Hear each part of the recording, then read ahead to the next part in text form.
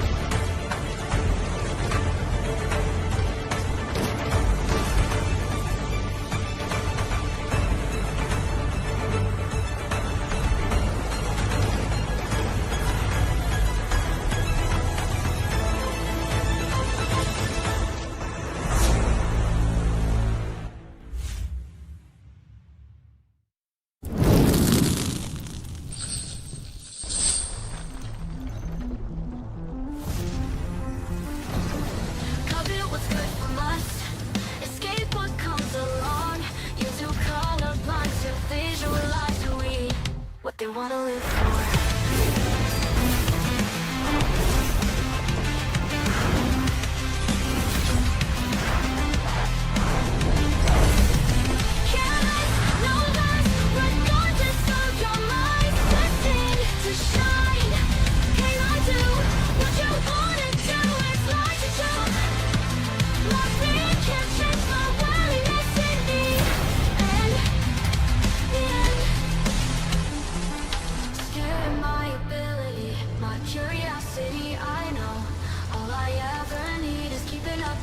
Why'd you prison me instead? Cut it, what's good from us? Escape what comes along. You have to come upon to visualize who we are. Light, careless, no less, regardless of your mind's destined to shine. Can I do what you wanna do? It's like a joke. My fear can't change my willingness in me. And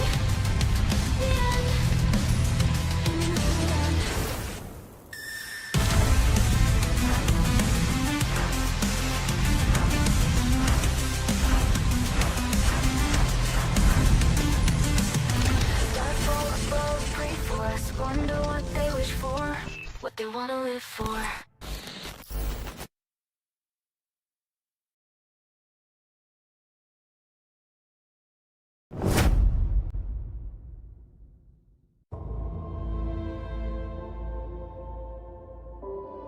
Welcome to PUBG Mobile version 3.3. In this update, we've added a new themed mode and items, and improved the game as a whole. Let's explore this new version together.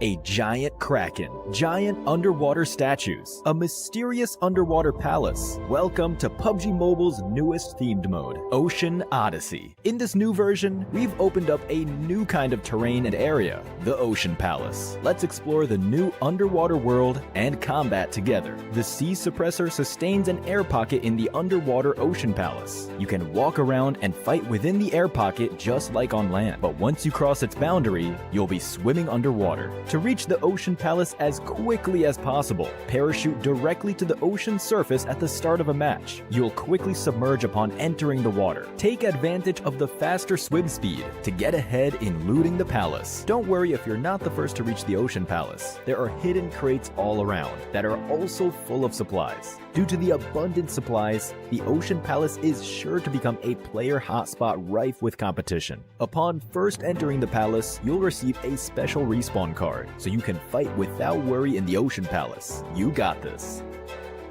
Additionally, in the innermost part of the palace, there is a legendary trident. When you retrieve it, you'll obtain unique and powerful abilities, a special swimming animation, a swimming speed boost, and the ability to summon a powerful water spout. Make sure to get the trident and wield the power of Poseidon. It's worth mentioning that when the Ocean Palace's trident is retrieved, the Kraken will destroy the sea suppressor in a rage, flooding the Ocean Palace. Other than swimming back to land, you can also return quickly using the portal. Be careful and move fast. Besides the underwater Ocean Palace, there is another mysterious area on land, the Forsaken Ruins. The Forsaken Ruins also hold loads of supplies. Be sure to search for the switches in the Forsaken Ruins to open the passage to the Sea Treasury. The Sea Treasury is an underwater domain. Pass through an underwater cave to reach the entrance of the treasury. Light up the columns at the entrance to open the treasury door and obtain the hidden supplies within.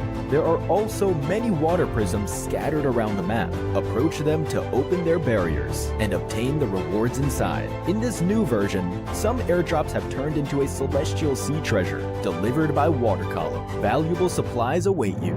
In this Ocean Odyssey themed mode, we've added lots of new items. Let's take a look. First, we can use the Stingray core to summon the new vehicle, the Gleaming Stingray. This is an amphibious vehicle that can even fly at low altitude. Additionally, it can launch bubbles that can trap enemies inside. Next is the water orb grenade. When thrown, it will form a huge water orb at the location of impact, engulfing players caught in the explosion. Players must swim to the edge of the water orb to escape. Enemies inside the water orb have reduced speed, while you and your teammates can dash inside the water orb. Besides the water orb grenade, we also have the water orb blaster. Use it to shoot a water orb that lasts a while. You can also quickly pull yourself into the orb and quickly transfer to other water orbs, or perform a second dash. What kind of creative feats will you pull off? Make sure to try it out in the new version.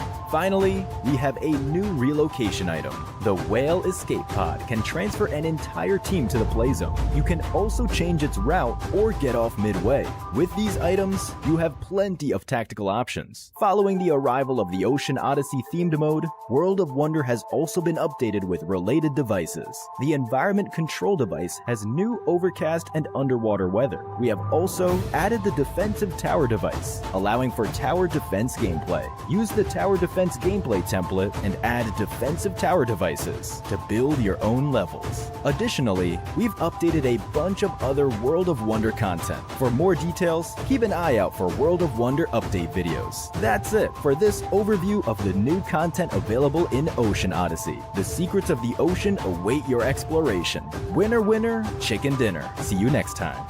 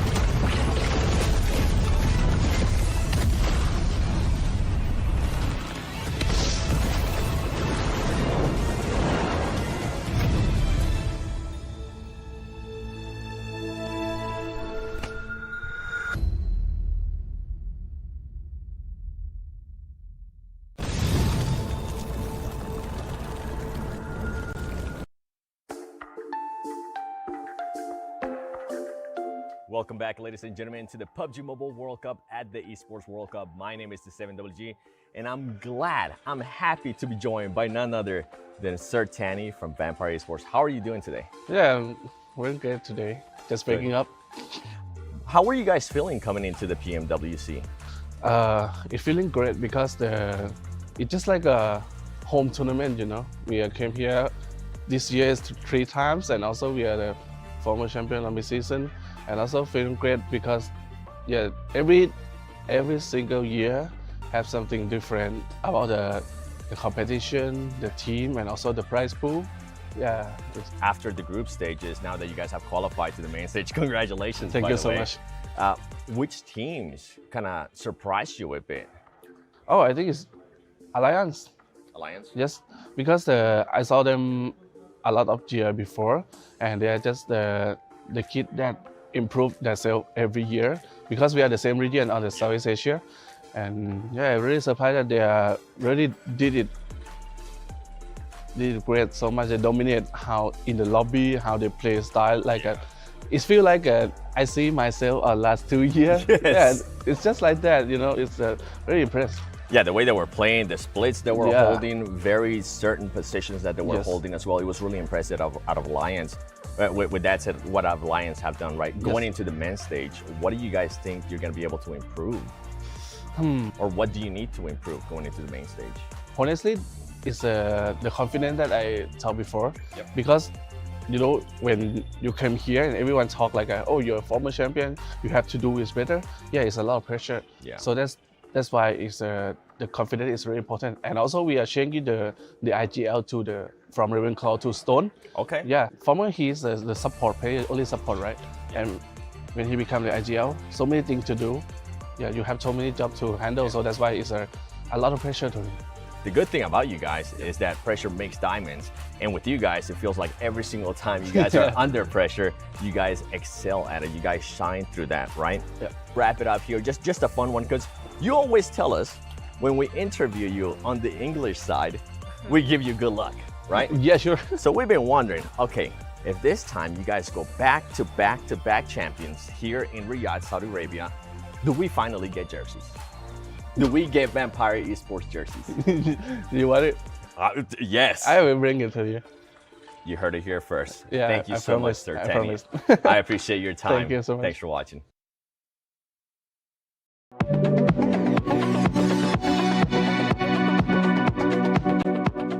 Welcome back to the rankings. We're going to take a look back at what we did last time. We're going to look at the teams going into the finals, and we're going to be putting them in order. It went pretty well last time, right, guys? I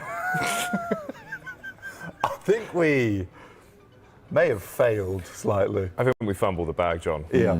It's a bit of a bag fumbling I think situation. it was mostly your fault, though. I accept the responsibility for Yeah. this fumble. But let's have a little rank, shall we? Let's have a little rank. I think Yeah. you should start. Okay, we're starting from the bottom. I think you should go first. What do you think? Twisted Minds, I think. 16th.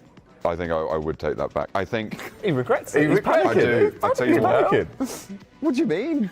No, I think Twisted Mind's a little bit higher than 16th. So maybe, are we ranking them from bottom to top? Is that what we're doing? Down to up.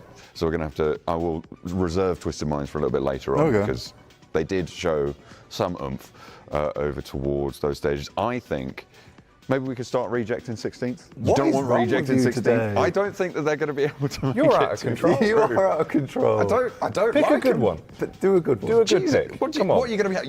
You do one. No. All right, I'll give you one.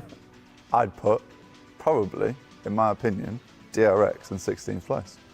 Okay. I think that they got fairly lucky. If you look back, because I did my research, 'cause Okay. after we had that horrific approach to our first rankings, To last I time. decided that I would go back. I'm going to put DRX in a 16th place. It could change. Okay. All right. Caveat. Jackie. Following on from that, this is when I would say actually Twisted Minds.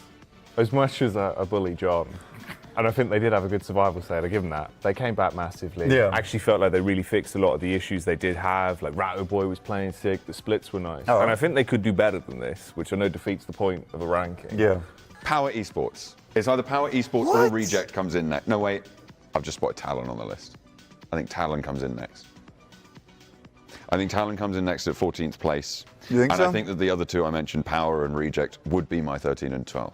Vampire Esports, more likely to be in a 13th place position because Power, you're talking about them, but they had a big roster switch, right? You know, they decided that they would bring out one of the players, put back in Kante, and I think that's what they were playing with for the majority of their Super League. And it looked really good. And they felt like they just got back in the swing of things. And you know what? I like that dynamic a lot more. And once they were in that dynamic, they were killing it. Now, this might be out of left field. You might be out of line. It might be. As a left fielder.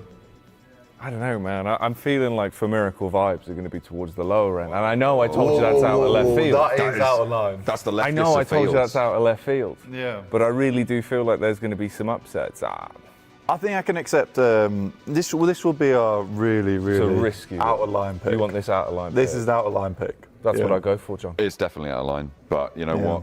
So are we. So are we. So are we. Out of line right 4 now. and B, 12th place. Unhinged. I'm Yeah. putting DXavier next. It's difficult because a lot of these teams are really good. Yeah. That's the issue. So I think Yeah. that the rankings could really shift up.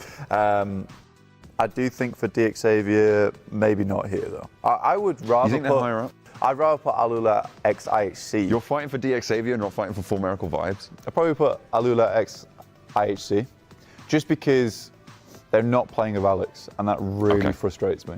Yeah. I think he's such a great player, and I think he was like one of the linchpins to their aggressive success last year. And the fact that they're not fielding him feels weird. So I feel like he didn't play badly with the team. Like he played very well to get through PMGC, take that title. So yeah, IHC 11th place. Next up. Let's get to the main. I still want to put Reject in there. I mean, I said their name earlier. I think put them in at 10 potentially, at least to start with. There's always room for him to move up. Yeah, leave him at 10. Leave him at 10. I think that's actually kind of I think fair 10's this fair. time around. Yeah. I would actually no. I would put Reject to 9th. Okay. Reject to 9th, TJB in 10th. TJB. Yeah. Okay. No, I mean, that is probably Do you like fair, that? actually. You like that, don't you? I mean, so as much as You enjoy TJB that looked one? really good, I had a roller coaster in my mind. that's fair enough, but I was kind of debating where we put TJB. Because I feel like I was very impressed with them during survival stage. I don't know if they're going to be making everyone bow down. In the next Maybe. stage, It's not but going to be a Tongia bow down. No, it's not going to be as easy as it was. I don't know if they'll wear the crown or not, but we'll see. We'll see. This is where I put probably Boom Esports. I probably put Boom Esports around about an 8th. Now it's DXavier in 7th. Yeah, DXavier's up next. I fought for them for as long as possible. Okay. I But must now give up the fight. I must give up the fight now. The quest has ended. Yeah. Your shield. I have gone on a mighty little crusade on this little rankings here. So This is the Blank Power yeah, ranking. This is. I'm going to have to stop. Yeah. All right. It's your turn now. Okay, I think IWNRX and Power, these are the two I'm looking at next. Yeah. I do think you said that Alpha 7, Team Liquid didn't really have the greatest of performance so far. It doesn't look like they found their feet. I think Power comes in next for me. Yeah, I like that. That's fair. You've impressed me. Even with the Al-Haji You mean buff I've and how impressed they you? play. You've impressed me there. Okay, all right. You've impressed me too. Man, I think this is where it really does get kind of tough, right? Because we're right up struggle street now. You've got teams that should be doing well. I think we've actually got quite a good top 4 left there in terms of the mix. I would say so. I think out of the mix that we have left, Team Liquid for me would be in 5th compared to the rest of them. Yeah. So yeah, I'd say Team Liquid in 5th place. I mean, the fact that they're consistently playing with a man down in these games, there's definitely some miscommunication, and the scouting seems wrong right now. But you're right. I do think that the break would have helped them quite a lot, and I think it was very lucky that they got themselves into the main tournament from the top 12 in group stage. Not in terms of the strength, just to be, as in to have that opportunity. To have the opportunity just to reset, because they need a big reset. I think I would put, this is where I would start to put Alliance. You said you wanted them in 1st place earlier on. I think they're a sick team. I think that it's going to be really hard to carry that through against these other teams who have obviously picked up the pace, as was evidenced by IWNRX. Well, you say that, but I think Alliance played in the hardest group in the group stage. And they're going to be playing with most of them again in the finals. Exactly, and they absolutely demolished all of them.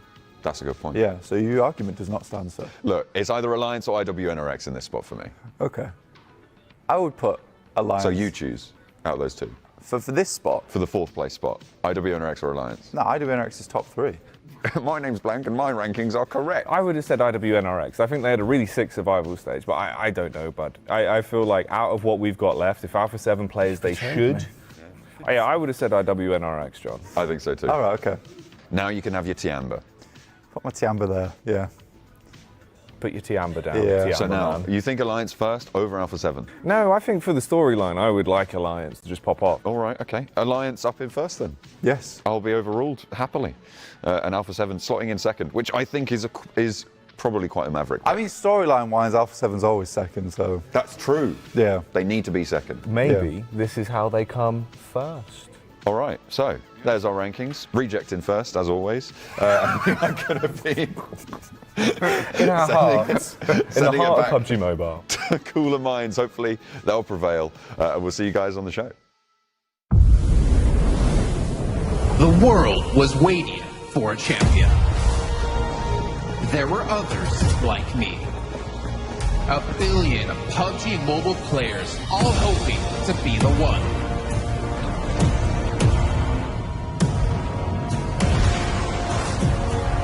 There can only be one winner, and I never stopped aiming higher. Aiming to become a pro, the best in my country. Aiming to win a world championship and be the best in the region. Aiming to step on the world stage and bring home glory. We are all here for the original, the first, the best Battle Royale.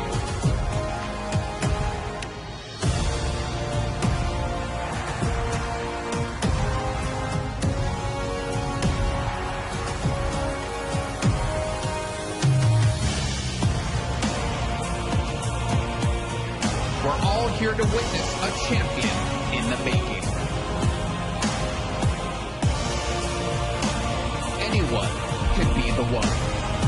Now is the time to aim high and shine bright.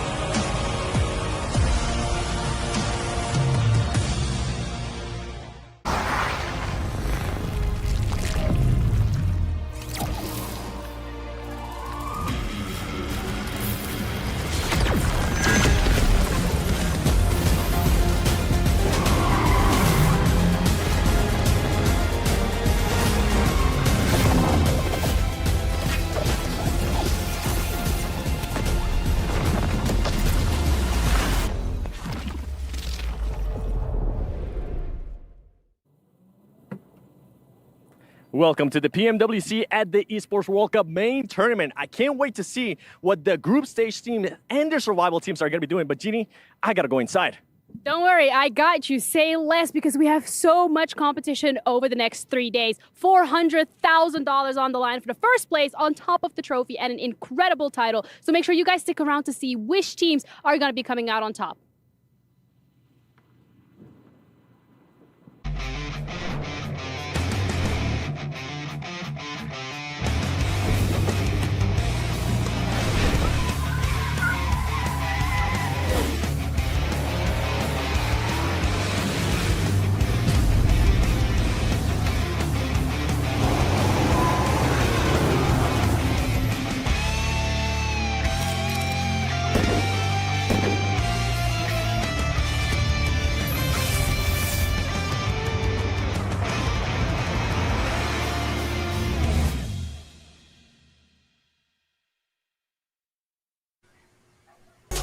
And live from the STC Arena, we are back here in the PUBG Mobile World Cup 2024.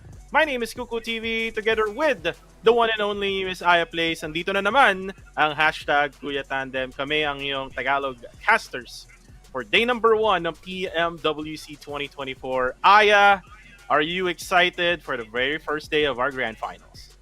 Yes, definitely. Dahil nga ito na yung ating pinaka-aabangan after all the stages that we have been through, group stage, on the survival stage, at now main stage na. So best of the best teams na yung ating mga masasaksihan. So most definitely, this is gonna be much thrilling. Pero syempre, there's still a part of me na medyo malungkot at hindi nga nakapasok yung ating Harami Bro. But overall, once again, kudos sa ating team na nakakuha nga ng chicken dinner ng survival stage. Totoo yan. Unfortunately for Harami Bro, they weren't able to go into the grand finals. But sabi nga natin, kudos, nice try.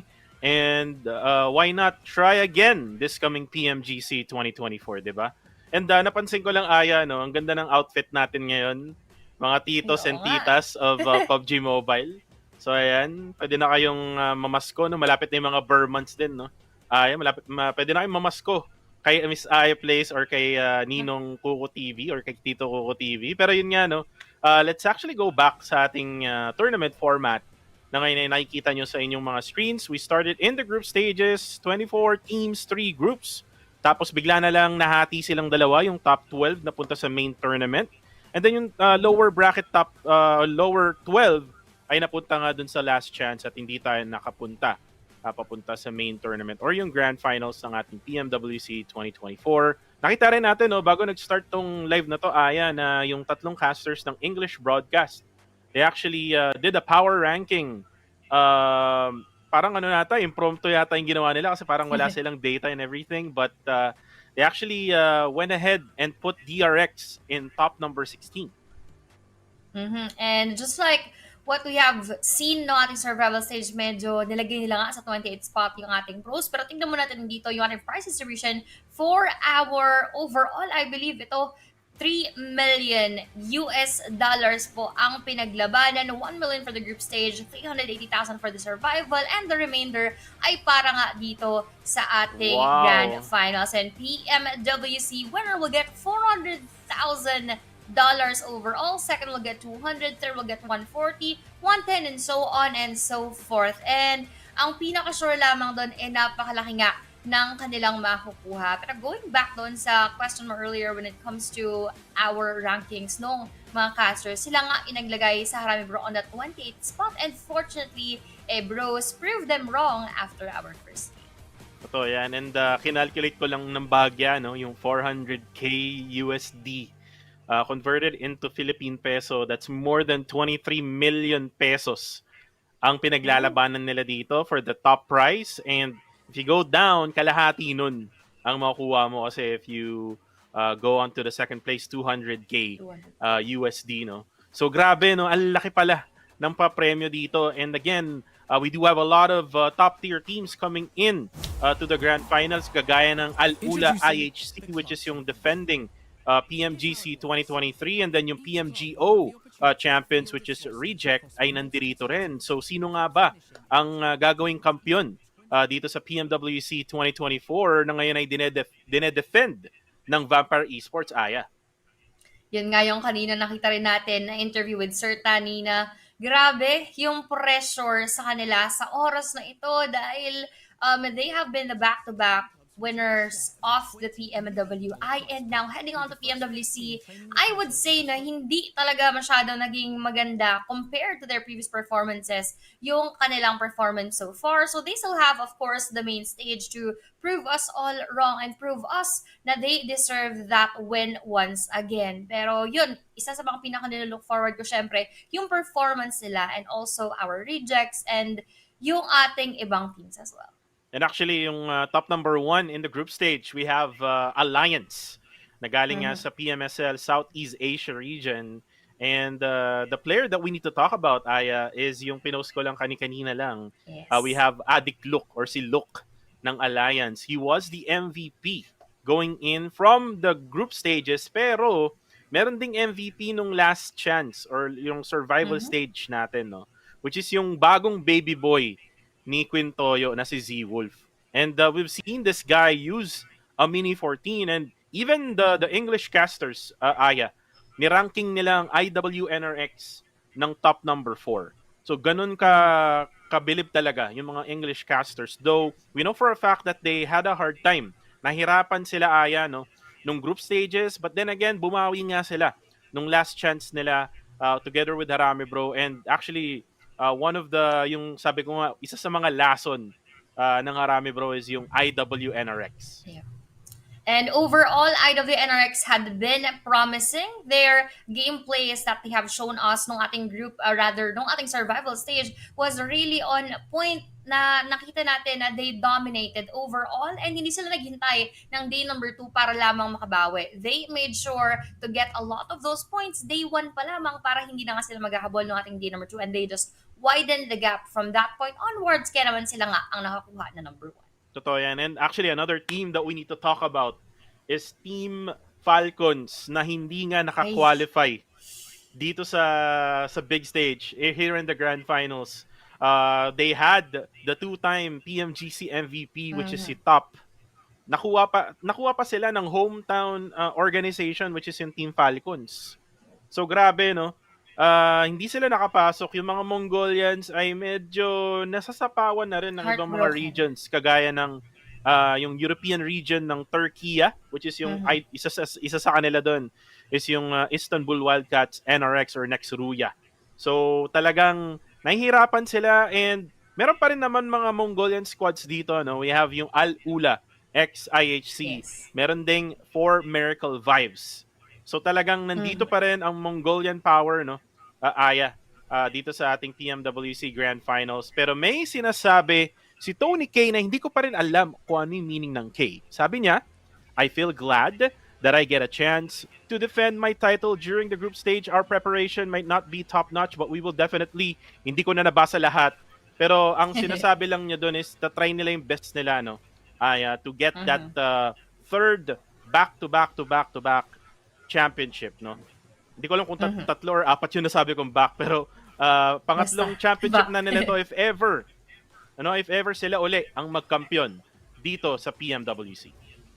And other than that, siguro dahil sila din mismo nakapansin nga na declining or nag-decline yung kanilang performance on our PMWC dahil napakataas din naman ng kanilang sinet na bar for the previous years. That's why very naging comparable yung kanilang mga naging galawan. But of course, going back to what you said, we were all heartbroken doon sa ating Falcons when they weren't able to make it to the main stage. Siyempre, unang heartbreak natin doon sa ating bros. Pero second would be for our Falcons. Kasi no match number 5, yes, they got that chicken dinner. They did very well. Pero alam naman natin na pag nakakuha ng manok, medyo mas malapit doon sa ating kapahamakan. And that exactly what happened on to our 6th game. So, pinakahuling laban, doon pa nga sila nawala sa ating top.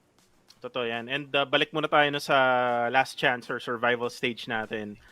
There was a chance for Rami Bro na makahabol. Nakuha natin yung emotional chicken dinner in Sanok. And actually, sinabi ko to nung day number 1. Kung saan ay nag-cast ako with Quintoyo. Na kung saan ay pag nakuha nila yung manok in Sanok, malaki talaga yung tsansa ng Rami Bro na makakuha ng magagandang puntos across the line, and unfortunately di nga lang tayo nakapasok, no. If you ask me right now, kasi di pa ako nagsasalita about sa performance nila.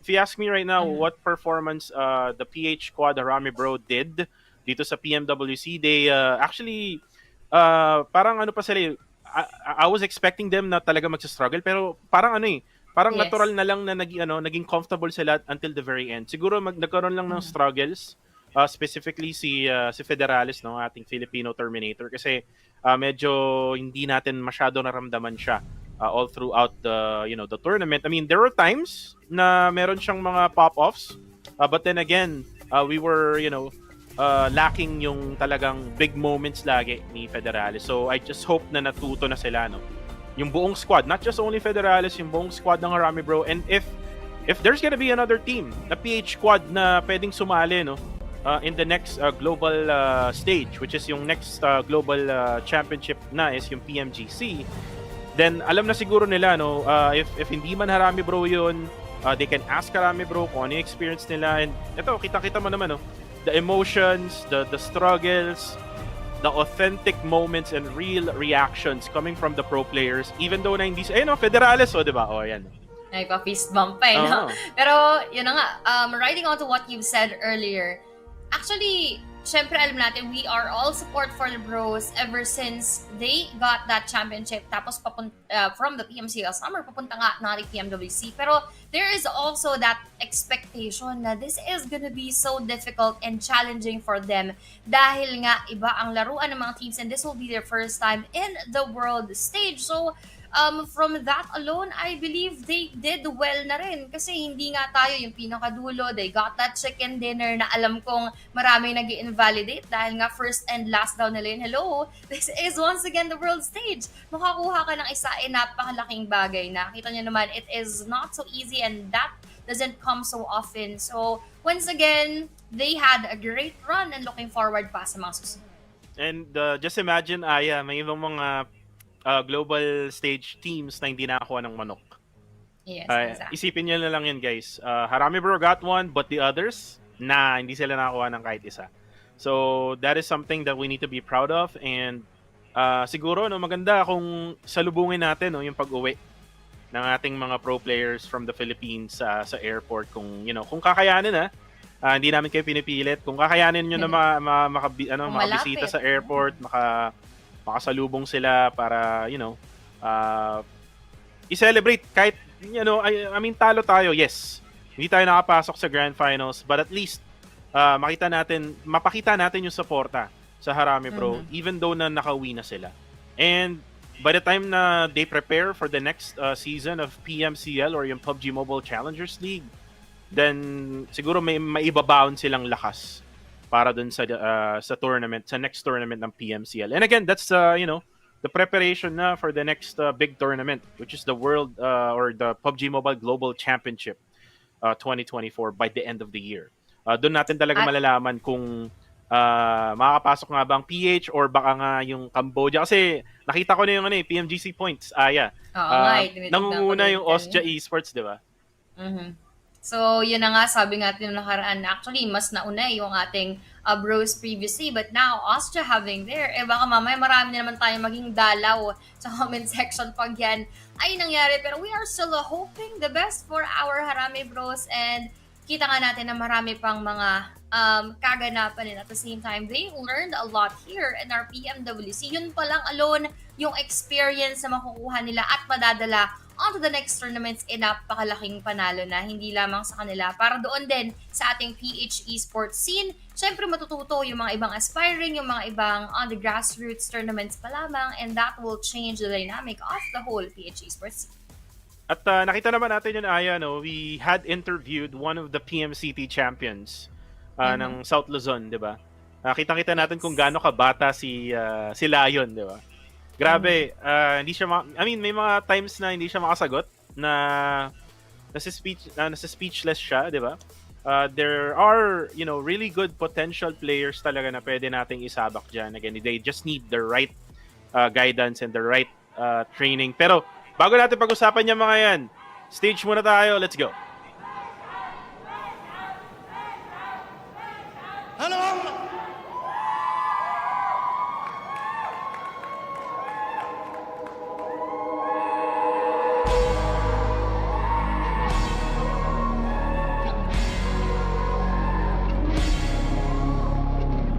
I've said a million things and I swear I didn't mean it. Maybe I'm scratching at the surface of some empathy. If I live 1,000 lives and each one I always die in, I guess my mind arrives and I stay right here right by your side.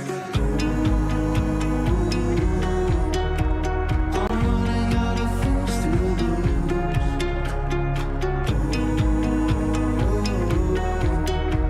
Don't wanna run away from you. I'm running out in the open. You've always been where I belong. This door will never be closing, taking me home with open arms.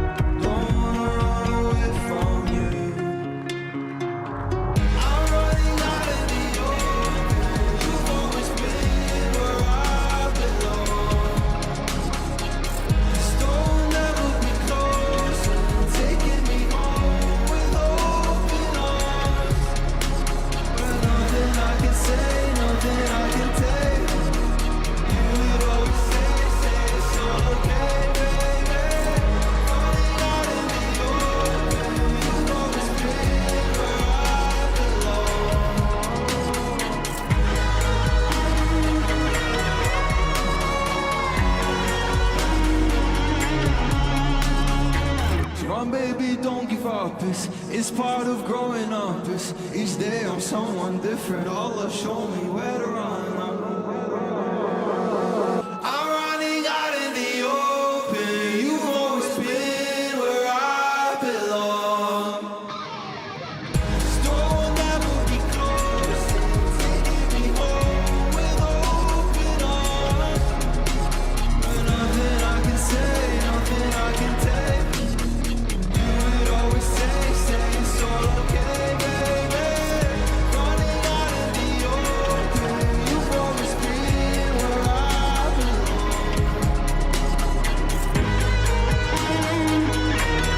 You've always been where I belong.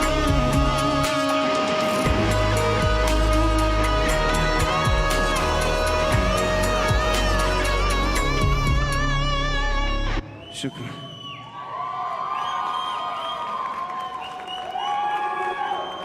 Man, it feels good to be home.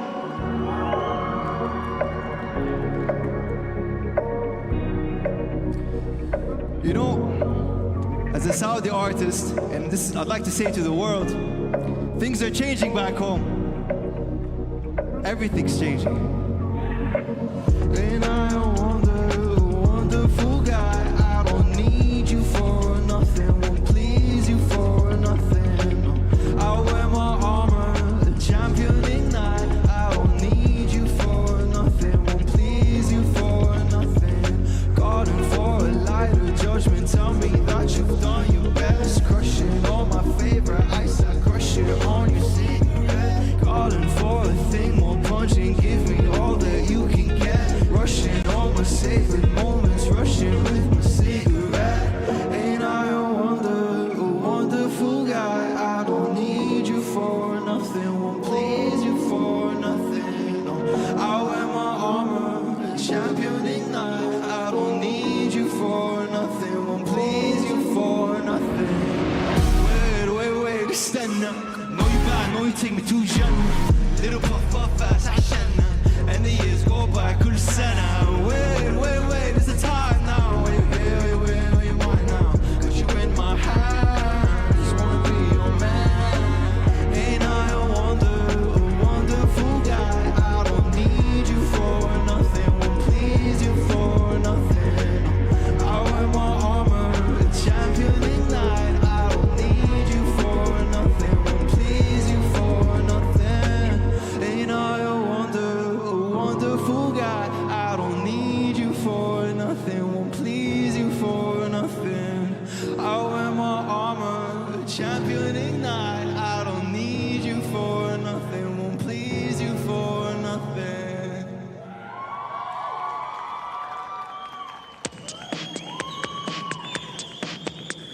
Yeah.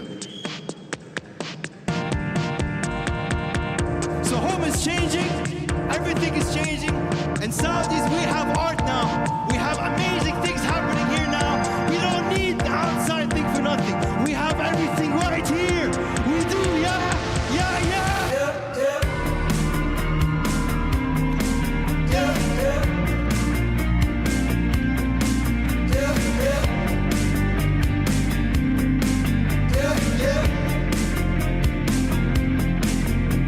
It's gonna hurt, diving in head first. Don't close your eyes. We're heading for a painful paradise. I wanna know, how deep does the deep go? Will the air chokes out, your stomach fills, it hurts sometimes. Remember still, feel it now, but feelings go. You'll be just right, it's rain and snow.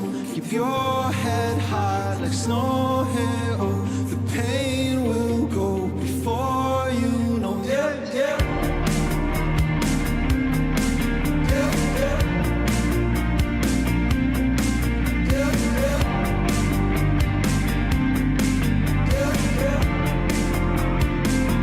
Come on, give me love.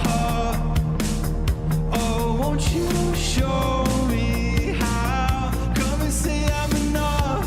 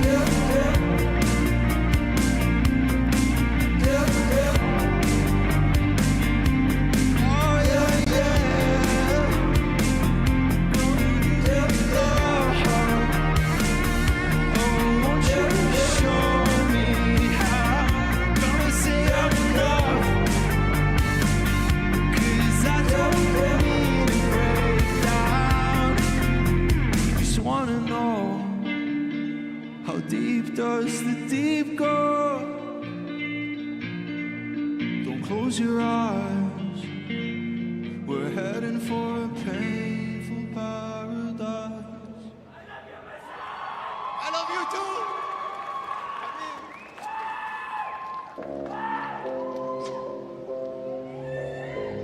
Keep it up.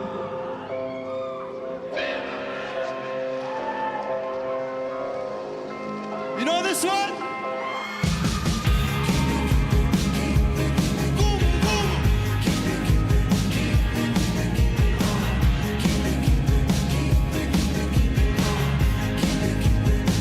You always tell me you're fine when you're feeling down.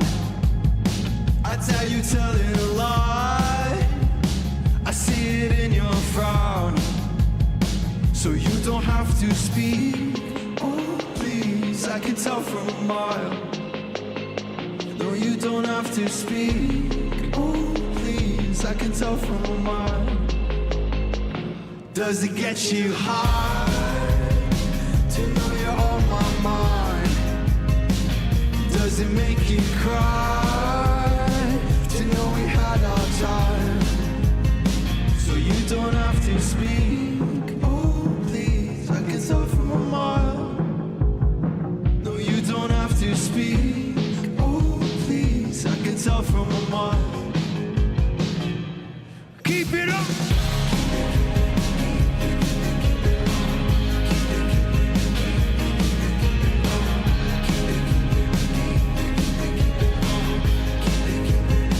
I'll be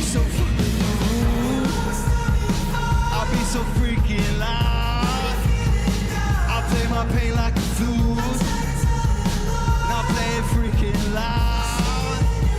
'Cause I never bend the rules. I turn them upside down. I'm never playing the fool. I'm only playing around.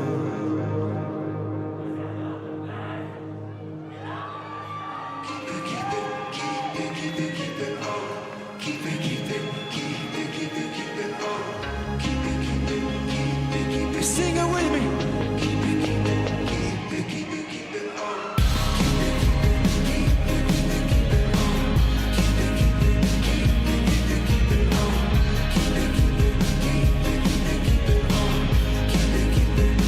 You always tell me you're fine when you're feeling down.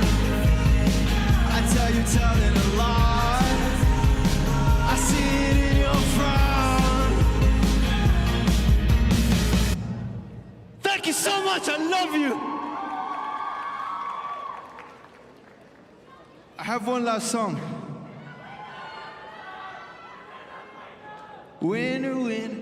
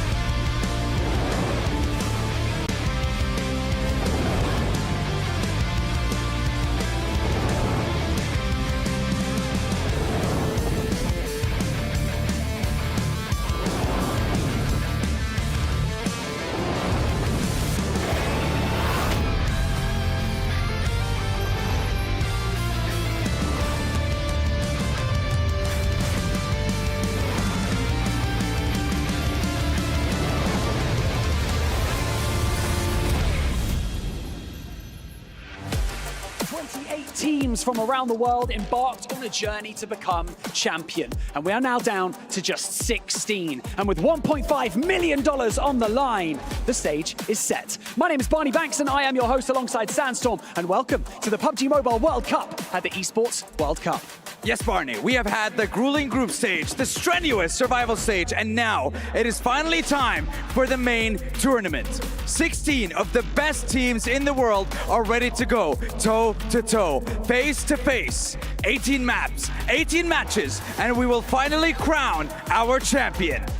Confidence, adaptability, and chemistry are all elements that our teams have been focusing on for the past 10 days. And now it is time for those elements to be put to good use. The stage is set.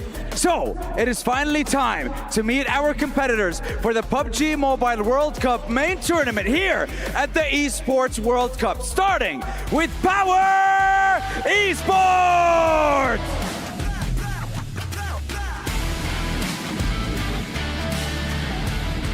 Talon Esports!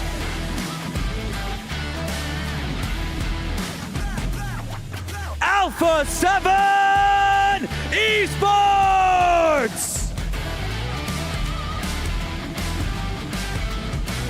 Alliance!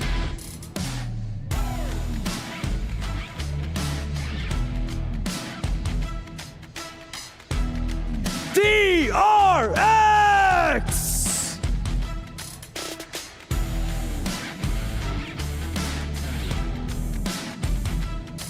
Tianba!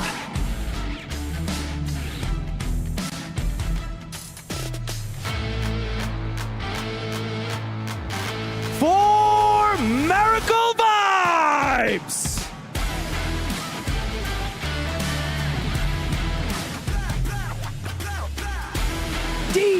Xavier!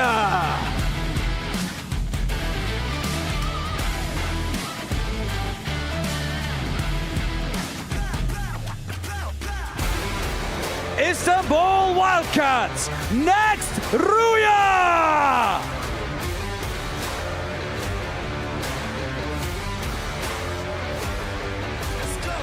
Twisted Minds.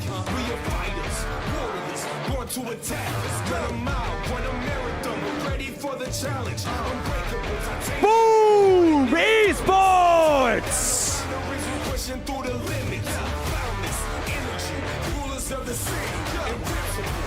Vampire Esports.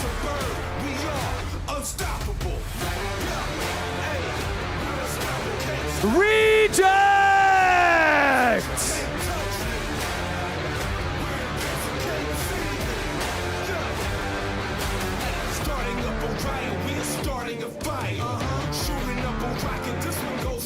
TJB Esports.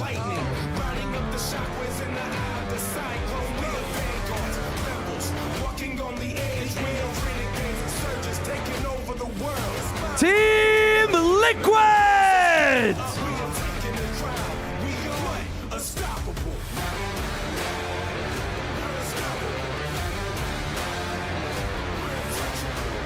Alola IHC.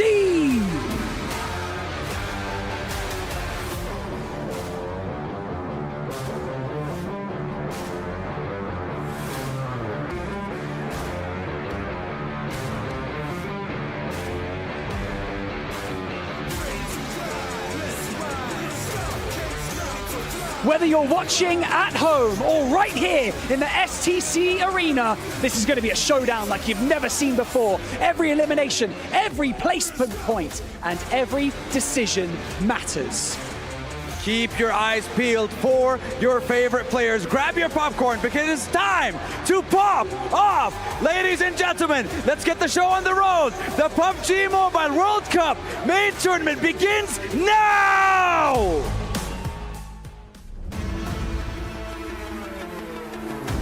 The group stage was just a lot of uncertainty. There was like, what, 5 or 6 teams that could have possibly made it into the top 4. There's so many good teams here at PMWC that we just didn't know which teams were actually going to be the ones that made it to the main stage. I mean, you had teams like Team Falcons. Falcons. Team Falcons. Them not making it just blew my mind, everybody's mind. As a matter of fact, I was talking to all the coaches before and they said they could not believe it, and I can't either.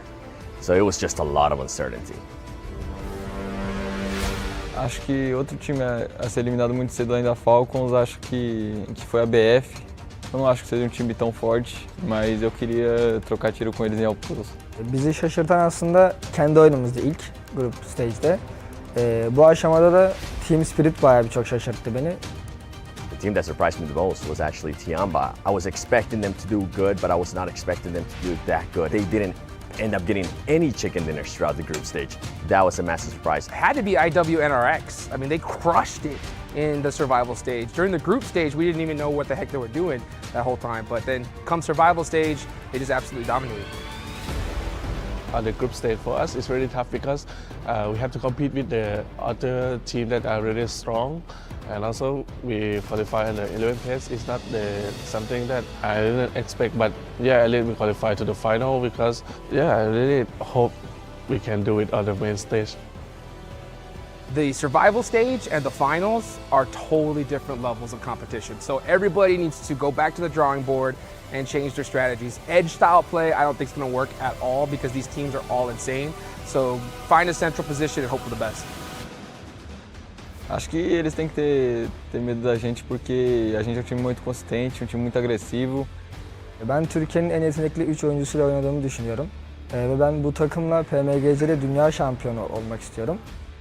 The stakes are very high in this tournament. I mean, you have so many teams trying to fight for that championship, trying to be the first PMWC champion. You don't know if it's going to be Alpha 7, you don't know if it's going to be Team Liquid, or if it's going to be Al-Ula IHC, a team that is a previous PMGC champion. On top of that, you have Alliance, you have Vampire Esports. There's just so many teams that can take the championship.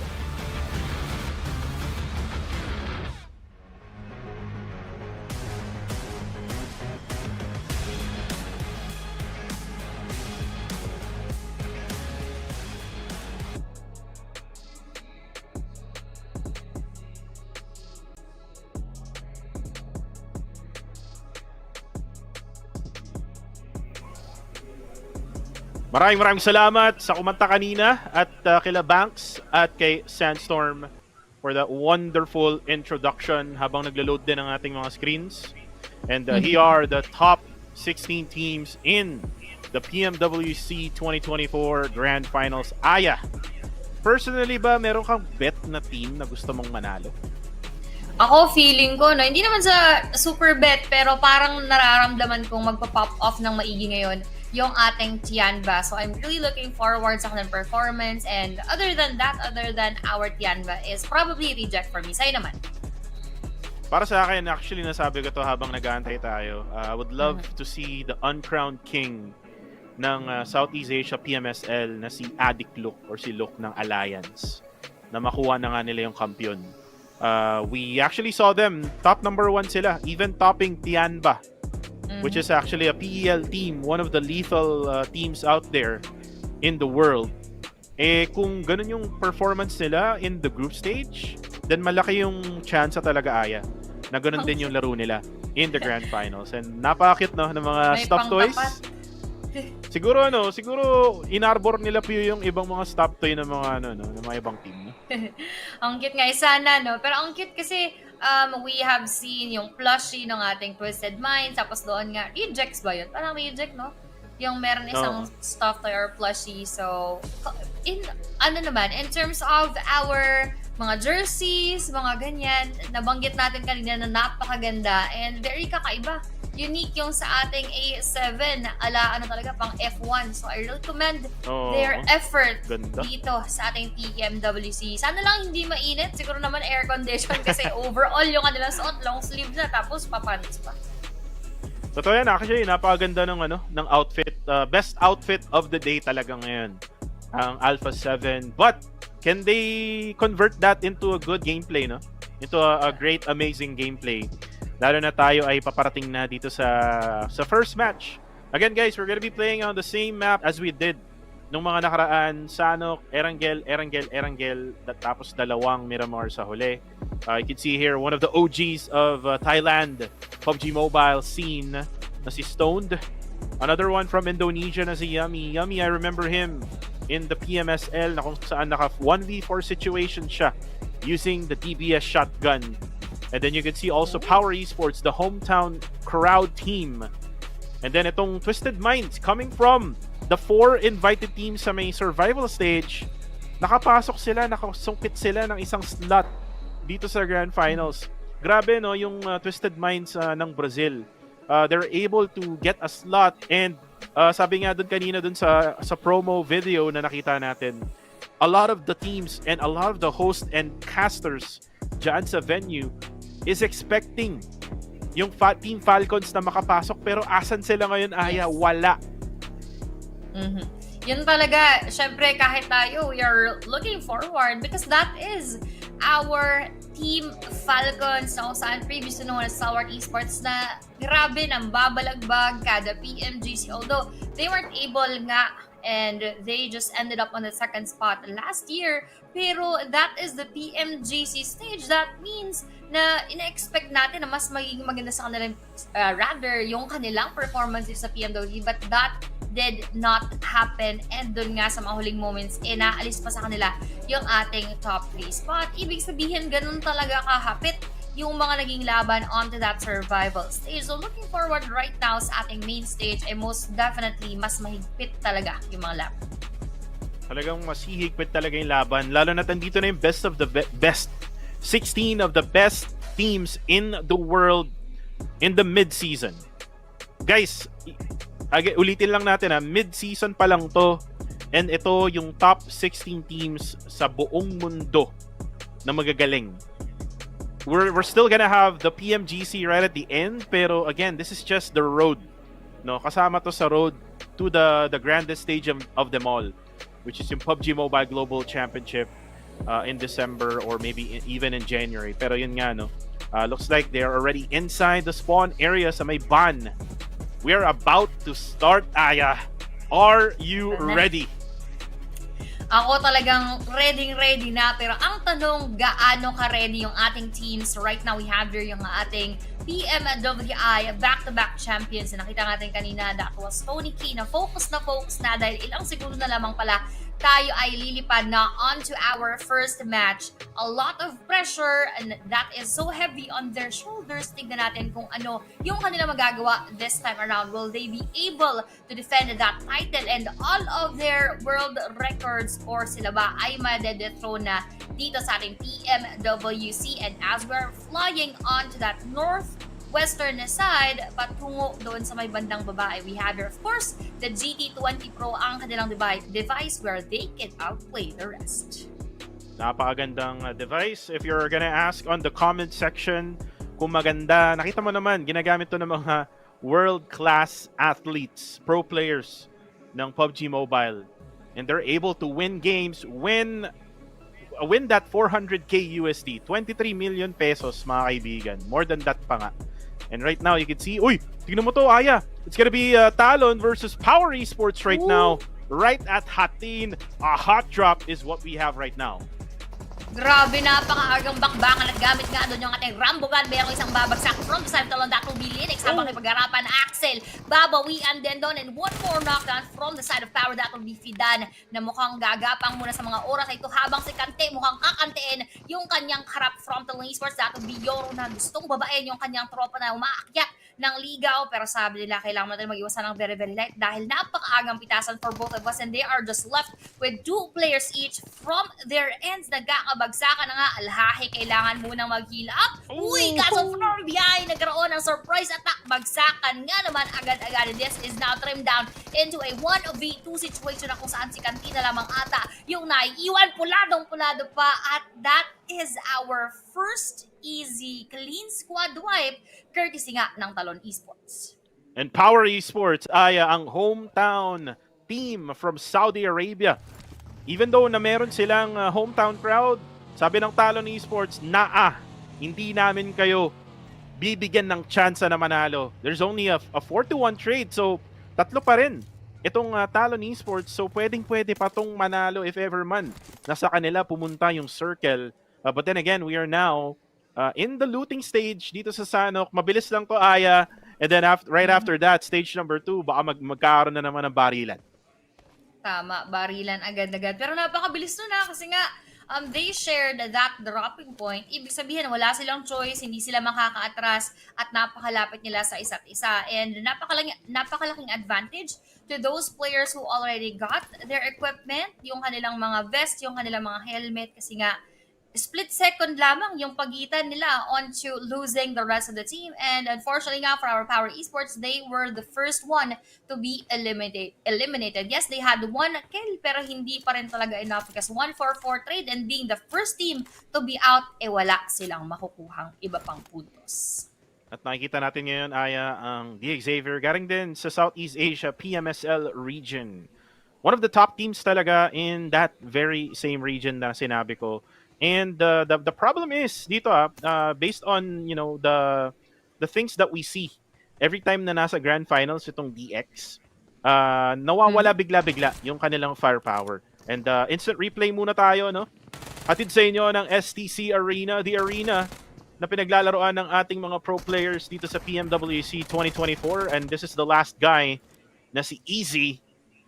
Got that easy kill from Yoru ng Talon Esports. And then, dito naman tayo sa Cave, yung Twisted Minds. Again, itong team na to, men, hindi natin inaasahan na makapasok tong team na to sa Grand Finals. And that is because they're one of the 4 teams na special invite na nakasali lang through the last survival stage, group stage. So, we were expecting Falcons, we were expecting DRX, D plus Kia, pero men, Twisted Minds, surprising talaga, no? Habang itong si Mythic, naku po, delikado, sasabog na, buti na lang sinalba siya siguro ng mga puno, at again, maraming blind spots dito, no, Aya? Mahirap din makapag-explode ng mga vehicle kasi nga, again, maraming harang, kagaya ng mga puno, kagaya ng mga bato, and then also isama mo pa yung mga bahay kubo net. Naku, kita mo naman dito. Speaking of bahay kubo, sinisipat dun sa mga bahay-bahay ng ating Al-Ul X IHC, yung ating Talon Esports. Coming from that win at walang trigger discipline si Tropa. Talagang gusto niya bakbakan agad-agad. Pero that is unfortunate because he just gave away his possession. At ngayon, sabi ng Talon Esports, okay, we had your signal na merong team dyan. Now we are gonna be more careful into going out in the open. At yun naman, yung na-lose na chance ng ating Al-Ul IHC into knocking down those players habang the rest of the teams, yan ba, or rather TJV Esports, paikot-ikot lamang muna dito sa ating mapa, probably getting a lot of more of those utilities. Ang tanong dito ngayon sa Tong Jiaobao is, kakayanin nga ba nila dito sa Grand Finals? We saw them nung group stages ay sila ay nahirapan, Aya. Isama mo na yung mga malalakas dito, no? We have Tianba, we have Alliance, Vampire Esports, Reject. Tapos meron pa IWNRX na talagang nagdomina noong last chance survival stage.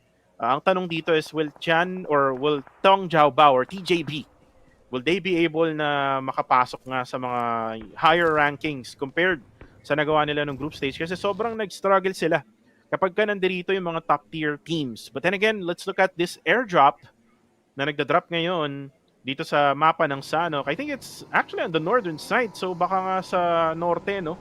Papunta yung ating bilog. And you can see now, Twisted Minds nalalapit na dito sa Alpha 7. And Alpha 7, lagi natin silang nakikita, no, Aya? Sa mga global stage tournaments. Ang tanong dito is, when will they win? Ang tagal na nila sa world stage. I think every single time yata, Aya, no? Parang lagi sila na sa world stage. And I remember when, Aya, naalala mo ba yun na kung saan ay na-disqualify sila? I think it was way back in 2019 or 2020 due to like some type of team issue. Na-disqualify sila doon sa global championship na yun. So ngayon, medyo stable na sila. The very question is, can they manage to pick up that championship? Yun yung masakit, no, na you had a lot of chances and you are given that fair opportunity each and every time. Kaso laging mailap sa'yo yung pagkakapanalo. Habang doon mukhang nagiging mailap din ang swerte kay Euro Alliance Cloak na knockdown nga sa mga oras na ito na ini-expect pa naman natin na magkakaroon ng magandang performance. But unfortunately, mukhang siya ang isa sa mga unang nasipat ng ating mga kalaban, and that is coming from our Twisted Minds. At medyo malayo pa nga si Jimmy Santos sa kanyang mga kaibigan, and as he is just rolling his way down towards his teammates, baka nga siya pa ang makita ng ating mga kalaban. But looking at that circle, meron lamang tayong 2 teams sa maiiwan, which is our Al-Ul XIHC and our Talon Esports. Meanwhile, the rest, okay pa naman sa kanilang bilog, pero sa paggalaw, sino naman kaya ang maiiwan? And speaking of, that will be one more team, or rather 2 more teams, DRX and ganoon din sa ating VP. Maganda yung yung shift ng circle na yun, wala gaanong lumayo sa bilog. However, we have Leons right now, who is currently down doon sa may bandang itaas kasama si Addict Look. Addict Look right now very low on HP. Kailangan muna niya mag-heal bago siya mag-revive. Priority muna ang sarili. Ganyan talaga dito sa PUBG Mobile bago mo isalba yung mga katropa mo. Pero ngayon, itong Alpha 7, I remember them from Loops, no?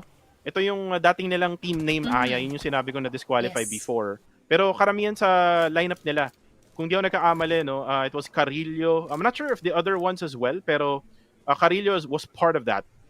So, talagang matagal na tong player na to, no, in the global stage. And the only question is, with this lineup, can they actually manage to get a win? And marami ring haters din tong Alpha 7, no? If you remember yung trash talk na ginawa ng Vampires sa kanila nung nag-rankings yung Vampires. They actually ranked Alpha 7 at the very bottom.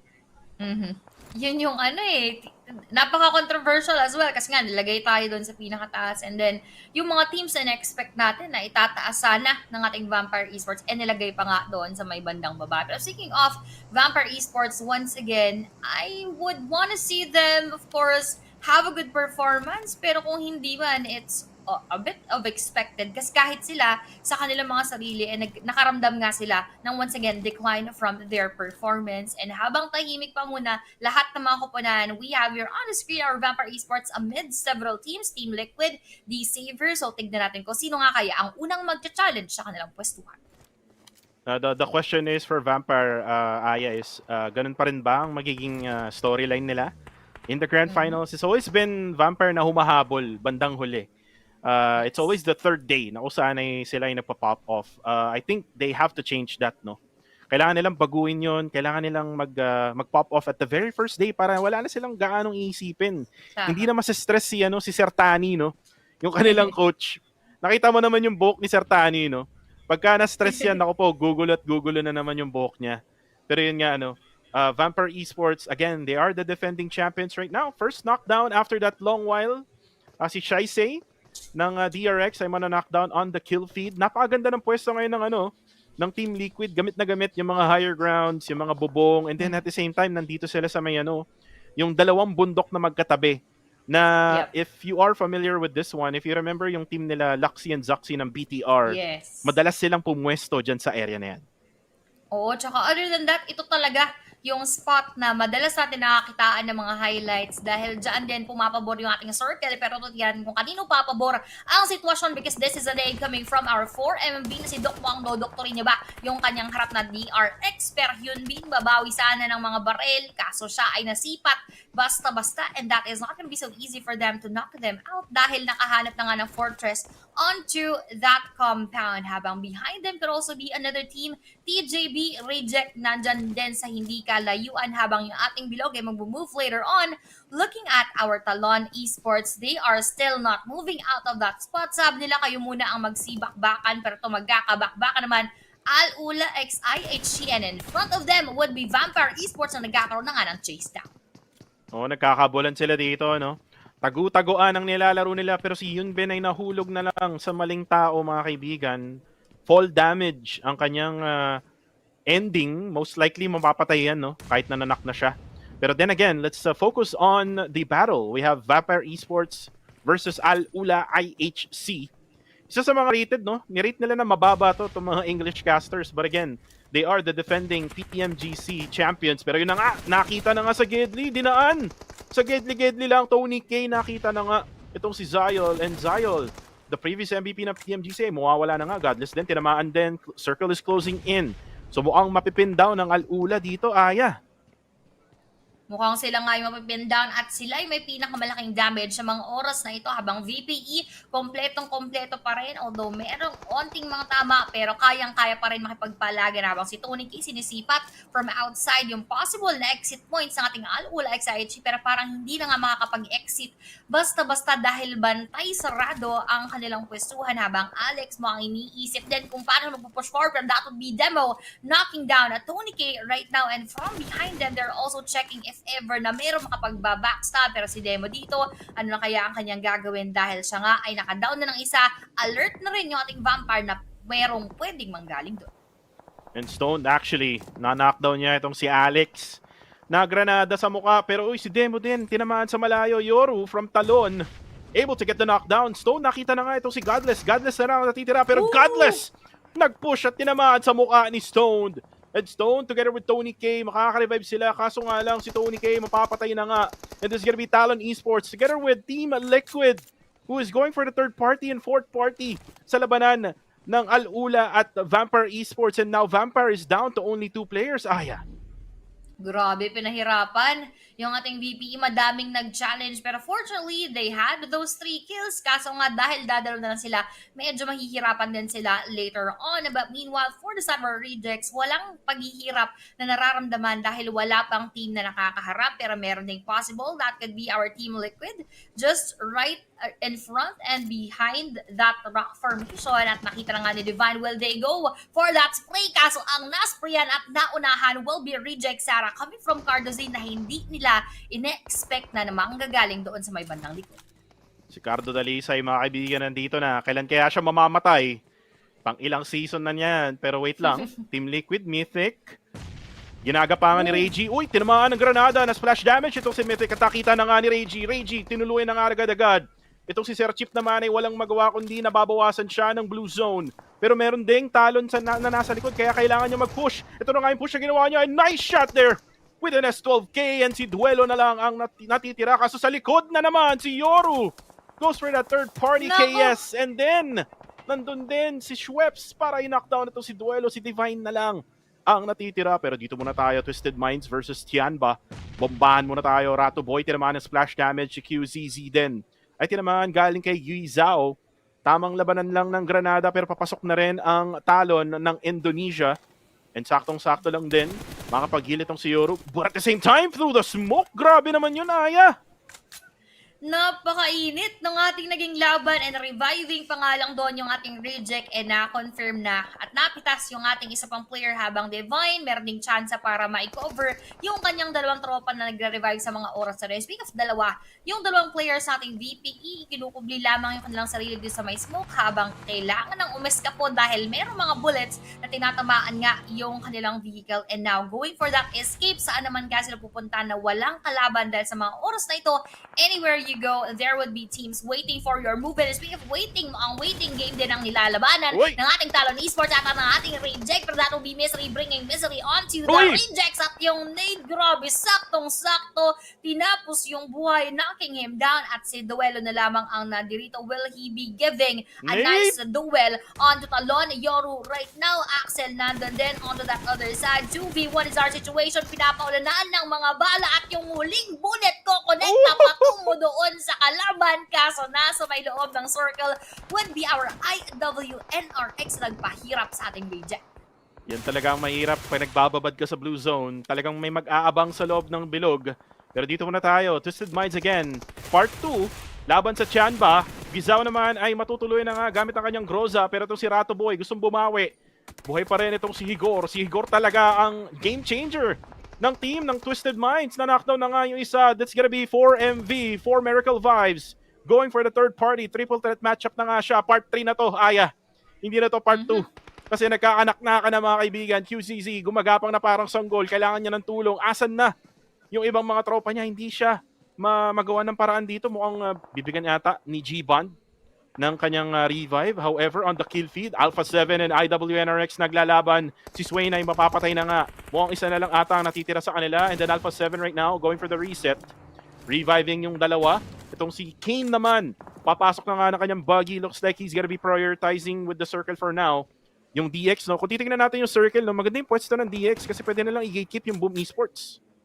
Yes, talagang pwede lang magawa yan. Pero dito, ano kaya ang gagawin ng ating idol VNRX na si Kane na hindi na nga magkakaroon ng makasama pa dahil soloist for this moment. And he is spotting our A7, but that is not gonna be so easy into taking them down dahil kompleto pa halos. And top damage dealers nga natin would be Yor from Talon with 820, 606 para kay Revo. Pero Boom Esports at DX nagkakaharapan yung ating Southeast Asian teams. Ryzy going for that ikot-ikot moment onto that push and charge papunta sa ating D-Saver. Pero sabi niya, atras muna ako ng Berbelet, hindi natin pwedeng basta-basta pasukin yung kanilang kinalalagyan. Pero nagkakaharapan na nga and that UMP-45 will knock down Shadows, putting him into the shadows habang para Jean. Magkakaroon kaya ng magandang cover patungo sa kanyang mga tropa habang Lamborghini nasa may bandang labas lamang and para Jean will also go down sa yapak ng kanyang tropa. Lambo na lamang ang kanilang pag-asa at nawala pa.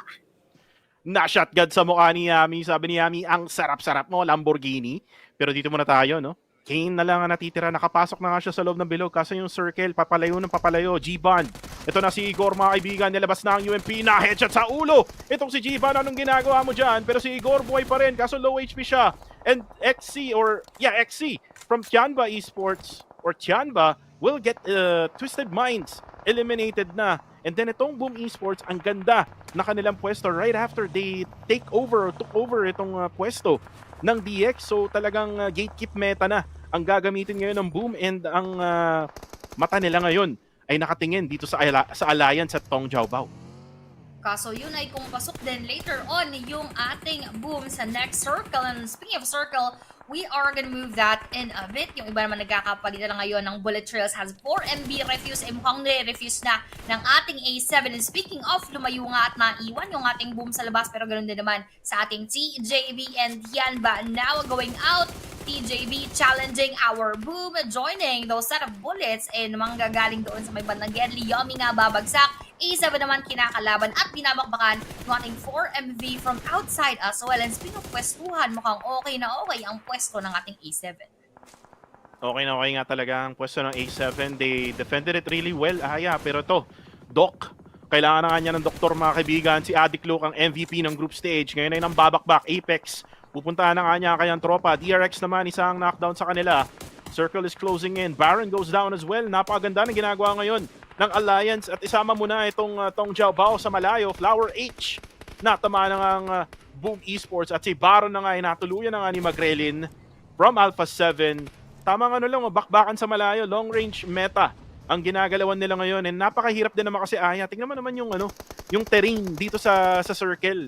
Ang daming mga bato, ang daming hillside, ang daming ridges na pwedeng pagtaguan. And now Addict Look, papunta na nga siya dito kay 4MV. At mukhang matatamaan pa ata si Apex, bouncing around that frag grenade. Hindi, masyadong malayo. O Leo, nakapatay na nga ng isa from DRX at isama mo na si Mafioso. DRX, QXZZZ. Tinatry niyang labanan to, pero itong namang si Flower H, kanina pa pinapahirapan itong Boom Esports. Razy goes down. Frenzy na lang ang natitira and mapipin down siya dito with the blue zone. Tinamaan na nga sa malayo and that is it. And that's only S eliminating Boom Esports.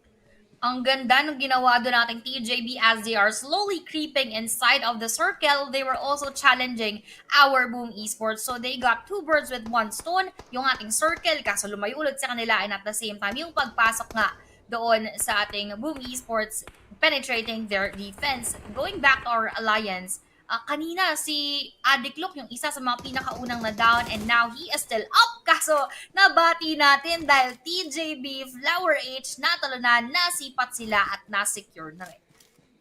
Nasecure na nga. And Tong Jiaobao, ito yung hindi natin nanasahan. Tong Jiaobao struggled in the group stages now.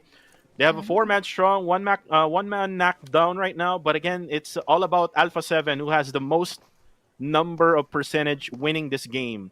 Shaize naman together with QXZZZ, tamang talon-talon lang to check kung meron nga bang kalaban na pwede nilang masipat. Ito naman si Apex, kailangan niyang gumapang papaloob.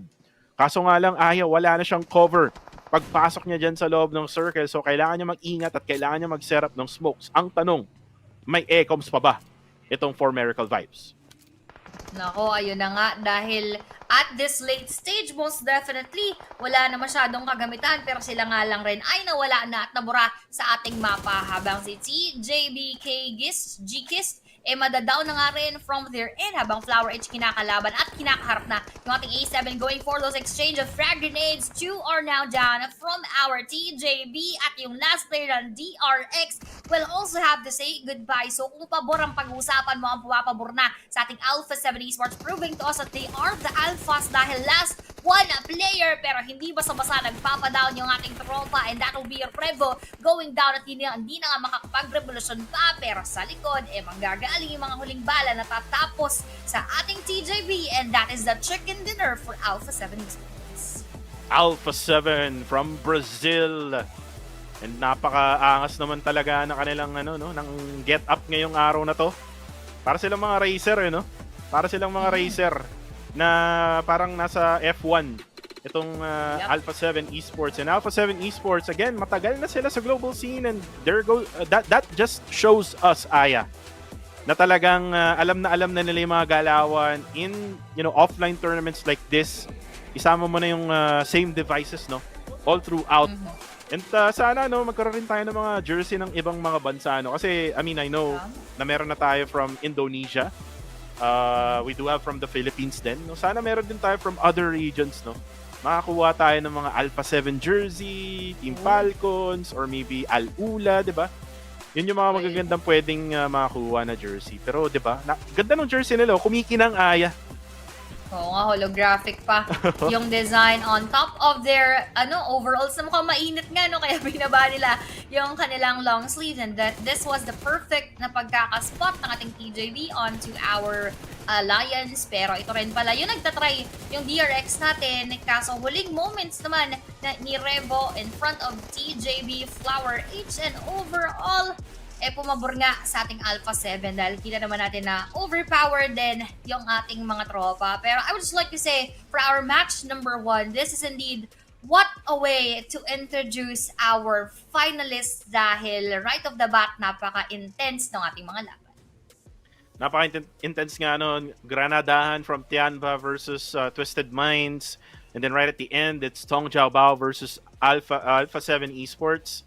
Alpha 7 Esports, they just went ahead towards that hillside. Kung sino na una doon, malamang sa malamang sila yung mananalo. And then you can see also yung position din ng Tong Jiaobao. Pero yun nga, bago natin pag-usapan yung mga yan, let's go on a short break here. PMWC 2024, we'll be right back.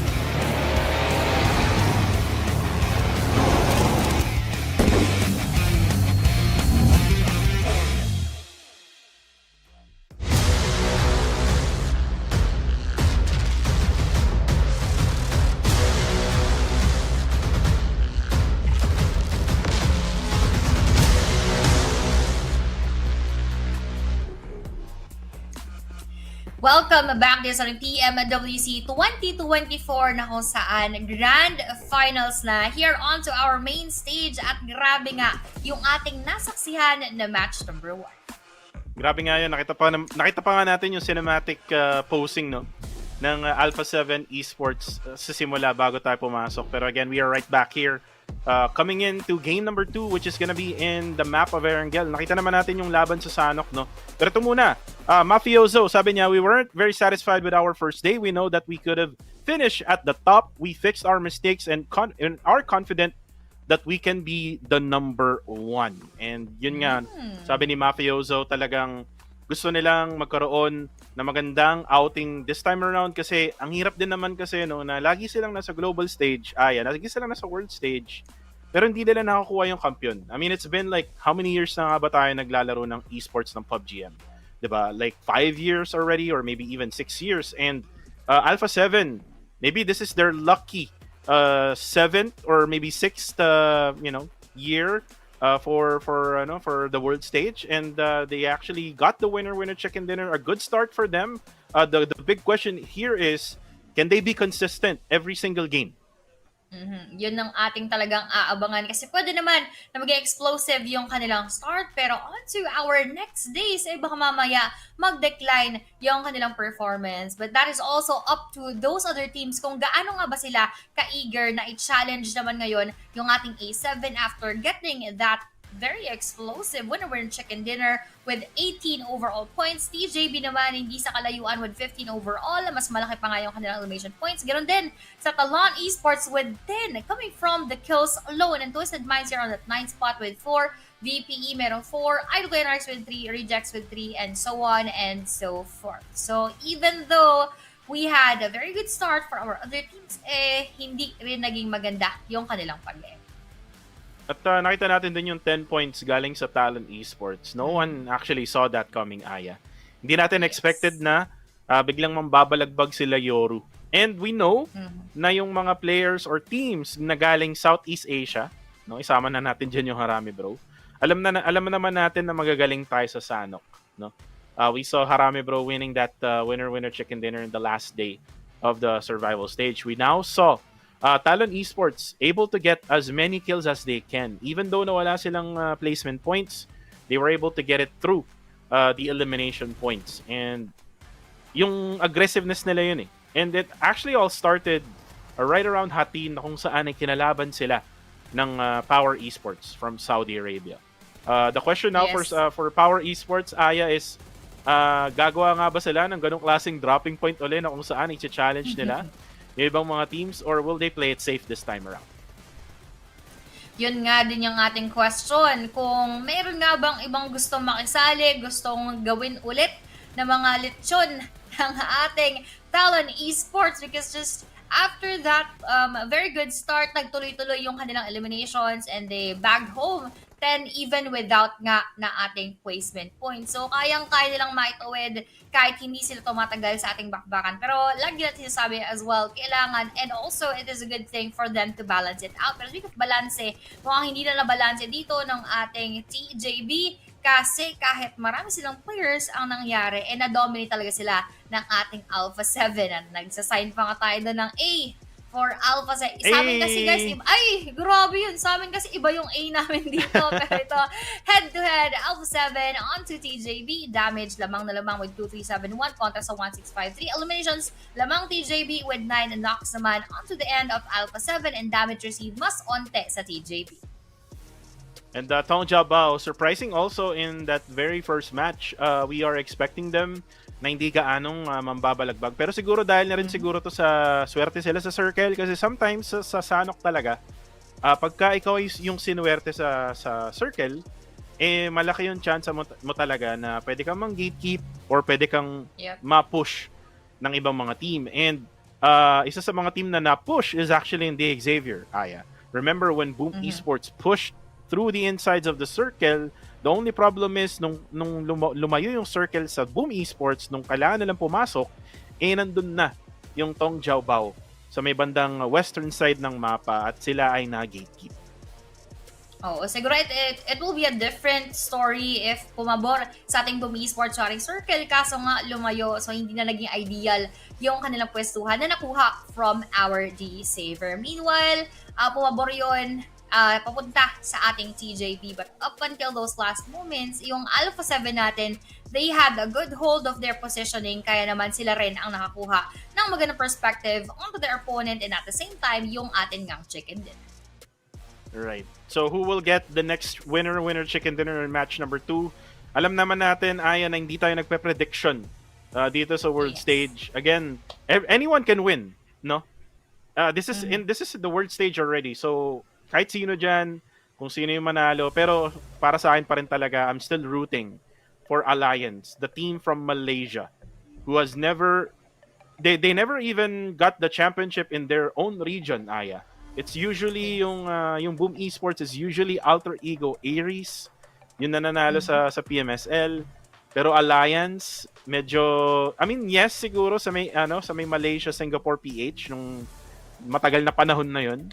Pero sa Southeast Asia region, hirap na hirap sila. So kung makuha nila tong championship na to or makuha sila ng magandang outing, then redemption arc to for Alliance. And para kay Addict Luke. Kasi if you look back at the story of Luke, tinanggal niya yung Addict sa pangalan niya. That is because sabi nga dun sa storya niya, if you watch the story of Addict Luke, kaya daw may Addict yung pangalan niya kasi nga napaka-toxic na player ni Luke. And talagang toxic siya sa region nila sa Malaysia until to the point na ang dami niyang haters, tapos biglang sumali siya sa pro leagues. Tapos pinakitaan niya yung buong Southeast Asia ng galing niya. Tinanggal niya yung pagiging toxic, tinanggal niya yung Addict, naging Look na lang siya. And now, you can see how well he plays together with his teammates. Talagang grabe yung arc na meron tong si Look. Pero parang kulok pa rin ata yung naiwan, if I'm not mistaken. Let's check that later inside of the game. Pero overall, that is something na talagang nililook forward din natin. Kasi coming from that story alone, ibig sabihin, he wants to have that change. And if that change happens and occurs here in PMWC, that is gonna be a game changer indeed. Pero speaking of change, tignan natin kung ano yung mga gagawing changes as we have 4 MV on the screen at mukhang nagkakaroon sila ng mga discussion sa kung ano nga ba yung kanilang maging gameplay onto our next matches. Dapat dinadab natin yung mga yun, kanina may sinasabi yung coach katulad naman ng ginawa natin dati. May sinasabi yung coach ng For Miracle Vibes no? Ano Pero yun sabi? nga, Ano no? sabi? Well, sinasabi kasi ng For Miracle Vibes coach doon, pinapakita niya yung mapa So, ibig sabihin doon, parang kapag nandito na yung team na to, pag nandyan na kayo, parang sinasabi niya na go, go, go lang kayo dyan. Parang ganun yung Naging Rufa May. Oh, naging... Go, go, go! Ayan, parang kaya yata ni Aya. Sige nga, Aya, sample nga. Go, go, go! Nakakaloka. Pero, anyway, overall, ibig sabihin lamang nun, syempre, after every match na hindi naging effective for them, talagang pinaghahandaan at talagang pinag-aaral. Yan. And for Miracle Vibes, if you actually look back at them, let's actually promote muna, no? Ito yung suot kanina nung singer na nag-concert, PMWC Violet Thunder Set, and the S12K available right now. Pero babalik muna tayo dito sa casters. Again, this is yours truly, Kuko TV, together with Aya. We are the hashtag Kuya Tandem. And shoutouts to everyone who's watching right now across all platforms ng PUBG Mobile Philippines, TikTok, YouTube, at saka Facebook. Aya, go ahead.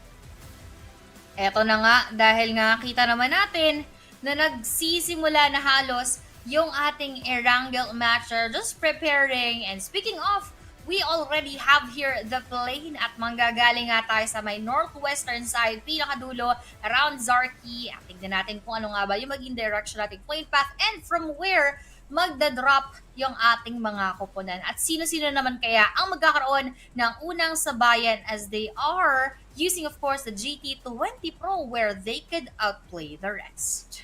Ayan. Flight path coming from the northern side, northwest, through the Georgia Paul North Apartments hanggang sa ibaba lang at itaas. Gumigit ng Lipovka at Milta Power. So, kung sa Pinas to, alam naman natin sila Rankid, no? Pupunta yan ng Milta Power. Ang PBE naman, nakakamiss, no? Nakakamiss natin yung mga PH squads. PBE naman pumupunta ng Stalber, Kameshki, and then Harame Bro going to Pochinki. By the way, shoutouts ulit. Bago ako na-cut off kanina kasi I was refreshing my tools. Shoutout ulit kay Boss Tribe Gaming na laging nanonood dito sa ating live sa Tagalog broadcast, Aya. So shoutout sa'yo. Ang cute-cute mo daw kanina nung ginagaya mo si Rufa May. Tawang-tawa. Ang saya nyo na naman sa akin. Pinag-aanohan nyo. Sorry na guys, nauuto ko si Aya. Ano lang tayo, enjoy lang din tayo ng very, very light. Dahil masyadong seryoso yung mga naging laban. Dahil nga sunod-sunod. And speaking of, mukhang magiging seryoso naman sila ngayon sa ating rotation. Dahil bumaba nga dito onto the southwestern side at maraming pumunta ng east. Oo, pangit na ito, no? For a lot of teams. But yung DRX, nakangiti ang mga OPA. Hindi sila mapapagwentsana. Aya. Gwentsana. Pero kung titignan mo rin, on the northern side, look at this. We have Al-Ula, lit up, I think duo split sila, tapos merong gumigit na isang team. Diyan sa may bandang gitna nila, sana makita natin yan. No? Pero ito na, balik na naman tayo sa hatian ng ari-arian dito sa Yasnaya Poliana. We have Power Esports and Talon Esports. Looks like nagkakaroon sila ng rivalry, no? Mala ano to, no? Mala Dread Esports versus Strangers Esports. Ang nangyayari ngayon dyan sa may Yasnaya Poliana, habang ito namang For Miracle Vibes getting their vehicles. Again, vehicles are very important. Napaka-importante talaga ng mga sasakyan. So if you are a, aspiring pro player or kahit yung mga amateur level na scrims, no, kuha agad kayo ng mga sasakyan kasi gagamitin yan buong game.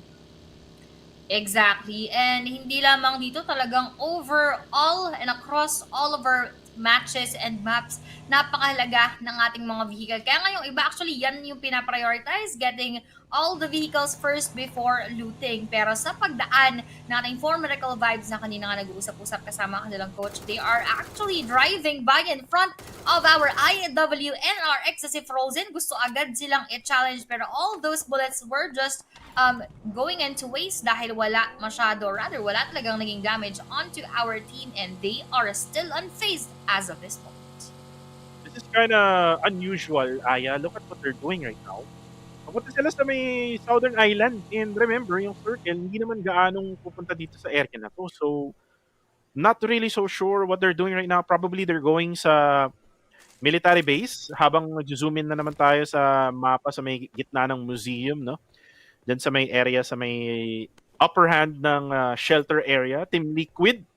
Maraming nag-cheer din dito sa Team Liquid na to. This team is a combination of Brazilian players and one Argentinian players. Sasabihin ko sana yung corn beef eh. Nagugutom ka na. Parang actually, feeling ko ganun din naman yung ating mga viewers because it's already almost 8 p.m. So hoping habang nanonood kayo, mag-dinner na kayo, pwede nyo kaming alukin, pwede nyo kaming padalhan ni Kuko TV dito as we are all, of course, still waiting for those battles at napakatahimik pa ng lahat ng ating mga kupunan at kahit isang bullet, wala pang kumukonekta.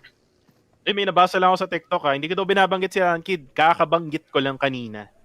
Si Rankid. Kasi nga sabi natin yung flight path sa area yan kung saan nagda-dropping sila Rankid sa may Melta Power. Chan ba naman? Bago natin pag-usapan si Rankid, no? Pag-usapan muna natin itong PMWC. We have DX and Boom also rotating. And again, expect ko talaga itong mga early rotations, especially that most of the teams are dropping around the northeastern side and even in the eastern side of the circle. Remember, only I think 4 or 3 teams ay automatic na nasa loob. There was like DX na nasa Pochinki, DRX na nasa gitna ng Gatka, and then there was like 2 teams right on top sa may northern side. So talagang magkakaunahan na naman to sa may gitna ng circle, and feeling ko, Aya, nung group stage, yung meta sa edges ng circle, feeling ko this time around sa finals, parang gitna gaming ang mangyayari.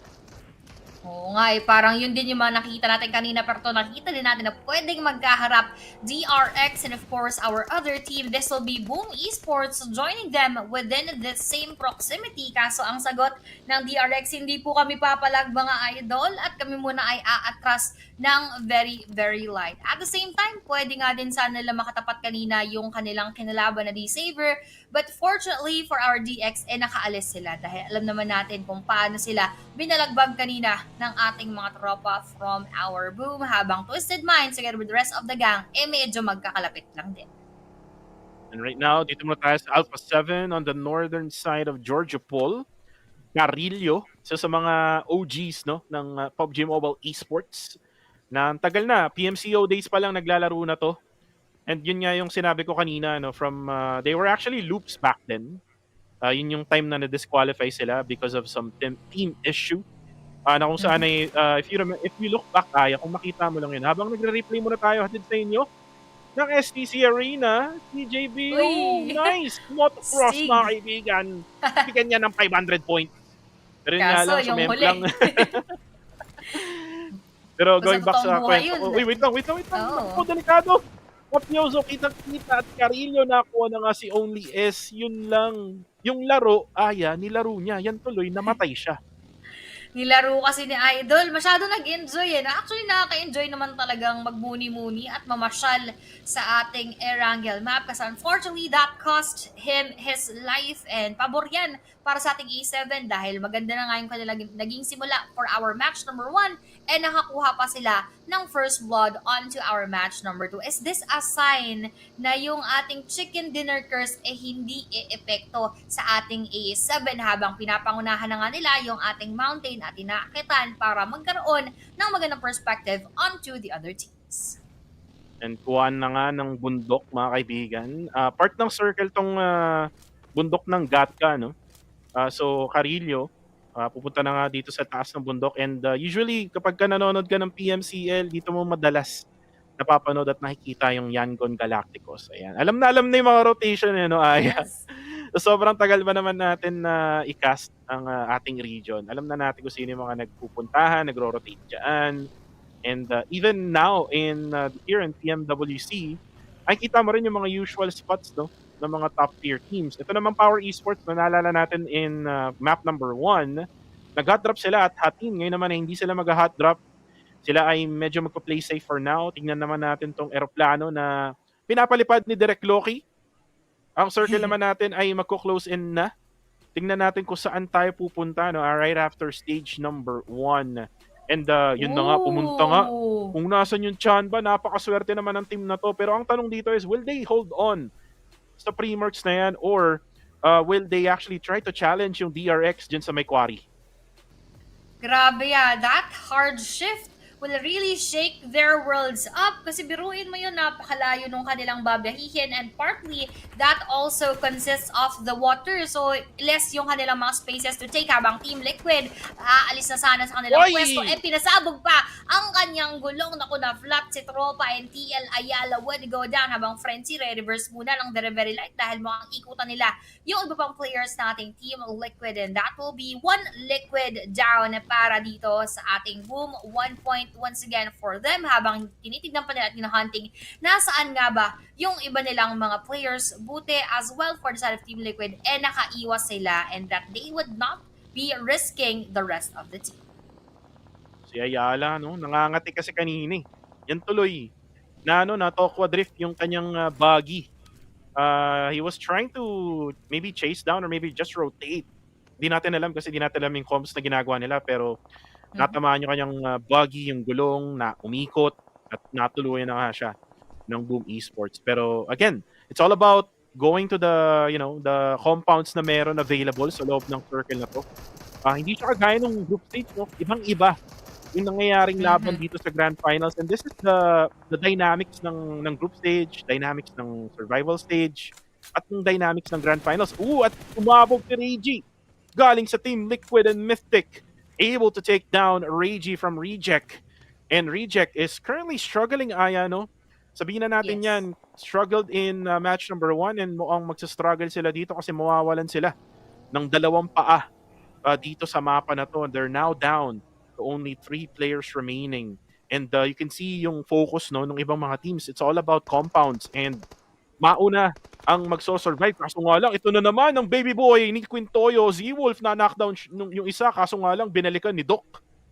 Nako, tignan natin kung si Doc ba ay makakapag-doktor ng kalaban o mamamaalam na ng tuluyan. We have Frozen here. Mukhang tinitingnan din niya kung paano niya ma-revive si Z-Wolf or at the same time, Swain kasi yun pala yung pinakamalapit pero Doc receiving a lot of this damage. Hindi niya ba mahihil up ang kanyang sarili pero hindi rin naman siya na-down ng tuluyan. So this is still a fair fight for them dahil 4 players are now up and alive. Nakapag-reset na yung 4 Miracle Vibes and they would want to take down our IWNRX na kinakatok na nga sa bahay ng ating 4MV na si Doc pero sabi niya wala pa munang tao dito pero Frozen will now freeze him down. Enriquez, meron siyang view. Dito kay Swain, hindi nga lang niya pinul ng kanyang trigger. Mafioso may mawawala na nga. Baron tinamaan ng konting damage doon sa splash ng granada na yon. Si Doc naman ay kailangan ng tulong kasi siya ay na-knockdown na nga. And Frozen right now. Ang ganda ng pwestuhan ng IWNRX, no? Ang Istanbul Wildcats next Ruya ng Turkiya. And tingnan natin kung mapapa-revive pa ba itong si Doc. Apex, tumitingin lang para i-cover niya. Kaso nga lang natagpuan na nga ni Frozen. So nasayang, Aya, yung mga smokes na pinalabas ng 4 Miracle Vibes, but on the kill feed, Lamborghini, Southeast Asia fighting all together here. TX versus Alliance going at it on the kill feed.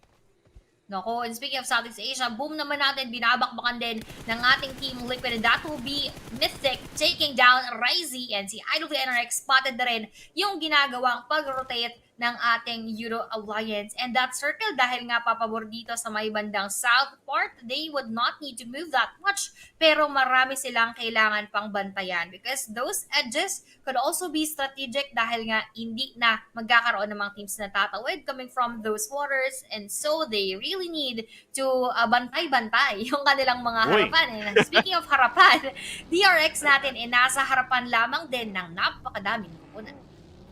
Ang galing talaga nila, bro, no? Napapakonyo na rin ako dito, no? Yeah. Pero anyways, DRX, ang ating mga OPA, looks like they're able to take itong northern side ng Primor's area. And Tong Jiao Bao, if you remember them earlier, wala sila dyan. Yung dyan ba yung nandyan sa may bandang ibaba? And ito yung instant replay atid sa inyo ng STC Arena kung saan naglalaro ang ating mga players PMWC as demo. Also will get that headshot sa ulo kay Mafioso. And yung Alpha 7 ay down na sa tatlong players remaining, pero malaki pa rin to, no? Para sa kanila, 3 players still remaining left para sa team na to. Dito naman muna tayo sa may northern side. We have Power Esports versus Vampire Esports. Vampire Esports ay very quiet in the early stages of the grand finals. We need them to wake up now. Leon ay mapapatumba sa explosion on the kill feed. Vampire Esports, late rotation na naman ang gagawin nila. Titingnan natin, no, kung makakapasok pa ba tong team na to. And delikado to, no, kay Nuzi, nandun siya sa may passenger seat ng buggy. And ito na, Boom Esports versus 4 Miracle Vibes. And mukhang nanggigate itong Boom Esports at buti na lang talaga si Rifus matalino pumunta dun sa other side ng hill para hindi siya masprayan. Tama. Yun talaga yung kanilang kailangan gawin. Kaso, going back to our scene earlier, si Nuzi, no, ginawang alay eh. So, yung nandun sa taas, syempre, wala naman siyang choice dahil yung kanyang vehicle pausok na rin. Pero napaka-risky ng move na yon. But looking at this circle, once again, katubigan nga yan, pag yan bumaba ng water sign, ako baka, ano to, Esports World Cup Olympics. And speaking of too big gaming is what we are seeing on the screen right now habang VP ito ni Kima, down pa nga susunodin si 4MV Baron right now, and make that one more Apex bagsak, tapos yung pagsabog ng vehicle ang naging katapusan nila. VP is stoned, also will be secured, and Nuzi yung kaninang naging alay, siya naman ang maiiwan para itaguyod ang kanilang bandera. And moving forward ng very light, makakapasok pa naman sa ating circle, pero marami na rin nandun, just like our Talon Esports, na pwede siyang mag-gate. Grabe naman yun, tinasabog ng Team Liquid, no? Yung 4 Miracle Vibes, pero dito muna tayo. Ang mga Terminators ng match number 1, Talon Esports, Linux, throwing in a nade. Our Esports na naman ang kalaban nila, parang pareho. Yung rotation nila para sa araw na to, eliminated na rin ng Reject. Lamborghini ay ma-knockdown sa ating kill feed. It's actually DRX, courtesy of DRX, ang elimination ng Reject right now. Power. Binobomba na nga ang warehouse ngayon. Nandyan lang mag-isa. Kanba naman, feeling ko, napapakamot na lang pa sa ulo. Namili sila ng location. Mali yung napili nila kasi pumalik sa may Primor's area yung circle. So ngayon, medyo hirap sila ngayon. Nabantayan na kanilang sarili kasi nandyan sila sa mga hillside na yun lang yung pwede nilang gawing cover. Pero ito naman si Hicor, Brazilian Terminator, mga kaibigan, knockdown ngayon. Isa na lang ang natitira for Twisted Minds. And it's actually Team Liquid ang nagpapahirap sa kanila ngayon at talagang clearing operation yata yung ginagawa nila. Kaso sa malayo, tinamaan na nga siya. Tong Jiao Bao, naspatan. Itong si Mythic, buti na lang nandun si Sir Chip. Pero dito muna tayo sa TX. Are you ready, mga kaibigan? Ito na yung mga bomba ng Canva. And Nate, mapapatay na nga. Nandun na nga yung dalawang players ng DX na nasa Geddy. Si Sean, hindi niya alam kung nasaan yung mga topang DX. Pero nandito na sila frozen. Third party malala, mga kaibigan ng IWNRX. And actually, they eliminate itong Chanba. Medyo nahihirapan yung Chanba ngayon, ha. Ayan, look at the HP right now. Low HP ang mga Chanba.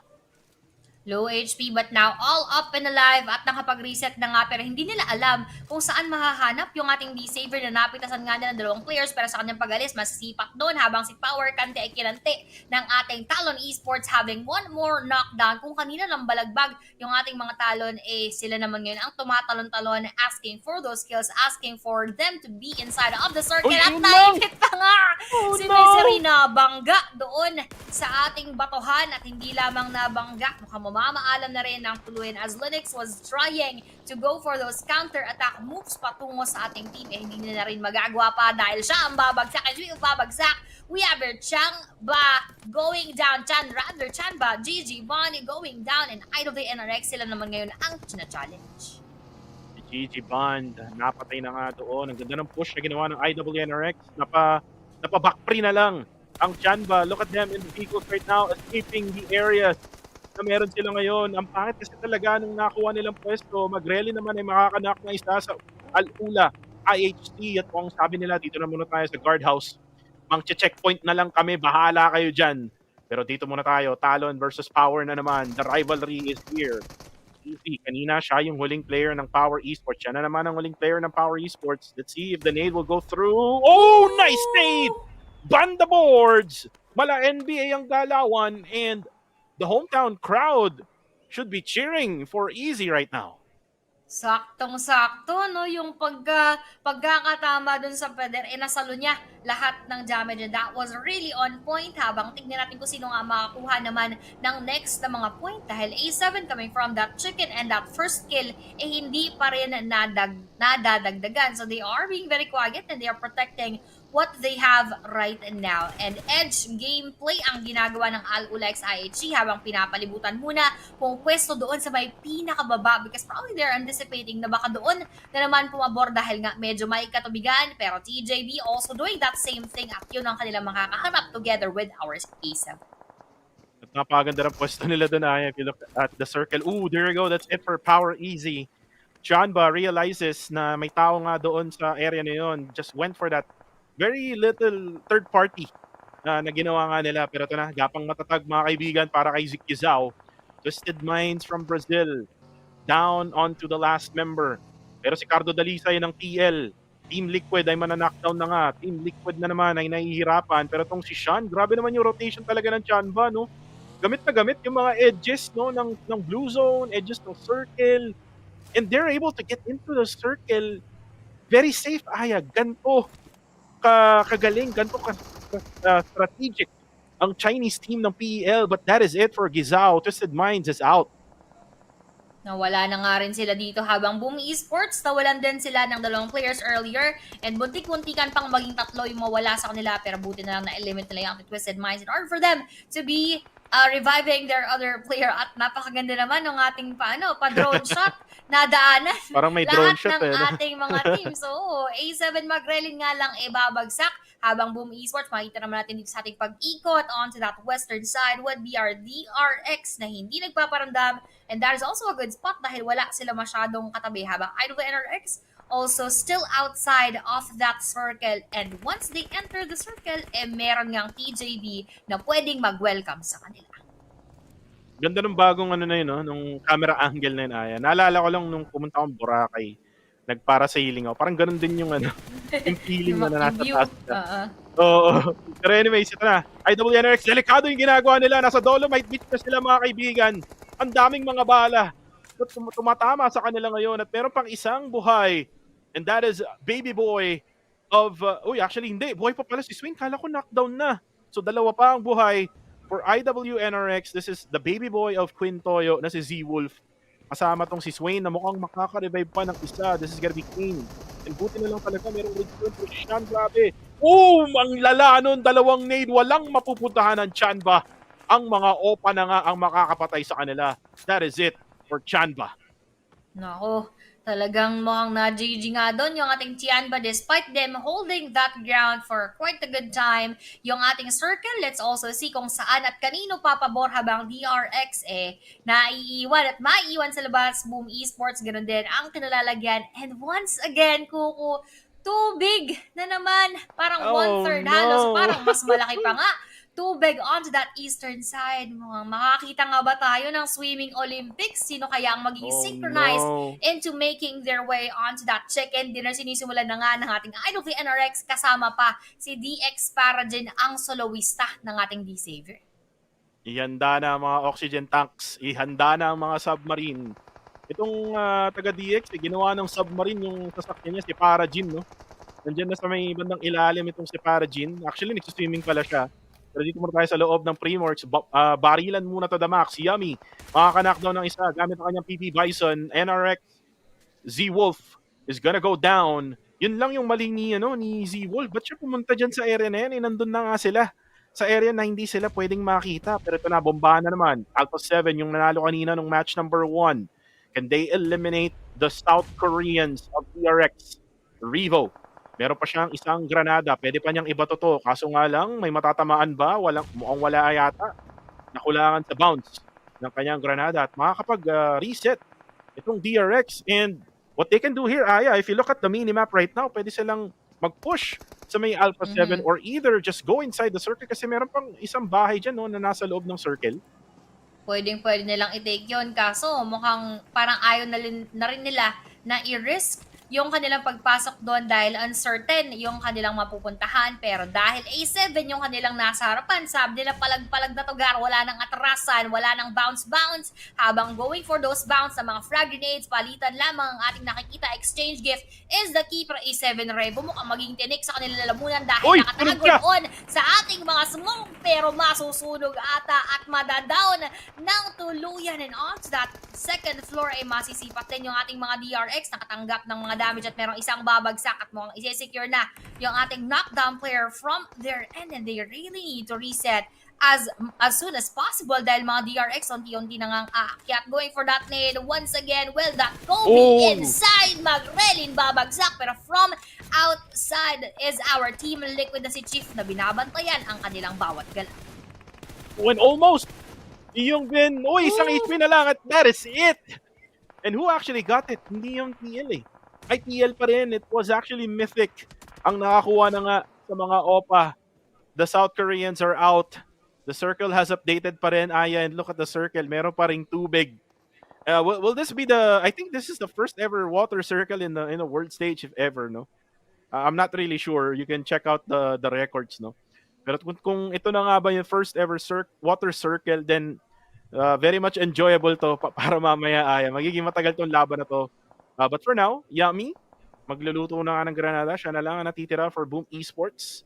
Let's see if it will connect dun sa may TL. Mukhang hindi yata. Ito namang si Demo, parang nire-ready na ata niya ang kanyang sasakyan para ilubog. Pero mukhang hindi yata. Gagamitin lang niyang cover para makakita ng mas magandang angle sa mga kalaban niya. Pero itong si Alex naman ng Al-Ula IHC, parang nasa sandwich ngayon itong Team Liquid. And it's all because of Boom Esports and Al-Ula.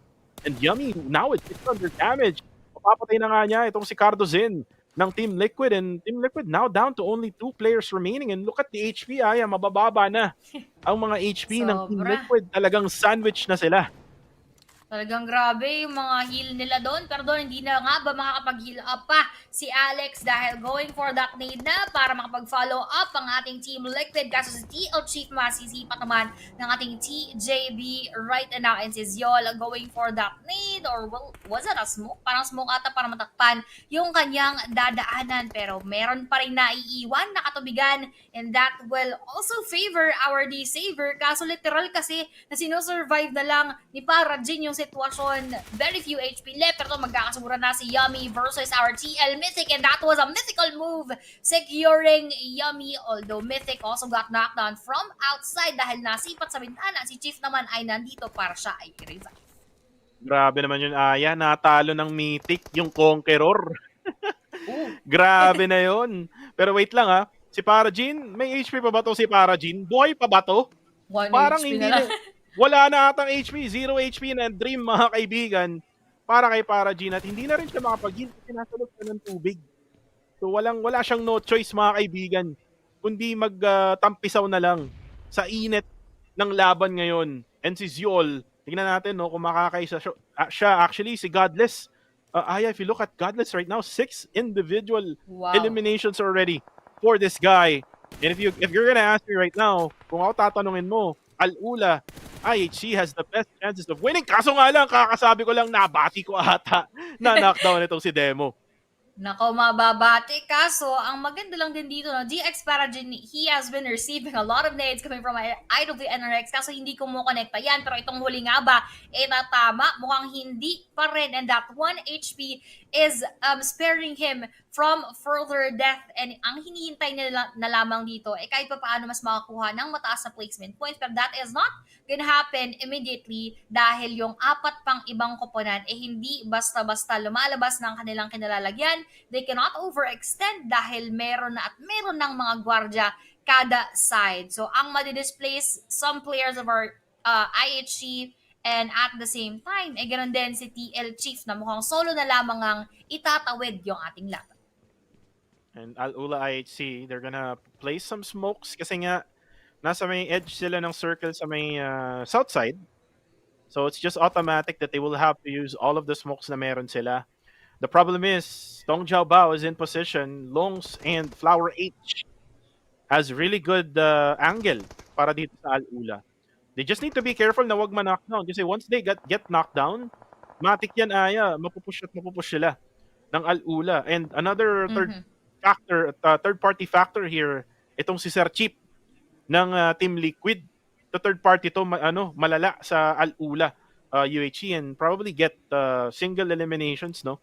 Pero habang nangyayari yan, mukhang nakafocus yata itong Al-Ula diyan banda sa may IWNRX. So, ang daming possibilities na pwede mangyari dito. Circle still has some water on it. So, again, we still don't know, Aya, kung saan mapapadpad tong circle na to.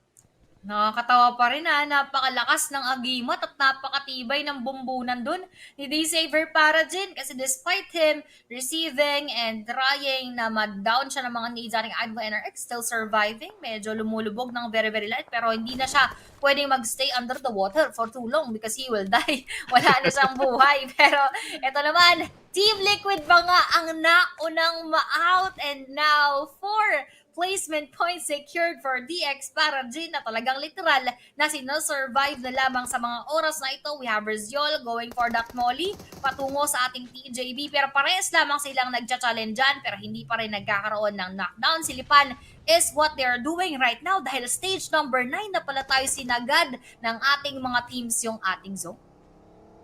At mapapatay na to most likely itong si Parajin kasi kailangan niya lang lumabas sa tubig. Final circle na pala to. And closing circle na rin. Stage number 9. Parilan na to the max. Alex na knockdown si Kane through the smoke. Napakagaling talaga ng mga pro players na itong mga to. And si Swain na lang ang natitira for IWNRX. Ito namang Al-Ula. Ang galing ng ginawa nila. Look at what they did. They put smoke sa may entrance ng warehouse na yan. And walang makita itong sila Flower H. And Longs right now has no choice but to just back out. At habang nawala na nga yung mga smoke, ay nakapag-push na itong Al-Ula at nasusunog pa nga. At na-knockdown nga rin ni Longs. Ang galing naman nun, na-knockdown niya yung isa player ng Al-Ula. Andito na nga lang itong si Demo. 3 teams remaining by the way. Buhay pa rin itong si Parajin. Humihinga pa ba ito, Aya? Ayun na! Nadagit. Pero ang pinaka nakakatawa doon, kitang-kita niya na naglalaban sa kanyang harapan earlier was CJB or Al-Ula x IHC. Pero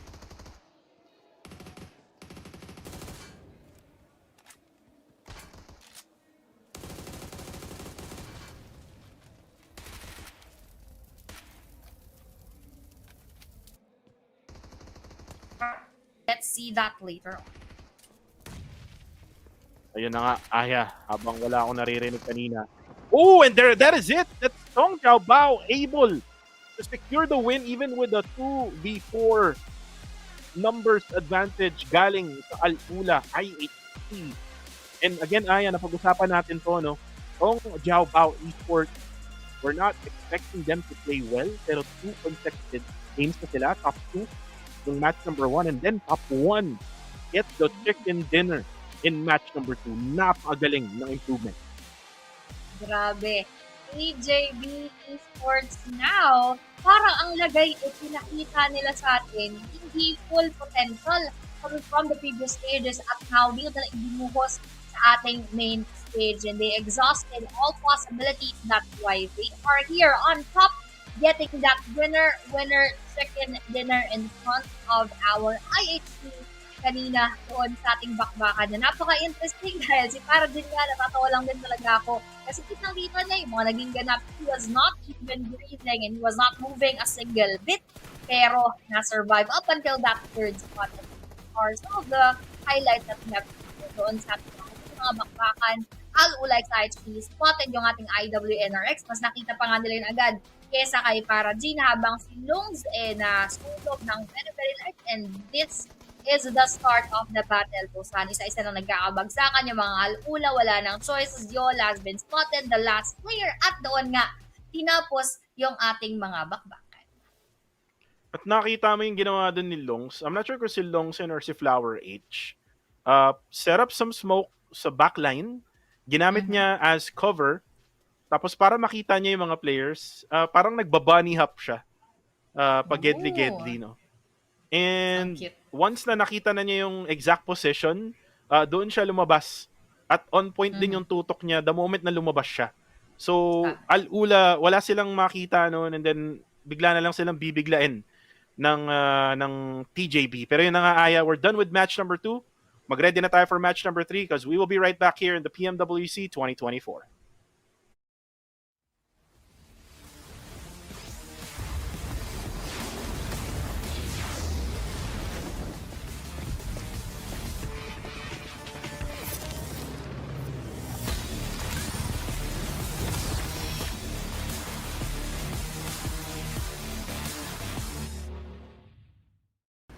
لحظات البداية عاشت معنا.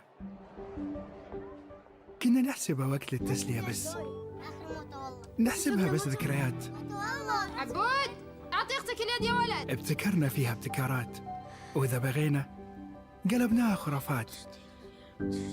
كنا نحسبها بس لمة وصحبة وسهرات. انتبه نوب ترى نوب. لكن كنا نشوف عالم ما حد يشوفه. ليت يشغل وقته بشيء يفيده. الله عليك على اليد. عالم كبر وعاش فينا. عالم الحماس فيه يوصلك كل مرة لحلم أصعب بس ما يصعب عليك. بارد معك وين ما تروح.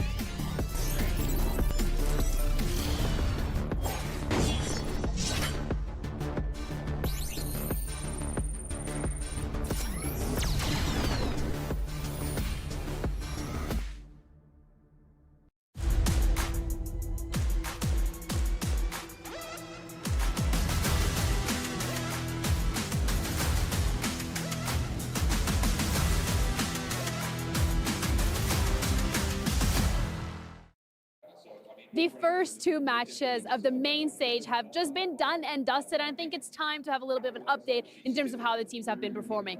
A7 Esports are the ones that go away with the first chicken dinner of the main tournament, hitting the ground running, getting a couple of limbs on top of that as well, and they are sitting pretty comfortably towards the top.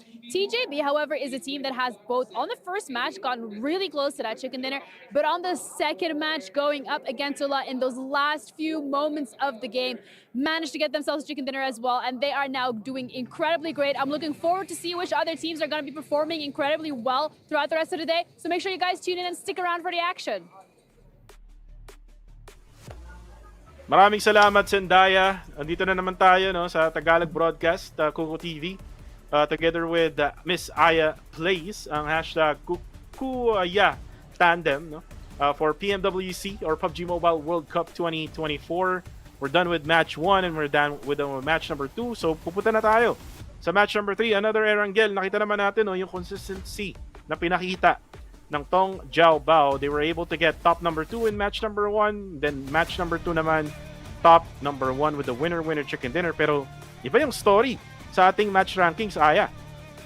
Yup, ibang-iba nga dahil Alula Excites here on the first spot with 11 overall points, adding on to the 6th placement points as second spot with 17 overall, habang TJB merong 15 and Team Liquid with 13. Grabe rin yung kanilang naging elimination. And on to that next spot, Alliance Reject, Vampire Esports 4MV, walang puntos na nakuha for that second match.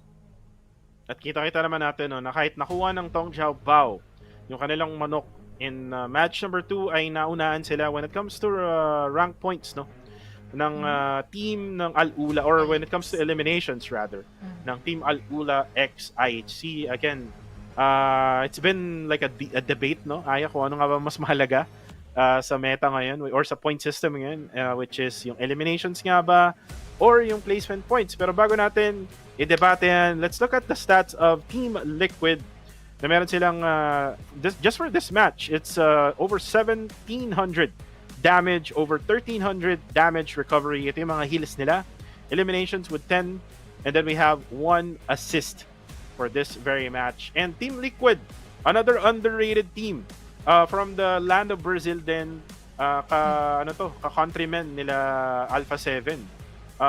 Again, yung sabi ko nga, yung combination ng team nila is Brazil, 3 Brazilians and then 1 Argentinian. So ang ganda nung combination nila as a group, and they're actually working really well even though na medyo may pagkakaiba sila sa isang player. Yes, exactly. And kita naman nga din natin yung kanilang naging synergy was really on point, getting a lot of those eliminations. Medyo dehado nga lang doon sa ating placement points. But look at this, yung ating Al-Ula x IHC, napakadami rin nga ng naging eliminations, getting Chief onto that last moment. Tapos naspatan agad-agad yung ating IWNRX. And once again, the most funny thing that happened here is nagsiswim lang, may pa backstroke pa si Parajin doon at hindi siya agad-agad nakita earlier. But also those last moments, TJB made it sure na sila ang makakuha ng man. At nakita na natin yung final moments, together with the cheers from the crowd. And there are actually fans, Chinese fans, in the crowd of Saudi Arabia. And kita-kita naman natin yung difference nila, mas malaki talaga yung Al-Ula IHC, and the reason behind this is yung Tong Jiao Bao kasi, they just waited dun sa may warehouse na yun. Yung circle kasi pumabor doon sa may warehouse na yun. And then yung Al-Ula IHC, kailangan nilang lumabas. Kailangan nilang labanan, lahat ng mga teams na nasa paligid nila, kaya nga mas malaki yung kanilang damage output together with the eliminations na nakuha nga nila. And with that said, mas mataas ang nakuhang puntos ng Al-Ula x IHC sa mapa na yun. So ang tanong ngayon is, saan naman pupunta ngayon ang ating circle? Will there be another half water circle probability sa ating match number 3? We'll find out. Malapit na. Yun yung nakakatawa kung talagang tubig. Although parang hindi pa natin masyado nakikita or hindi natin madalas makita na sa tubig nga. And this time around, we experienced that here in the PMWC first Erangel map. We still have 2 matches. So let's also witness kung kanino nga ba papabor na naman ang ating bilog. Katulad kanina, maraming pinaboran around the Primorsk area at doon nga pinaka nag-end up yung ating circle. So hindi na sila nahirapan pa. Pero once again, a lot can still happen and very unpredictable yung ating mga pwedeng maging circle. Yeah, it's very unpredictable. Yung rotation sa Erangel, sabi nga natin, nagbago from group stages now to the main tournament, which is yung grand finals. Hindi siya kagaya nung nakaraan na kung saan ay ang daming nang-answer sa Gedli. Ang daming gustong magpatayan sa edge ng circle. Ngayon, it's all about getting to the middle portion of the circle. I'm not sure but ganun yung naging transition, no? From that kind of meta to this meta. I think kaya siguro naging ganito is feeling ko rin na nagme-make sure sila na talagang sila yung mananalo, no? Again, the more winner-winner chicken dinners din naman kasi is malaki rin yung chance na ikaw yung talagang manalo all throughout the whole finals. Kasi nga, 3 days yung finals, hindi lang to 1 day. Tama. At marami nga silang tsansa na makakuha ng chicken dinner, makakuha at maituloy yung kanilang rhythm. But at the same time, because we have a lot of matches, katulad ng nangyari doon sa ating Falcon Esports, you are still not sure up until the very last day, very last game. Pwede pang masilat sa'yo yung pagkakapanalo or yung spot na meron ka sa mga oras na ito. So, they really need to do better, lalong-lalo na sa mga nasa baba pa at hindi pa naging explosive yung mga gameplay and they still haven't gotten any elimination points. Well, elimination points has been the key for some of the teams. Parang may naririnig yata ako sa ating tenga. Looks like we're gonna go to the stage sa STC Arena. Болоод маш сэтгэл хөдлөсөн тэмцээн байлаа. Тэгэхээр яг энэ Arangel газрын зураг дээр яг эцсийн мөчүүдэд юу болоод өнгөрвөө? За саяны матчуд гэвэл яг сүүлийн зоонд бид жоохон communication-ийн алдаа гаргаад чекний алдчихлаа. Тэрнээс биш ер нь багаараа сайн тоглосон. So regarding this game and the last moments, we made some mistakes in regards to communication. So that's led us to lose some chicken. Okay, losing that chicken dinner. Unfortunate, but you know what? Let's talk about when you came into this tournament. You've come in here as world champions. Do you feel like that brings some additional pressure? Do you feel pressure up here on the main stage? Тэгэхээр энэ тэмцээнд бол одоо аваргын төлөө тэмцээн байгаа шүү дээ. Яг энэ тэмцээнд бэлтгэлийн хувьд одоо мэдээж тодорхой хэмжээнд бас одоо скиллцэн бас дарамтлагдсан байж магадгүй. Тэрэн дээр одоо давж гарахын тулд ямар одоо бэлтгэл дээр анхаарал хандуулж ирсэн бэ?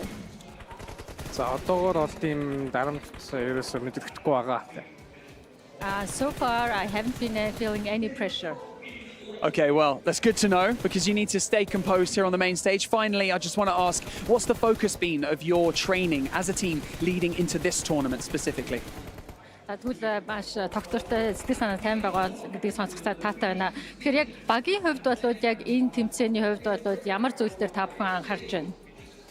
За манай багийн хувьд бол communication дээр маш сайн анхаарч тоглож байгаа. Тэгээд Our main focus is communication. Communication seems to be key. Everyone's up here trying to get that consistency, that communication and adaptability. Remember, there's a lot of regions competing here at PMWC, but thank you so much for joining me in your post-match interview. Best of luck in the rest of the day. And with that, we're going to throw it back to the studio so that we can carry on day one of the main tournament.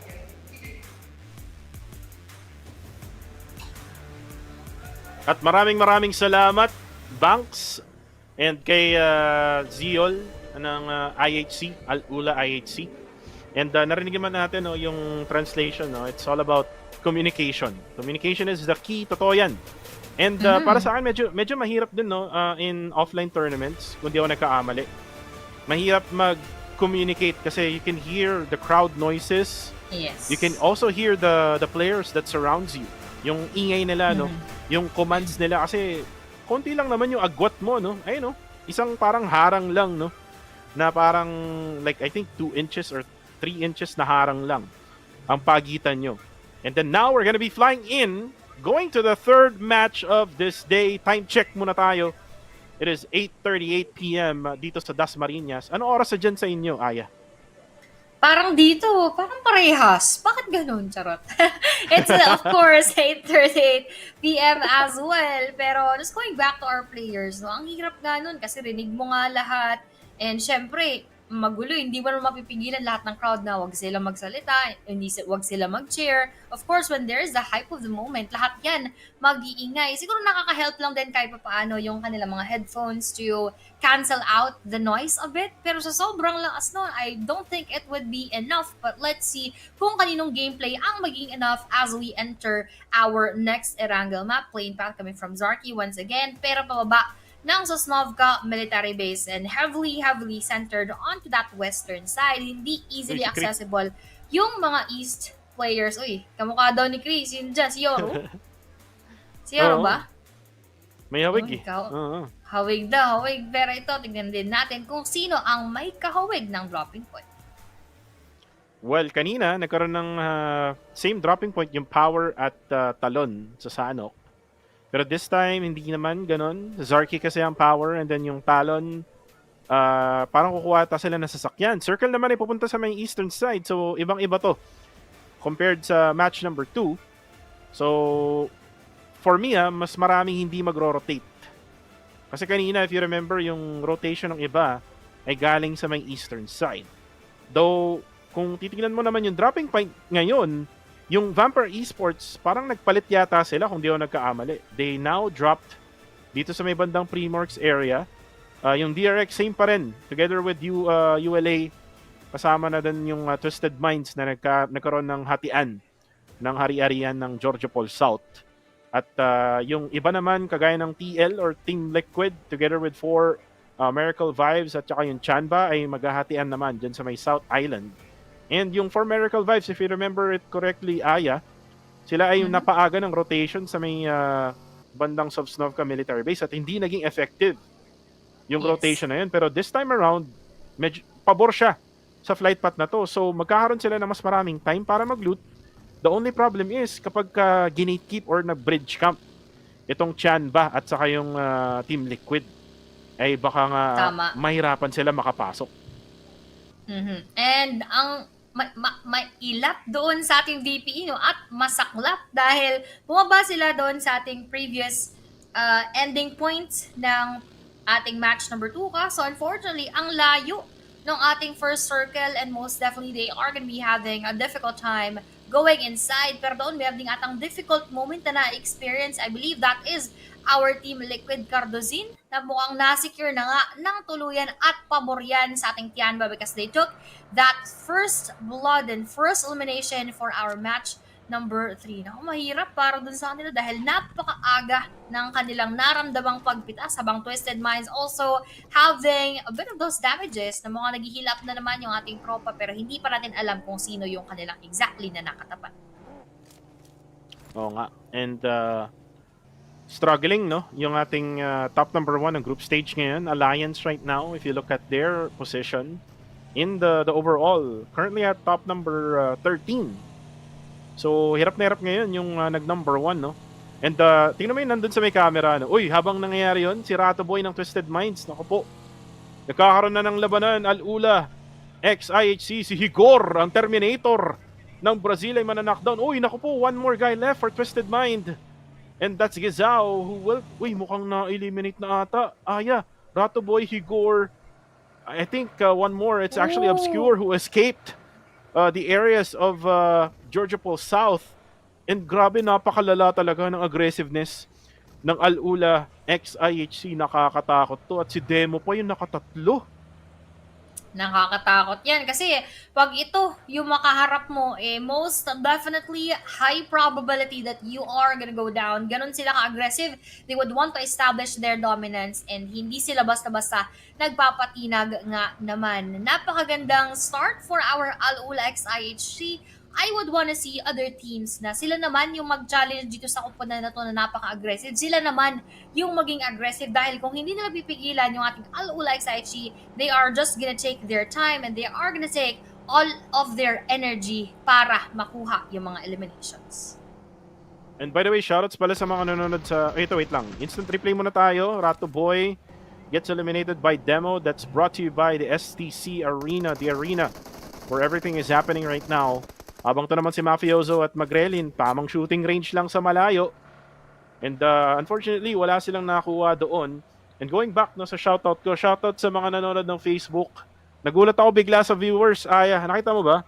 From, I think, 300, 100 lang. Ngayon, 47K na. Grabe. Uy, grabe.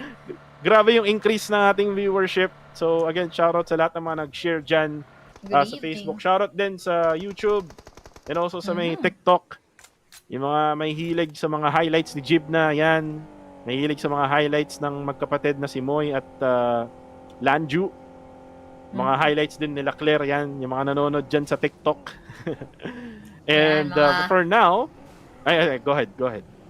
Ayan, medyo nawawala ka lang kasi ng very, very light. So, add ko lang din kanina na dahil napakadami supporters actually ever since doon sa ating TikTok, may iingay yung mga person dyan. So, shout out to all of you. Hindi ba namin kayo maisa-isa? We are glad that you are all-out support sa ating mga teams, lalong-lalo na for Harami Bro nung nakaraang mga bakbakan. And syempre, doon sa ating 48K viewers dyan sa ating Facebook. I hope that you guys are having a good time. And if you are not yet following, don't forget to like and follow PUBG Mobile Philippines and PUBG Mobile Philippines Esports. At ito mukhang meron na namang bakbakan na possible na magsimula. Kaso sabi ni Misery, I wouldn't want misery for my life. So ako muna ay aalis. Actually, tumaas na naman yung viewership. From 47 ngayon, 56,000 na. Wow. Sa Facebook. Grabe na yan, idol. Pero wait lang. Dito muna tayo sa apartments. Actually, kala ko may kalaban. Boom lang pala. Dito sa may school apartments. And ito yung madalas na dropping point, no? Ng mga naglalaro sa Classic. Kasi madalas ang hot drop dyan. I mean, except kung may event. Dun sa may Ocean Odyssey. Pero again, if you're not playing Ocean Odyssey, kung regular na Battle Royale lang, madalas maraming nagda-dropping point dyan sa may school area. Mas marami rin sa Pochinki, no? Kung saan yung dropping point ng Harami, bro. Matanong kita, Aya, kasi natanong ko na to kay Quintoyo. Pagka classic ba, saan ba nagda-drop ang Aya place? Ayan. Ako actually, depende, no, sa trip. Pero madalas kasi sa event, ako namamasyal ako sa mga event. Minsan nga yung mga kasama ko, may mga kalaban na, pero ako nandun pa sa event. So, I also enjoyed yung ating Ocean Odyssey, yung pag-dive mo sa ilalim, yung paghahanap mo ng mga kung ano-anong kagamitan. At yung shell na nag-open, kung nakikita mo sa TikTok, yung mga nag-highlights, may mga nagtatago sa loob. Ayun, medyo na-enjoy ko yun. As a feeling mermaid, lalo nung bata ako, mahilig ako swim, ganun. So, nakaka-enjoy din talaga yung ating Ocean Odyssey. And we experienced that in-game as well. Pero grabe, yung concentration ng mga teams, just like what you've mentioned exactly earlier before we started, gitna gaming yung ating mga teams and hindi sila masyado nag-outskirts. And now, that circle is favoring most, if not all of them, dahil doon din bumabor yung ating circle. Tandaan mo to, Aya. Nasa labas ang Alula at Vampire Esports. Pag sila pa ang nanalo, ewan ko na lang talaga. Tingnan natin kung paano nila i-rotate to, no?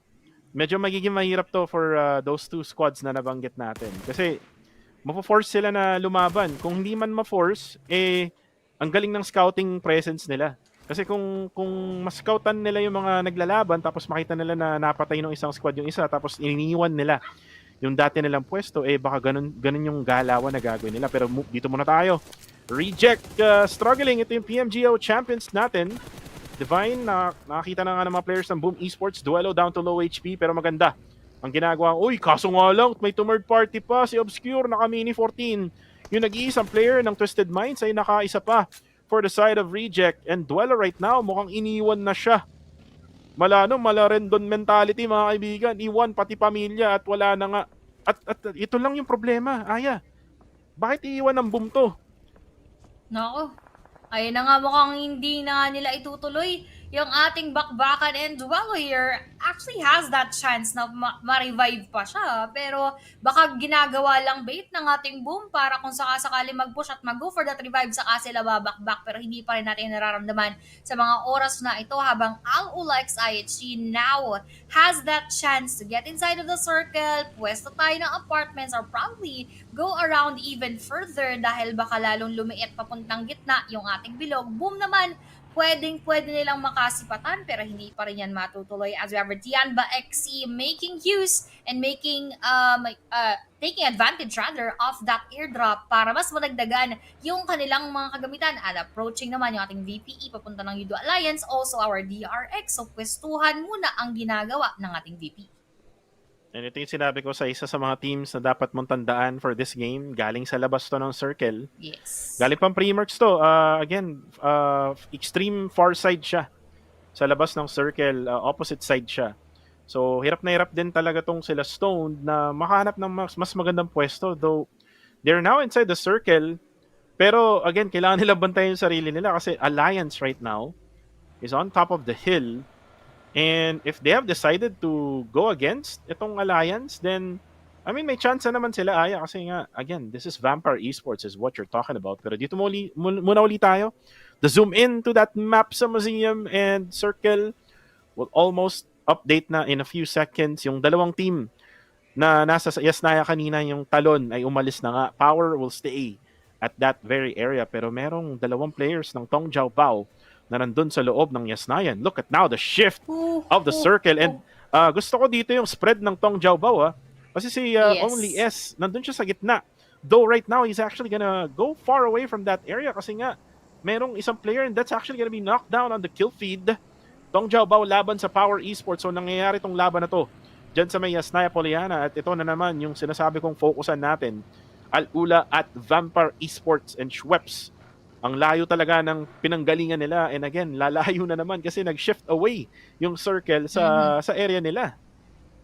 Napaka-play safe doon ng ating VPE. Hindi sila nagbabalak mag-push and they are just all going for that rotation. Naghahabol lang sila lagi sa ating bilog habang dito, pinapakiramdaman din muna nating DRX if they are gonna move or they are to wait for that circle to close in just a few seconds. Dahil maraming ang madidisplace, napakaraming nandun sa labas ng ating next safe zone and it is quite important for them to secure that spot. Pero doon, yung ating talon na si Yoruba, pabagsakin naman ng ating rejects na I believe nakapag-heal up. So iniwan nga talaga sila kanina ng ating Boom Esports and gave them that chance to heal up completely. Pero habang umaarangkada, tumaharurot yung ating buggy towards that of VP Inuzi and nakakatanggap pa rin ng masakit-sakit na mga bahala. But he is spared dahil nga dito sa mga puno ay hindi siya basta-basta nakikita, pero mukhang fast and furious pa rin ang nararamdaman at nararanasan nating VP as they are just going across the areas na kung saan napakadaming nakatingin sa kanila at si Stone nakita na nga talaga ng tuluyan. Uy, kaso nga lang, ito naman yung isa pang team na nagro-rotate galing sa malayo, Al-Ula laban sa Boom Esports. At mukhang lalabanan na nila to. Bombanagar Zyle right now going for the frag grenades. Ito yung kaninang na-interview, no? And looks like he's gonna be on the way para sa Boom Esports. All the nades, parang nagamit na nga niya. Pero men, marami pa rin nades ang manggagaling sa Al-Ula kasi hindi lang siya yung nagpo-push papuntang Boom. Frenzy right now, I think they're gonna set up some smokes. Pero delikado to pag nag-set up sila na smoke. Kaso nga lang, tinamaan yung isa ng Al-Ula. That's gonna be Demo. Already has 3 eliminations in this game. Yung ibang mga players naman ng Al-Ula, hindi sila makakuha ng magandang angulo kasi nga, grabe yung lubog na meron itong Boom Esports at hindi sila nagagranada. Tama. At napakaganda ng pwestuhan ng ating Boom kasi hindi nga magkakaroon sa kanila ng direct access yung ating ibang teams. And if ever they have, ibig sabihin nandun lang sila directly above their spot. So they also know where to target them. Kaso yung ating rejects could also find their way patungo sa kanilang pwestuhan. At sa pagliit na naman ng ating bilog, mukhang iba na ngayon yung laruan dahil may mga nagko-corner, merong mga nag-outskirts para mas masecure nila kung sakasakali lamang na pumabor nga sa kanila ang ating circle. But for the side of our Boom Esports, still no one is yet being knocked down kahit napakadami nilang katabi. Ganun ka-importante yung ridge na meron sila and yung ating circle pumabor sa TJB ata or rather sa talon dahil gitnang-gitna sila.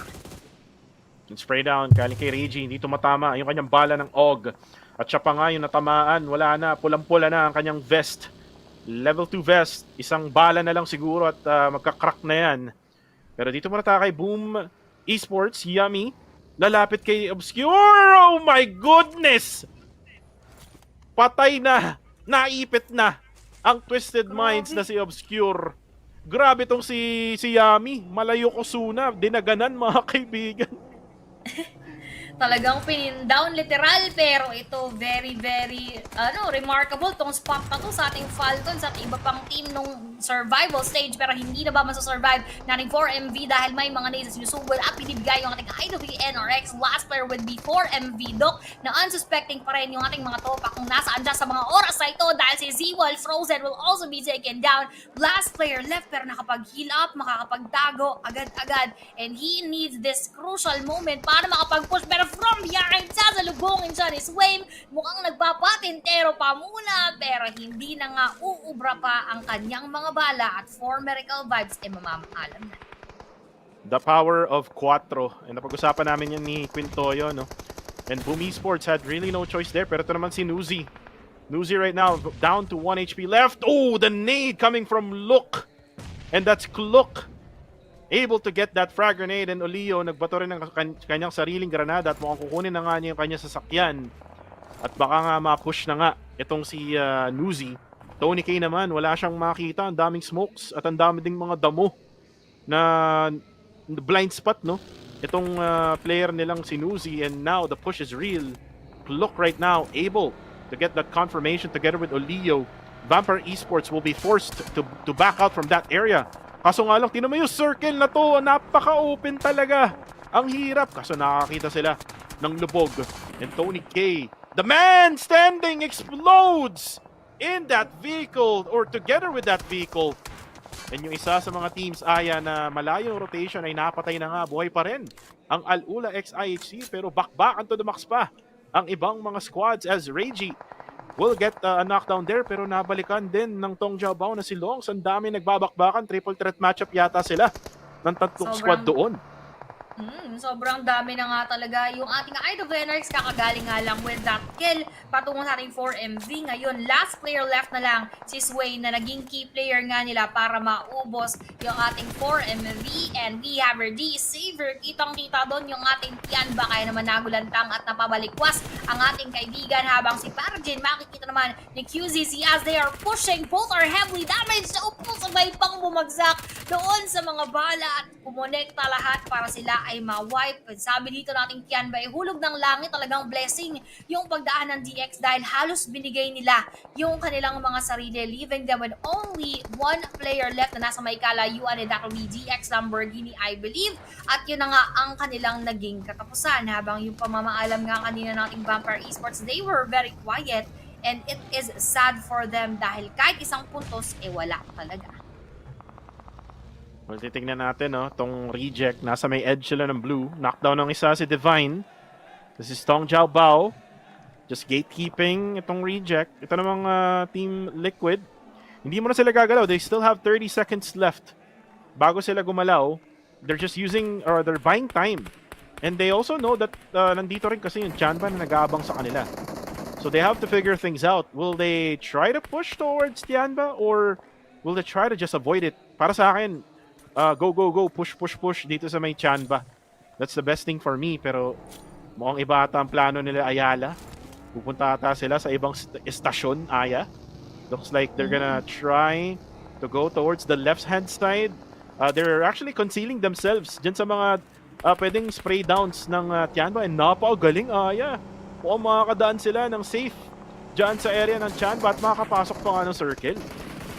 Nako, kaso doon si TL Mythic, hindi naman siya naging safe coming from that spray down from behind. The TL Chief would be the last player together with Ayala na nakalayo-layo na nga dito sa kanyang pwestuhan. Hindi makagalaw si Chief kasi sa taas niya may mga bala siyang narinig coming from DRX, QZZZ. Meanwhile, onto that other side, Boom Esports na confined lamang sa ating smoke na gusto atang sugurin or at least lapitan ng ating DRX. Pero hindi nila alam na meron nga hindi nagpaparamdam na ahas, which is TL Chief. Pero QZZZ has been spotted by an Inject Divine, pero na-reject dahil nakatanggap din ng ating damage from their end right now, all of which are outside of that circle. So kailangan nila mag-clearing operations bago sila makapasok. Habang nakiklear out na nga doon si duelo, nabibigyan ng magandang duelo. Tianba joining that engagement onto the Boom Esports right now. Boom, boom, boom with all those frag grenades going for that mini red zone na mini-makeshift nila ngayon. Babagsak na nga si Yami. Meron pa nga bang susunod habang Sara, Reiji Yoko will also be taken down. Tianba siya naman mapapalitan na habang reject natin ito luya ng nabura.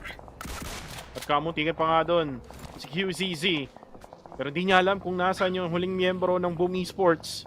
I think Ponbet is still alive. There you go. Yami gets splashed by the nade. Ponbet is still alive here. Patalon-talon lang siya. Na-knockdown na nga niya isa. Kailangan na nga niyang i-save ang kanyang sarili kasi papush na rin yung ibang players ng Tianba. And that is it. QZZ gets the final kill. Boom Esports is out.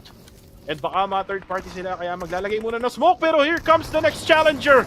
DRX goes in. Ang mga OPA, they take down Tianba.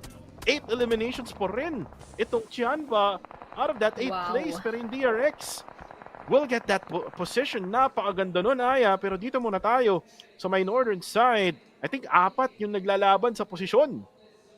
Grabe yung rambulan nga natin doon. Left and right, indeed. Front and back, lahat. Merong kalaban. Pero Ayala, siguro with his tropa na nandun sa kabilang side, ay kailangan nilang gumawa ng pangarap dahil mag-isa sila onto those different sides. Meron ngang kinakalaban, TJB, and of course, our DRX. Habang A7, focus naman right now on the side of our Yudo Alliance. Kaso si Ayala, dahil malayo yung kanyang tropa, hindi na siya ma-revive, leaving them with only Chief para sa rest ng kanilang kupunan. And dito, speaking of rest, walang pahipahinga dahil power kakalabanin naman ng ating TJB going for that nade. Tumanggos, sakto nga ba kay Kante? Parang hindi, kahit splash damage, he is spared.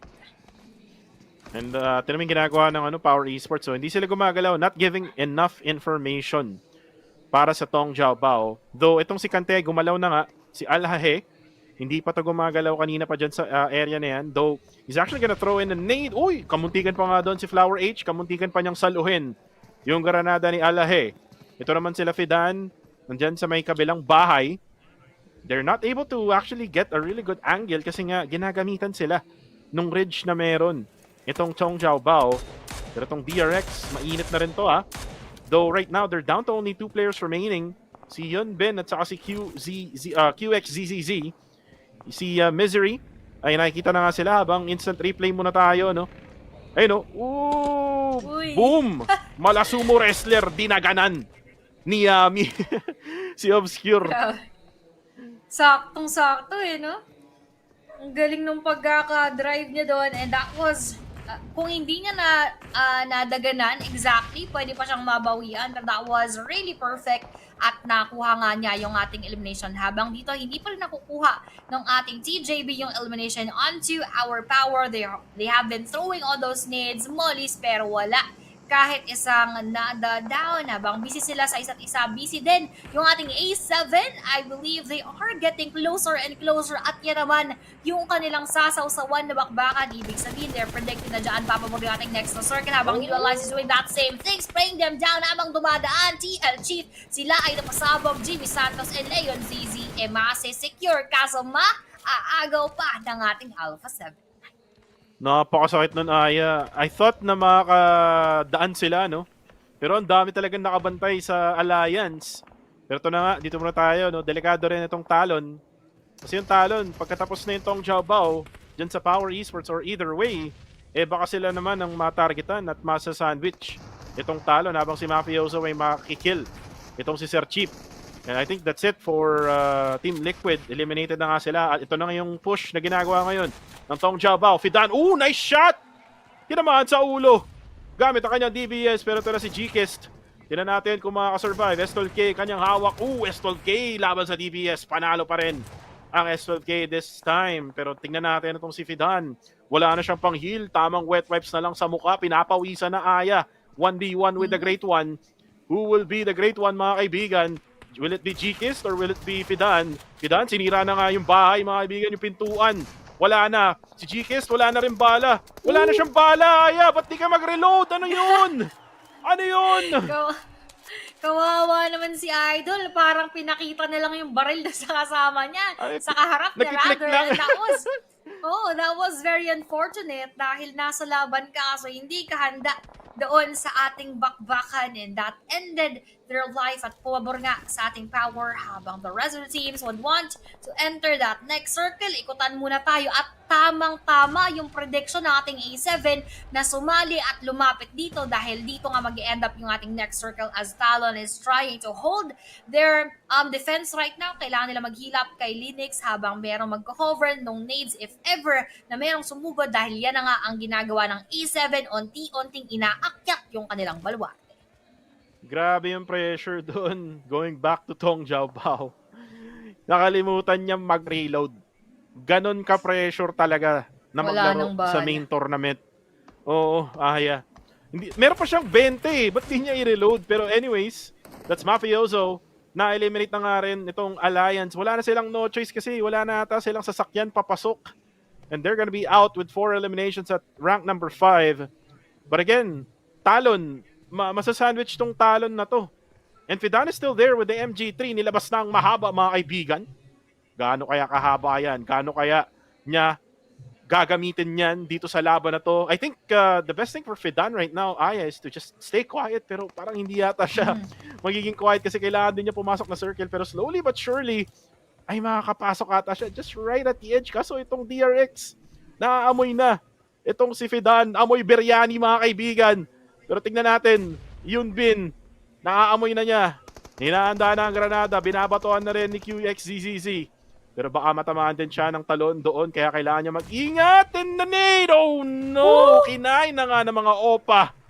Itong si Fidan and Power Esports is out.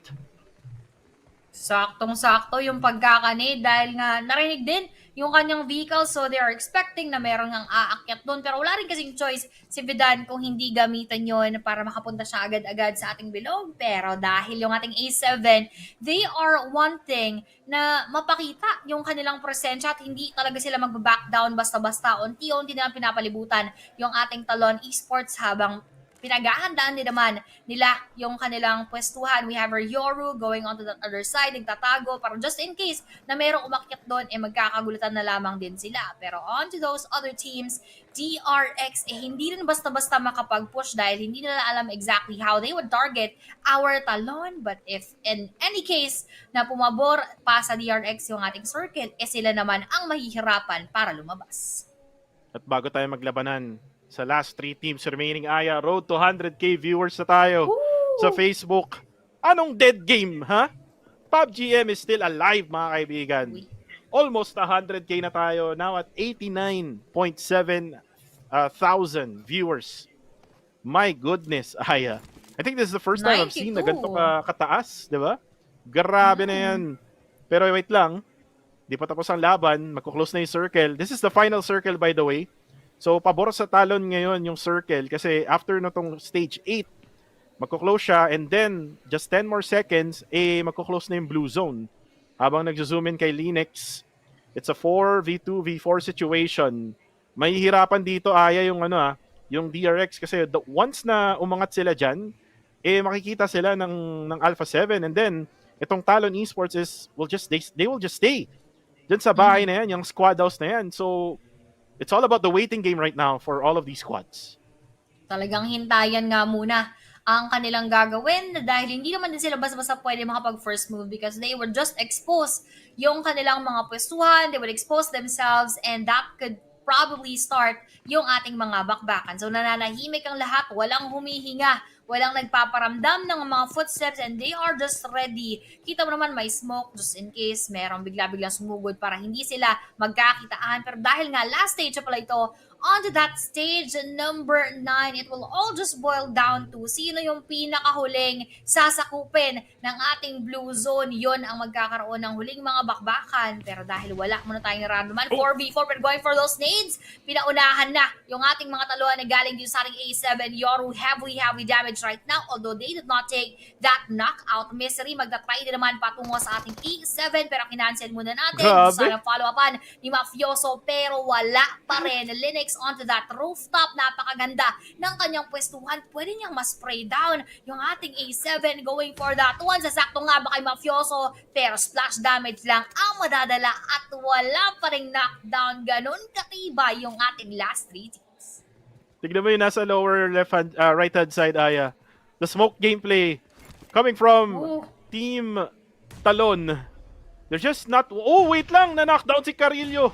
Ang kulit-kulit mo. Ang cute-cute mo kasi, Carillo. Yan tuloy, na-knockdown ka na. Pero itong si Misery with another nade. Will it connect? Mukhang hindi pa yata. Another nade coming from Axel. The nades right now being used. Mafioso will also go down. Talon, mukhang nakafocus na sila dyan sa Alpha 7. This is the time for DRX to third party.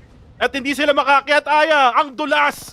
Ang dulas, Aya. Hindi makakyat ng Alpha 7. Kaso nga lang, tinamaan na nga yung isang player doon ng Talon.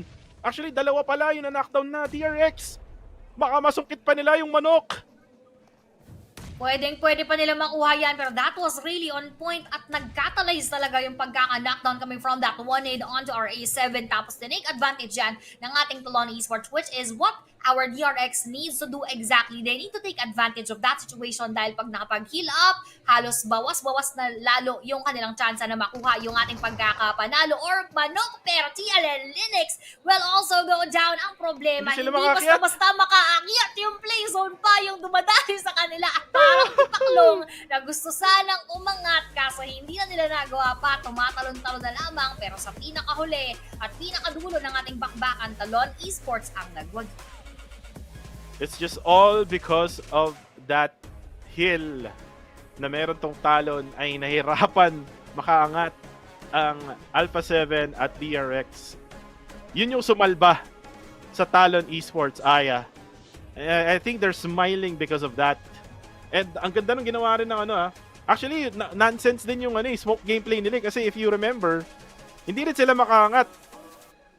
Hindi rin sila makaangat sa area ng Talon. Tama, hindi ka talaga makakangat dahil yung inclination halos 90 degrees, so it's not so easy and it's not gonna be possible dahil gravity will take you down. Hahatakin ka ng ating gravitational force and that is what happened exactly habang Power Fidan yun nga yung naging paggranada sa kanya nung ating mga tropa. Ito napakaganda nung ating laban dahil nung nasimulan nga ng Talon Esports yung pagkaka-knockdown sa E7, nagsunod-sunod, nagtuloy-tuloy, and that was a domino effect indeed. And this is a funny moment because Yun Bin tried his best. Kita mo, patalon-talon para makaangat kaso masyadong madalas. And once again, that angle did not permit them to do so para kaharapin yung Talon. Sabi nga nila, slippery when wet. At hindi sila nakaangat doon sa area na yun. No? Talon Esports, sabi ko nga, nonsense na yung smoke gameplay kasi hindi rin sila makakyat yung mga kalaban nila. So, it's good that they realized that, Aya, na sila na yung nag-push papunta doon sa Alpha 7. And hindi rin nagawa ng paraan ng DRX na maka-third party kasi hindi rin sila makakyat. Hindi ko lang sure kung bakit sila nag-push sa may right side kasi wala talaga silang akyatan doon. Pero anyways, bago natin pag-usapan yan, going to match number 4, magbabalik kami ni Aya. This is Kuku TV here in the PUBG Mobile World Championship 2024. We'll be right back.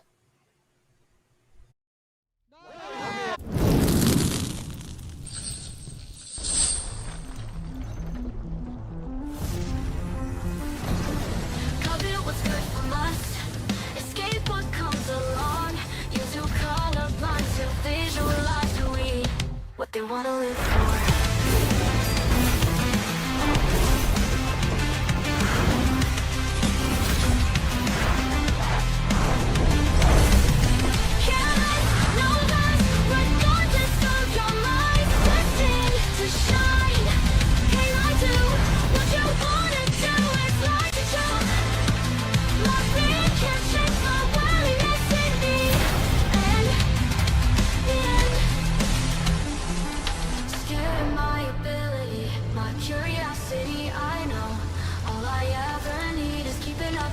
Why'd you prison me instead?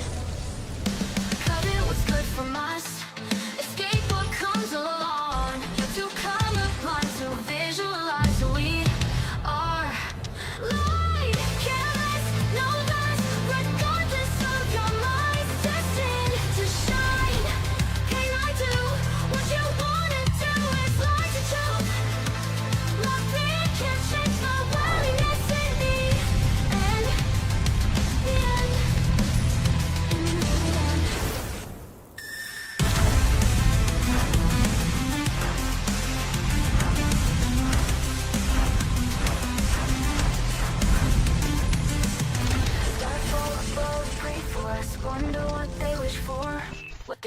live for.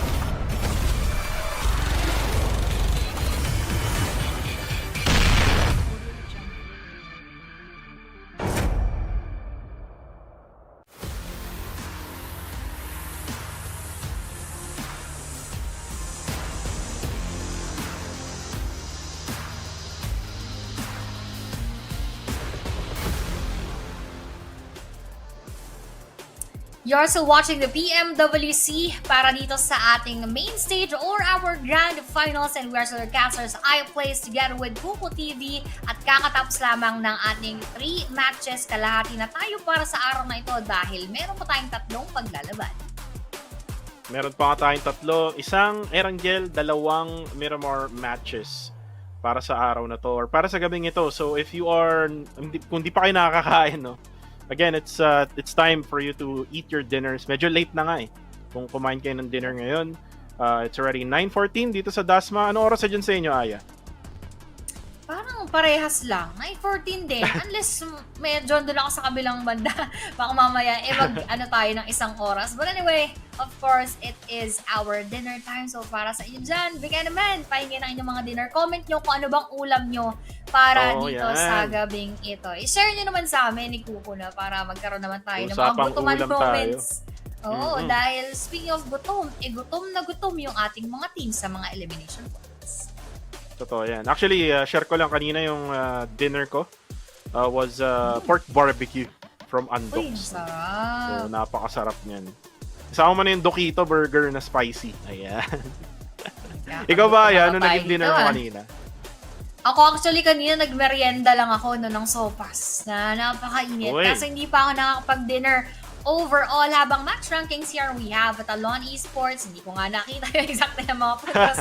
Pero overall, VPE, 4MV, Twisted Minds, wala pong puntos na nakuha. But most definitely, Talon Esports getting a lot of eliminations. Tapos yung winner with chicken dinner, double digit ang kanilang puntos. Napabilis lang ng ating overall rankings. But again, the story here is that yung mga underdog teams nung group stage, sila yung nagkakaroon ng magandang laban. Though except for Alpha 7, kasi Alpha 7 has been consistent since match number 1. Medyo naging pangit lang yung match number 2 nila, and then match number 3. Bumalik na naman itong Alpha 7, getting that 3rd place. Team analysis muna tayo. Tong Jiao Bao from group stage to main tournament. Ito yung sinasabi natin kanina, no? Tong Jiao Bao in group stage, grabe, no? Na-buff. Parang may update na nangyari within the group ng Tong Jiao Bao. Grabe. Nung group stage, na-nerf sila eh. With only 600 total damage. So again, the improvement of this squad from group stage to main tournament, grabe, napaka-massive. Napaka-massive indeed. Pero massive din yung mga may ulam ng adobo sa comment section. Parang kahit saang comment section, sa TikTok, sa Facebook, parang puro adobo ang kanilang ulam. Iba't ibang klaseng adobo lang, no? Pero adobong dinosaur. Na-enjoy nyo or Nako, naway na-enjoy nyo ang inyong mga dinner na adobong dinosaur roar. Sabi ng kanilang adobo dyan. Pero, ayun na nga, sana kayo ay mabusog dahil kami ay nabubusog din sa grabe ng intensity ng mga laban. Actually, may iba pa, may sinigang na dragon. Ay, grabe Sinong na yan. dragon yan ni Kalisi, no? Ang niluto nyo. Pero anyways, kain lang kayo dyan, sit back and relax. You can eat your snacks. Kung tapos na kayo mag-dinner, kung meron pa kayong mga dessert dyan, yung mga natirang mga pagkain ng mga kaarawan ng mga kaibigan nyo or ng mga kapamilya nyo. So, pwede nyo nang kainin yung mga yan. Pero for now, Aya, let's talk about match number 4 wherein we're gonna have our final Erangel map. Nakita natin doon na nahirapan nung match number 3. Yung sabi ko, tandaan mo, we have Al-Ula and Vampire Esports. Ganon ka-importante ngayon yung circle sa lahat ng mga teams. Hindi na kasi siya kagaya nung nakaraan na kung saan ay ang daming tumatambay sa edges ng circle. Ngayong main tournament or grand finals, talagang focus sa loob ng gitna ng circle, kuhaan ng magandang pwesto. Kaya kapag nakapasok ka ng circle, talagang may i-sprayan ka. Talagang gitna gaming, no? Yung ating mga nakita, gitna agad yung kanilang pinang-prioritize habang yung ating DRX almost snatching that chicken dinner kung sila ay nakaakyat. Baka merong tsansa. 1,399 damage and so on and so forth. And that was very, parang napaka, paano ba i-describe yung ganong mistake? Kasi alam naman nila yung air na yon. They know how inclined that was. Alam nilang hindi basta-basta maaakyat. So, siguro that could have been avoided, pero at the same time, alam din natin na yung A7 nandun sa may other side. So, hindi rin sila basta-basta magkakaroon ng access. It just so happened na very unfortunate, hindi nga sila nakaakyat and they were not given a fair chance to battle with our Talons. And by the way, Aya, kanina na nakamit na natin yung 100k viewers, no? Yes. Sa Facebook. So, again, I think that's a milestone para sa ating PUBG Mobile Philippines and PUBG Mobile Esports Philippines or Philippines Esports page. So, keep on sharing, keep on following yung ating mga Facebook channels. We also do have yung ating YouTube page. So, please subscribe to the YouTube channel and we also do have yung TikTok page din natin. So, please follow yung ating TikTok. May mga viewers din sa sa YouTube. May mga nagko-comment din. Sabi nga ni Celdonio Azeber, kumakain daw siya ng sinigang sa Sampaloc. Uy, meron din nga iba dito nag-comment na sinigang, yung mga kanilang mga ulam, pero karamihan mga adobo, and so on and so forth. So nagugutom lang tayo lalo. Pero dito, gutom na gutom, TJB Esports with 21 eliminations, 18 placement points, 39 overall. Alpha 730 tied up with our DRX. Talon merong 28, Al-Ula merong 20, merong mga tag 19, and so on and so forth. So, ibig sabihin, napakadami ng puntos na nakuha. And for them, ang maganda doon, balance talaga halos yung placements, eliminations. And kung titingnan mo yung tatlo sa top 5, those are the underdog teams from the group stages. Marami tayong magiging storya dito, no?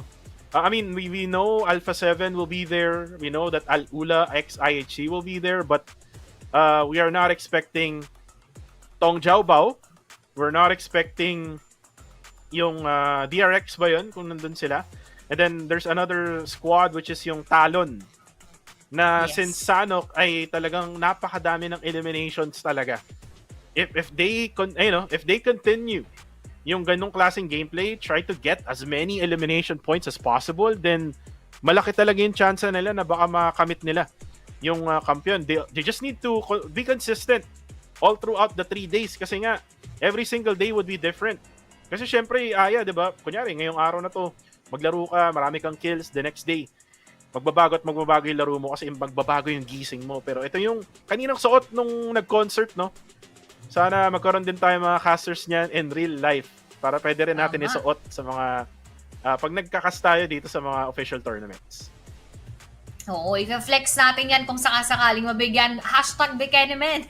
Bekenemen kami ay mabigyan. Pero overall, gusto ko lang sabihin na ang dami kasing mga pakulo ni Ninong PUBG Mobile. We have all of those collaborations, yung ating mga skins ng mga vehicle, skins ng ating mga weapons, and so on and so forth. So if I were you, at hindi ko pa nakapag-download ng PUBG Mobile, ang dami nyo dyan sa comment section, sa Facebook, lalong-lalo na. So don't forget to download PUBG Mobile, i-update nyo na rin yan. And also, mag-spin na kayo, magkuha na kayo ng ating Royal Pass, and everything nice because hindi pa dyan natatapos ang mga pakulo. Kaya naman, follow and like PUBG Mobile Philippines once again and PUBG Mobile Philippines Esports. And speaking of PUBG Mobile, syempre nandito pa rin tayo sa World Cup sa Riyadh STC Arena as they are all prepping down for meron tayong nakitang plane pata. Para sa ating last Erangel map, merong pasilip kung ano nga ba yung kanilang pagdadaanan. Wala bang may binabasa ako dito sa comments? May nagbati sa akin ng birthday. Maraming salamat sa advance. Pagbate, malapit na birthday ko Aya pero hindi ko sasabihin kung kailan. Alam ko. Alam ni Aya yan. So, actually mag-aaya sana ako. Pero siguro mamaya na lang. Pero anyways, ito na. Ito na ang eroplano. Pinalipad na ni Direk Loki ang ating eroplano para sa PMWC 2024. At ready na ang lahat ng mga pro players here in the world stage. Coming from the southwestern side. And by the way, this flight path is brought to you by GT20 Pro. Outplay the rest. Yon. Talaga nga naman yung ating sponsor. Isa pang hashtag Bekenemen, no? Hashtag Bekenemen, bigla kaming mapaliparan ng mga cellphone dito para ma-experience din natin yung na-experience ating mga pro players in PMWC. And just like what we've seen doon sa pa-sneak peek ng plane path, this is exactly what we have seen on that phone. Yung ating plane path manggagaling sa may southwestern side of that main island papunta ng Severny. So karamihan parang west heavy yung ating mga mapa, kaya naman yung ating mga eastern side hindi rin directly mapupuntahan basta-basta. Ang pinakamalaking tanong na naman sa atin is saan papabor ang ating bilog? At nakita naman natin, no, yung unang Erangel sa may bandang Primarks. Yung pangalawa, bandang katabi lang ng Mansion, just on the western side of Mansion. Saan kaya pupunta ngayon ng Circle for the third Erangel map, which is the match number 4. Habang tinitingnan natin yung mga stats, no, ng mga players natin. Top number 1 actually sa knockouts, itong si Flower H. Rivo at second with the Longs. Parang same na naman yata yung ating bilog. Same as the other one, which is yung previous match, pero medyo umangat ng onte, no? Papuntang itaas ng Yasnaya Poliana. At habang sinasabi ko yan, may nabasa na naman akong pagkain. Ang sarap. From Ilocos Norte. Bagnet at pinakbit. Naku po, sarap.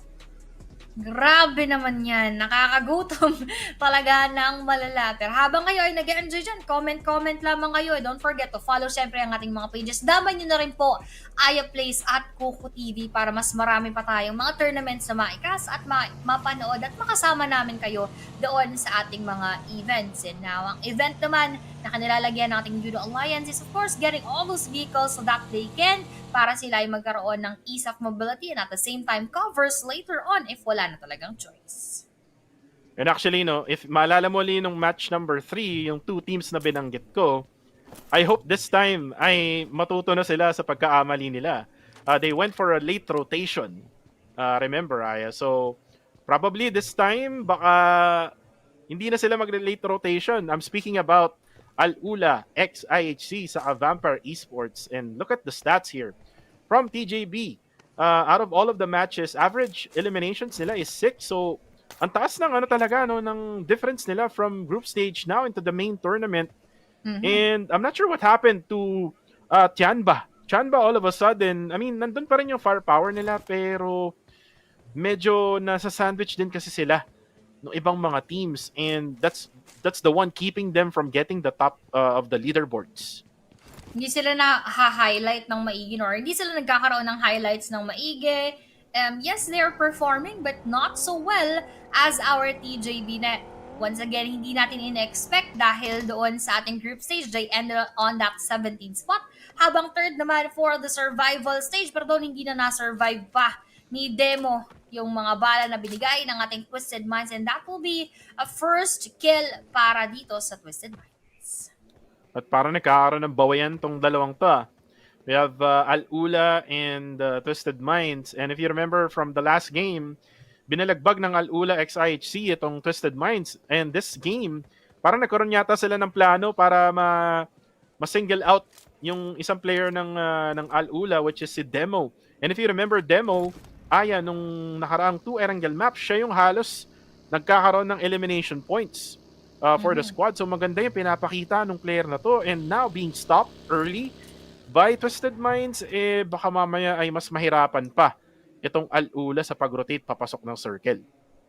Oo, pwede talaga silang mag-struggle dahil siya nga yung isa, if not siya, ang key player ng ating Al-Ula. And habang dito naman, Talon Esports, of course, coming from that winner-winner chicken dinner, power ang kanilang makaka-enkwentro. Pero Fidan and Kante sasakay ng vehicle. Will they leave this engagement habang tayo ay mag-STC replay that hindi natin nakita kanina? Ayun, umaakyat pala sa may paanan ng bundok nakapwesto. Si Obscure nakabantay na agad-agad. So that was just a very opportune moment for him. Pero ito ganun din, opportune moment for Talon Axel to go and challenge yung ating power na si Kante, receiving a lot of damage. And grabe lamang din yung kanya naging agimat dahil siya natuluyan. Pero yung kanyang AKM ang tatapos at nakatanggap din ng malalang flag grenade. Kaya naman 1-for-1 trade right now. Tamang bigayan lang. Granada para sa'yo, granada para sa akin. Pero nandun si Alahe para kunin na nga itong si Axel. Talon Esports now getting bombarded, getting sprayed down by the side of Power Esports. Tamang revive lang itong si Fidan. Kante ay mare-revive na nga. So this means that, oy! Kante, takbo ka pa ha. Kita-kita kita dyan, sabi ni Linux. At yung Talon, even though na nawalan sila ng isa, sila pa rin ay lumalaban until the end. Ganto, kalakas talaga ang Southeast Asia region.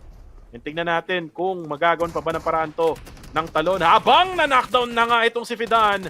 Knockdown din si Misery for the side of the Talon Esports. Pero itong si Linux, na-try niyang barilin itong si Easy. Though it's gonna be a 2v2 situation for the side of Talon and Power Esports. Alahe, natagpuan na nga siya doon. Kaso low HP siya. At ang ganda nung nilagay na smoke doon ng Talon Esports. Talagang nakovera nitong mga players nila. Yoru, nakita na nga, harap-harapan na to. Kaso nga lang, mayroong broken wall. Alahe, ginagamitan niya ng DBS. Habang ito naman, si Yoru ay mananakdown na nga. Tinamaan sa ulo mga kaibigan. At tinamaan din siya ng UMP nitong si Linux. And Linux, ano kaya ang gagawin niya? Will he go for the finish or will he actually go for the revive? Mukhang i-revive niya muna, Aya. Itong tropa niya. Si Easy na naman ang natitira. Lagi na lang siyang late sa engagement.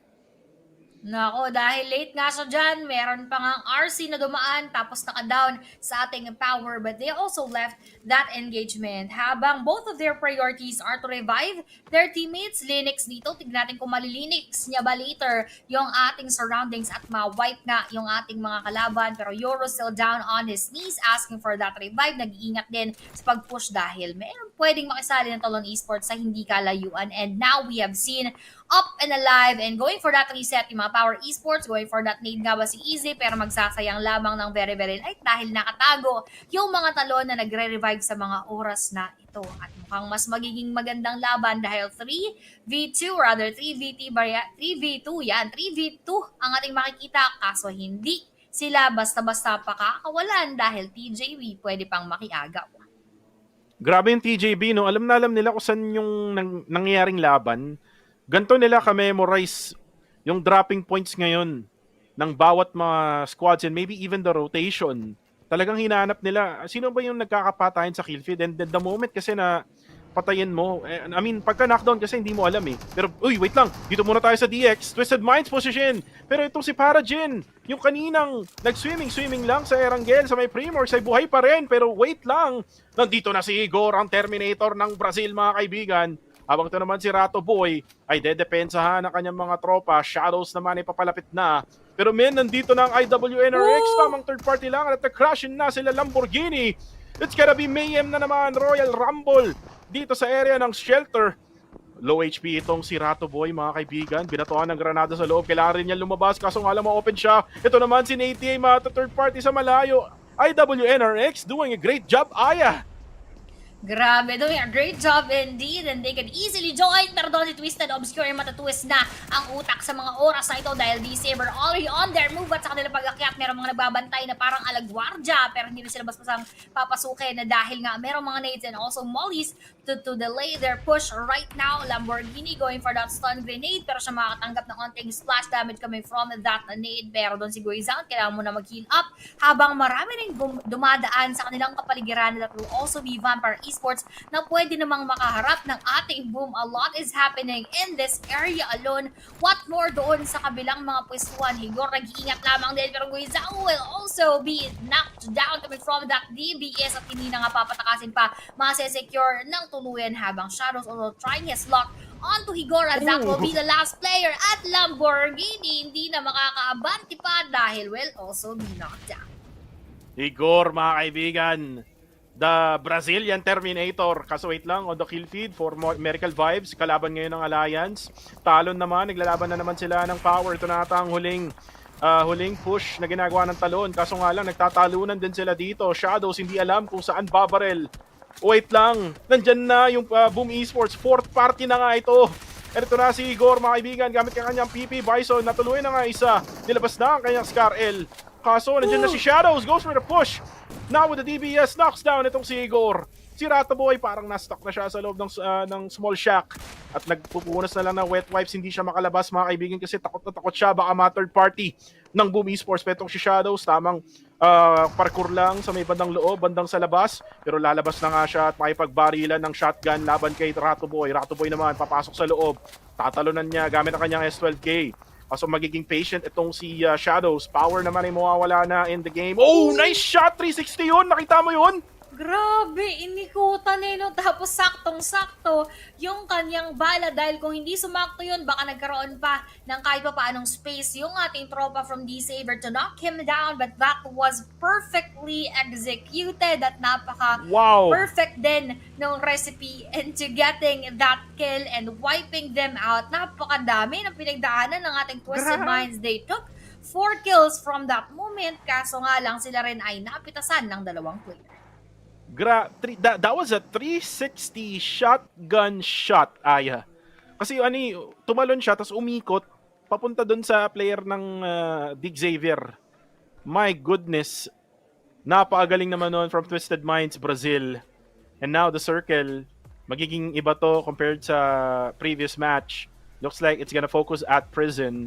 And kung titignan mo naman ngayon, itong mga teams ay nakafocus na dyan sa may mga hillside ng Prison. Walang gusto pumwesto sa loob ng Prison mismo.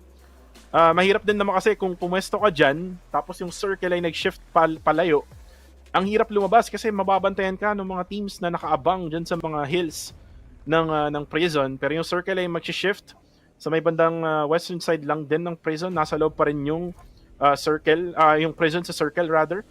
Pero itong Al-Ula ay mag-aabang na naman sa may labas ng blue zone. So talagang ginagawa pa rin nila yung meta nila na ginawa or na ginamit noong group stage, which is not really effective this time around kasi nga halos lahat ng teams, all of the 16 teams wants to be inside the middle of the circle. Yun nga yung kanina, nakita natin lahat sila as in gitnang-gitna. Parang in-avoid ng maigi yung ring around that circle. That means lesser space for them to take and more chances for them to meet each other habang boom ponbit boom ni Al-Ula XIHC God bless habang A7 Carrillo aakyatin yung ating mga TL pero hindi rin basta-basta tinuloy yung ating bakbakan and they just tried if they are gonna be able to face them right now. Pero given that distance, hindi magiging madali dahil yung ating Team Liquid ayaw din pumalag. Syempre, we still have 14 teams and as much as possible, if you could avoid unnecessary battles, you would need to do so unless sure na sure ka sa pwesto ng kalaban mo at sure ka din na masisecure mo sila. Gusto ko rin yan, Aya, yung sure sa akin. Uy, tama. Syempre na. Maganda rin yung lahat sure sa'yo, diba, Aya? Pero wait lang. Mukhang magkakasprayan na naman. Uy, kaso nga lang si Yoro tinamaan. I think, nagkabanggaan pa nga Chan ba? Sara na knockdown. Pero itong Talon ay binabalagbag ng mga bala itong Tong Jiaobao. And Tong Jiaobao napakatalino. Iwas muna tayo dyan. Ang daming madlang peeps dyan. At pupunta muna tayo dito sa may kotse na hindi pa nagagamit. At papasok tayo sa loob ng circle pero hindi directly sa may northern side kasi merong ang team na kulay green na hindi natin makita. Ayun, I think it's Team Liquid yata yun. Kung di ako nagkaamali. Habang instant replay muna tayo, no? Makikita natin yung 360 shot na sinasabi ko with Higor. Or, I mean, I think it's not Higor, but Rato Boy. Pero ito yung ginawa ni Higor. Na-knockdown siya after this kasi pinush siya.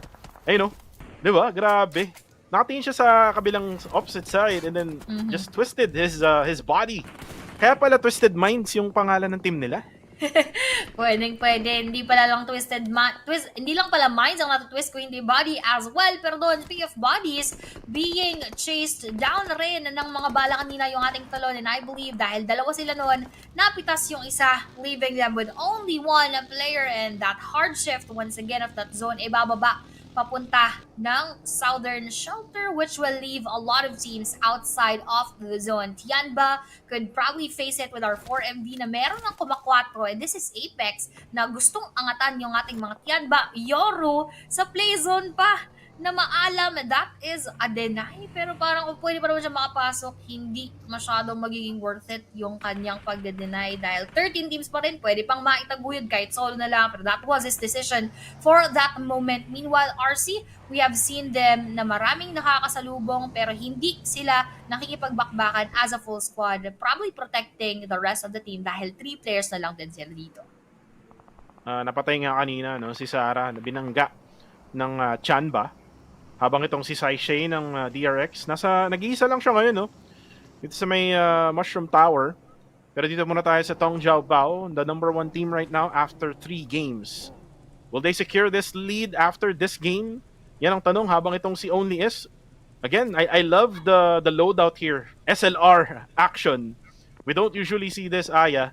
Itong barrel na to. So, talagang napakaganda at napakagaling pagka nakikita mong may ibang gumagamit na baril.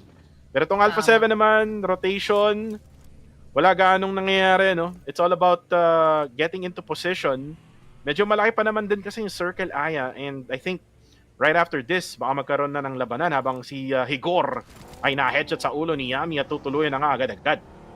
Uy, yung ating mga Twisted Minds. Meron nag-correct kanina sa comment section. Speaking of Rato Boy, ay na nga, yung ating umikot-ikot doon, sabi niya, 160 degrees daw, hindi daw 360. Sabi ko naman, 180 po, kasi kalahati lang. Ayan. So, sumobra at kumulang lang tayo dyan. Pero kinorek kanya, kinorek pa din siya.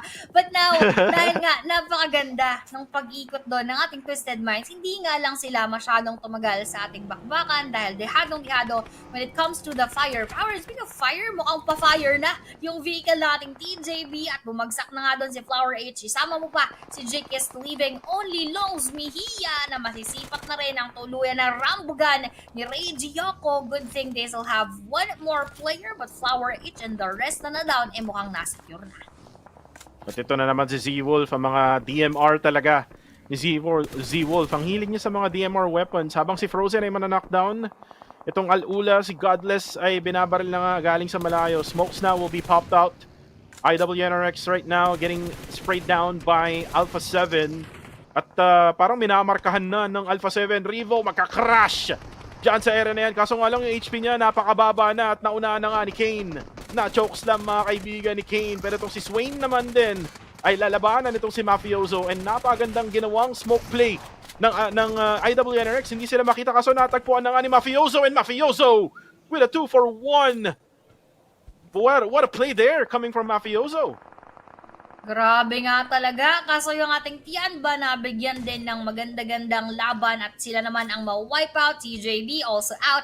IWNRX at the same time, sunod-sunod yung mga nakita nating engagement at sunod-sunod din yung nagkalagasan ng kanilang mga buhay habang napakadami na ng mga nasa loob. Marami pa rin may iwan sa labas and for the side for A7. Let's see how they will do that later on. And Boom Esports may ipit in front of our Al-Ula abang Boom Podbit will be secured by RC Duelo. Nabibigyan ngayon ng struggles yung ating Boom Esports and it's not gonna be so easy for them to get inside. They have a vehicle, yes, but all eyes are on them from Al-Ula, from Tiran at yung Granada. Saktong-sakto. Kaka-revive lang kay Yami. Isasama niya pa sa hukay si Frenzy. What a frag grenade there from Al-Ula IXI. Saktong-sakto. And now it's gonna be Razy for Boom Esports. Si Yami, pwede pang i-revive. Kaso nga lang, medyo mahirap na to for Razy. Best if he could just knock down one para magkaroon siya ng space in between. Oh, Godless gets spotted by, I think that was Razy. And then na-eliminate din, itong si Yami ng, I think, RC or Reject. Kaya medyo nalabuan ako doon kung sino yung nakapatay. Pero then again, we now have 8 teams remaining and buhay pa rin ang Alpha 7. Napaka-consistent talaga, Aya. Consistent indeed. And Now, even despite na dadalaw na lamang sila dito, pwede pa talagang maitawid. At wala naman silang contender doon sa taas for TJB and Talon.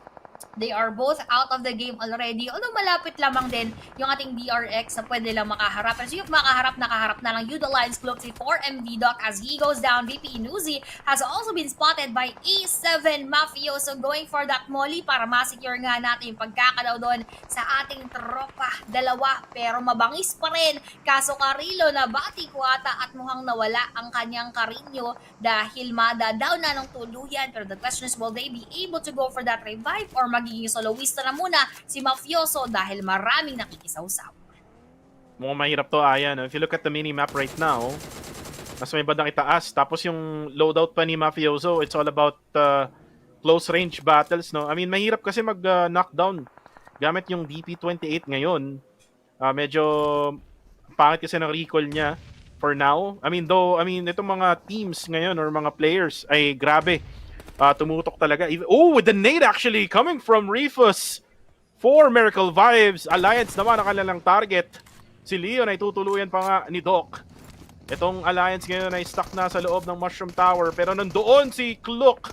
Nakita na nga itong si Doc. Ito na ang pagbawi ng api. Olio is still there just right behind that tower. At yung 4MV, hindi rin sila makapag-push bigla-bigla. Pero ito na nga! Kaso hindi, kala ko granada yung makaka-knockdown sa kanya. Si Tony K pala sa malayo. So again, the third party, yun yung pumapatay ngayon sa Alliance. Yun na nga yung pumapatay. Speaking of pumapatay na patay na ng 24 MV Apex, and ending on that 12 spot overall sa ating leaderboards ay yung ating Alliance na hindi pa nga rin nakapagdagdag masyado sa kanilang previous points. Meanwhile, we have our team Liquid still with 3 players still facing it with our boom. Yung boom natin parang hindi nawalan ng kalaban habang RC binabakbakan din natin VPE habang sinasayawan mukhang nagtitinikling doon sa mga bullets, but that will be the end as well from our boom esports dahil sila ay na-boom-boom ng Team Liquid. Na-boom-boom na nga, 6 teams remaining. Vampire Esports still alive. They're currently at top number 16. And if you remember PMGC 2022, Aya, they came from top 15, ended up at top number 5 or 6 yata yun. So again, this is just the first day. Hindi mo pwedeng i-rule out itong defending champions ngayon habang si Tony K ay tinatry pa rin niyang kunin yung mga knockdowns na yan. Habang si Mafioso na lang ang natitira for Alpha 7, just waiting for Team Liquid habang zino-zoom in ang trophy. Diyan sa may top left or top right corner, Divine will go down together with Duelo. I think that's it for Reject. Parang may isa pa atang buhay, no? And the Reject squad, we're not just so sure kung sino yan kasi hindi nakikita sa screens. Pero itong si Mafioso, ever so patient. Nasa loob ba siya ng circle, Aya? Parang hindi yata, no? Parang wala ata siya, so hindi din siya makakapasok kasi pwedeng-pwede siyang matignan ng ating mga kalaban. Uy, speaking of, nandun lamang sa parang kalahati nung katawan niya pwedeng pasok kaso dahil wala siyang ibang cover. That is his only one. Yung ating, sabagay, meron pa palang rock formation in front, pero that wouldn't be enough kasi alam na ni Cardozin kung saan siya pwedeng abangan at saan din siya pwedeng pumwesto later on. Meanwhile, for the 4MV, they're also just trying their luck into getting portion and that part of that circle dahil yung ating DRX can also wait for their movement. Pwedeng-pwede silang ma-welcome, pwedeng mapitasan dahil kung pwestuhan ang pag-uusapan, advantage ay nasa DRX. Well, let's see kung sino nga bang ang may totoong advantage habang itong si Stoned nabaliw na, mga kaibigan. Paikot-ikot lang diyan sa slope ng hillside na to. Stoned, sabi niya, bahala kayo dyan. Ako'y magpa-practice lang mag-drive ng UAZ ko. Kita-kita nyo naman yung hirap na dinadanas ngayon ng ibang mga squads, especially itong Reject. If you remember Reject, akala ko patay na sila. Meron pa isang player na parang 1 HP na lang, wala na siya pang heal. Pero itong Vampire Esports, I think they're trying to get Mafioso. Oh, and that's it. Tony K spots Mafioso. Ito naman si Cardo. Uy, Cardo! Matatamaan na nga si Tony K. Inaabutan pa ng huling bala doon. And Team Liquid can get pushed or can get to Vampire Esports and push them. Itong si Stone naman kanina pa nagda-drive, parang naramdaman niya itong si Cardo. Si Stone naman ay I think try niya atang balikan tong si Tony K. Pwede pa ata, Aya. pwedeng-pwede pa. Kaso, yun ay kung hindi nga din sila matitignan at hindi makikita basta-basta. Pero speaking of, nakita na nga ni Carduzin at ayaw ng magkaroon ng isa pang player yung ating Vampire Esports because they will be stronger than before. Now leaving them with only 2. Tony K nga doon na merong 4 aggressive eliminations and explosive has already been secured. And as that circle closes in a bit, pumupwesto na rin si TL. Mukhang kailangan nilang iwanan yung Vampire Esports at hindi mo sila yung pagkukonsentrata ng ating mga tropa dahil iba namang concentration ang nanggagaling sa ating DRX as they have been spotting yung 4MV na kanina pa paikot-ikot just like what TL is doing. They're scouting the spots kung saan pa nga ba free pero mukhang magiging free like a bird na later si 4MV Apex pag siya ay na-secure. Apex currently down. Si Baron na lang. Sabi niya, ano? Laban kayo? Pero mukhang mahirap yata yun, Aya. It's gonna be a 1v4 situation para kay Baron. Pero wait lang, side shape, low HP. Natamaan pa ata niya ng splash damage itong si Baron. Circle is closing in. Kailangan na rin gumalaw ng DRX. Kailangan na rin nilang pumasok sa circle. So baka iwan na lang din nila itong si Baron. Kasi feeling ko si Baron hindi nalalapit dyan sa DRX. At kailangan din niya mag-ingat din, no? Sa Vampire Esports, mukhang nakaspat na itong si Schweppes ng Vampires. It is now closing in just a second. And what's gonna happen now here for 4Miracle Vibes? I don't know, Aya. I just think na may eliminate na lang siya basta-basta. Kasi napakababa na ng chance na mabuhay siya. Exactly. And looking at that next safe zone, pumapabor sa ating Team Liquid. They could have that upper hand to capitalize the situation para sila ang magkaroon ng control doon sa mga papasok pa. Given their spread, they could have fair access towards our DRX pero kailangan mo na maglaban ng dalawang koponan, DRX and 4MV para hindi naman sila yung mapag-initan. Pero si Hyunbin hinahunting kung saan nga ba siya pwedeng makasipat doon sa ating 4MV, leaving them with only 1 player. Kaya pala tagong-tago na yung 4 Miracle Vibes dahil ayaw din nilang ma-eliminate as much as possible. They would want to take that third or even kung kayang masilat yung ating chicken dinner. Parang nag-research ang mga South Koreans, no? Grabe yung consistency nila, no? All throughout the day until now, here in match number 4, they're able to end the game, match number 4 rather, with 4 members all complete, no? With now 4 teams remaining, Ayala and Carduzin, magkaiwalay na sila dyan. I think there's one more player na wala sa screens ngayon, so 3 members still left for Team Liquid, and that's it. Baron gets eliminated by Stoned. So we now have 3 teams remaining. It's a 4v3v2 situation. So talking about advantages, ang DRX talaga ang may advantage siya ngayon. Kaso naspatan na nga ni Yunbin yung dalawang players ng Vampire Esports. So mahihirapan na lang sila dyan na makapasok. Buti na lang, tinamaan doon si Yunbin. So magkakaroon sila ng time na makapasok din sa loob ng circle. Pero then again, Sir Chief, nakita na nga doon yung isang player ng DRX and VPE now tries their best to get inside. Kaso nga lang napakadaming umi-spray. Ayala, na-knockdown na nga itong si Stoned. 1 more player left for Vampire Esports at si Schweppes wala nang magawa. Wala na talaga siyang magagawa dyan kung hindi bumaba, kung hindi hintayin na yung dalawang team ang maglaban. Kaso he has been spotted, napa-reverse ang kanyang vehicle habang si Ayala nga dito ay madalaw na rin ang tulad ni QX, ZZZ, and earlier may na-down sila sa ating DRX pero up and alive once again habang doon si Schweppes makikiagaw pa ata ng kill, makikipag 1v1 pero Schweppes was there to be taken down by GLG and those last moments was taken by our DRX. Hanggang sa huling segundo, lahat ng pabor ay nandirito sa ating DRX and everything just ended well for their fate. Parang fueled by soju ata tong mga bata ng DRX. Talagang iba yung nilalaro nila for the finals. Ibang-iba compared sa group stage. Most likely later on makakita tayo Aya ng comparison niyan. Kagaya nung ginawa nila with Tong Jiaobao. So I am expecting that type of comparison with the analysis from group stage now here to the grand finals or the main tournament. And winner chicken dinner again. Congratulations for the South Koreans. Grabe no, speaking of DRX, sila yung pinaka-last nung ating group stage and heading on to the survival stage na angat nila up to second. And now, parang same pattern with our TJB.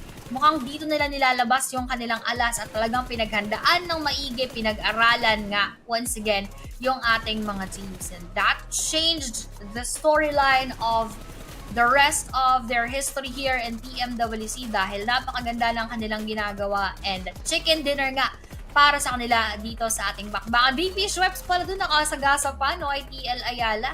And that he utilized his vehicle very, very well. Pero TL Chief ay nasipat despite being behind that vehicle, nakita nga doon sa may bandang ilalim. At napakagaling na postuhan ngayon ng DRX. Isama na rin natin yung Alpha 7. And then, nakabawi na dito sa game na to. Itong Vampire Esports. So, unti-unting nagkakaroon na rin ng momentum, no? Yung ating defending champions from Thailand, which is Vampire Esports. And then, Team Liquid, another underrated team na tinatry rin nila yung best nila. Kaso nga lang, again, hindi sila makakuha ng manok. All because of a much better position ng mga kalaban nila. Pero meron tayong interview, so go ahead, interviewer. Uniforms bought. Foi uma homenagem ao nosso ídolo, Ayrton Senna. Há 30 anos que ele faleceu, porém é muito nosso ídolo, então nós quis fazer essa homenagem para ele. We are celebrating our idol, Ayrton Senna. Unfortunately, it's been 30 years of his death, and we wanted to celebrate him. That's a nice tribute. That's a nice tribute, and what a nice performance also we've seen from the team. What's the secret sauce for such a consistency we've seen from Alpha 7 from the first 3 matches? Que performance maravilhosa que vocês tiveram. Qual é a receita secreta que vocês têm para a performance tão consistente de vocês? Acredito que é muito estudo, muita confiança e trabalhamos muitos dias durante a PMSL, com o campo da PMSL, e estamos vindo forte e só entregando o nosso jogo como é feito. There's a lot of hard work. We studied a lot. We worked very hard, and we're delivering it. That's really nice, and we've seen it on the stage, and good luck for the upcoming matches. Thank you very much. That was Megan Ling from Team Alpha 7. طبعا شباب من المينا هي كانت بدايتهم باليونيفورم تاع الفورمولا 1 وهي فعليا كانت تريبيوت لسائق الفورمولا 1 الشهير من البرازيل وذكرى ال30 فعليا لوفاته ومثل ما عم نشوف استمراريه جدا رهيبه حضروا بشكل جميل وجيد وعم تطلع الثمار على الستيج وجولات جدا ممتازه 3 بالنسبه للالفا 7 هل رح يستمر رح نكتشف هذا الشيء سويه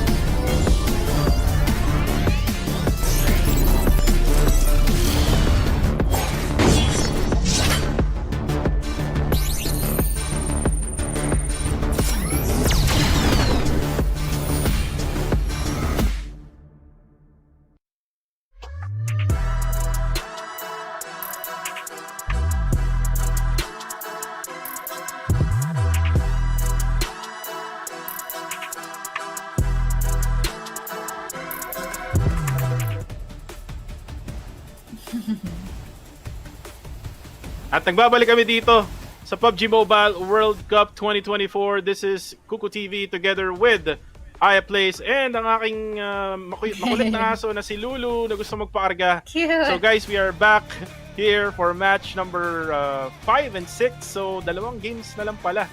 Aya, no? So we're gonna be in the map of Miramar. Ito na yung sinasabi kong team analysis. Expected na yan, Aya. Ikaw na bahala dyan. Ay, nakakita naman natin yung kanilang previous performance, 531 kontra 1140 average damage, 1.5 to 5.75 average eliminations. Grabe yan. Average plays 11 sila before. Ngayon, madalas sila sa third or at least around that average. 15 to 34 average survival time ngayon, 24-54.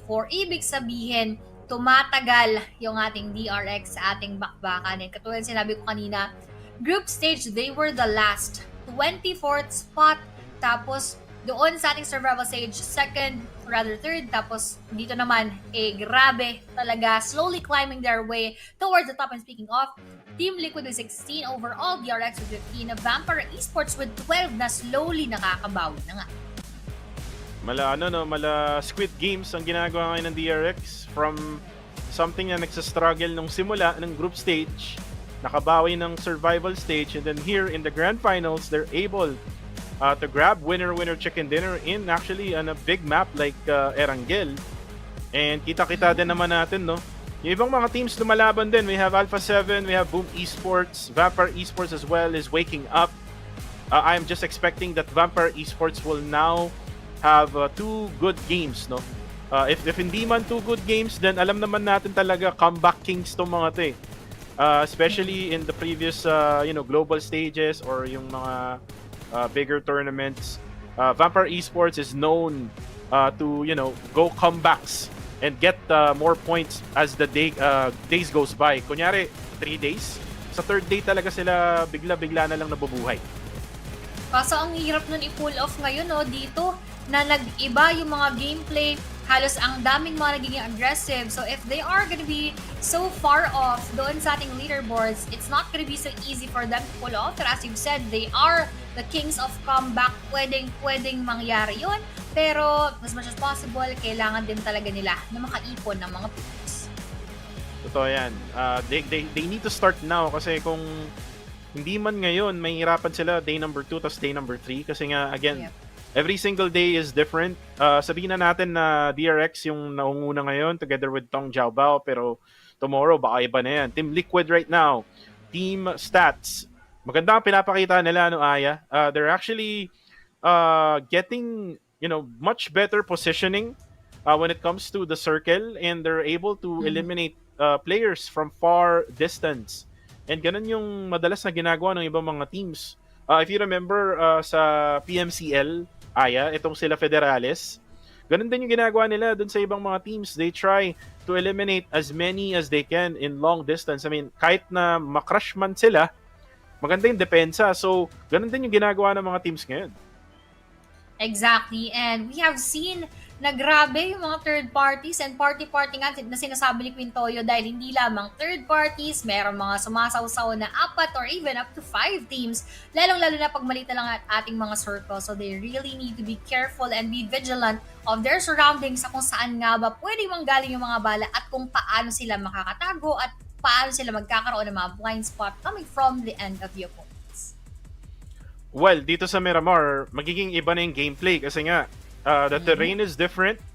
Maraming mga buildings, no, especially kung yung circle ay pupunta sa urban areas ng Miramar like Los Leones, like Pecado, or maybe even in San Martin. Pero kung mapunta to sa open area, well, ang magiging kakampi mo na lang is either your vehicles or kung may mga haystacks or even ridges na pwede mong gamitin. Compare sa Erangel na kung saan ay ibang-iba yung terrain, pwede kang gumapang kasi maraming mga damo.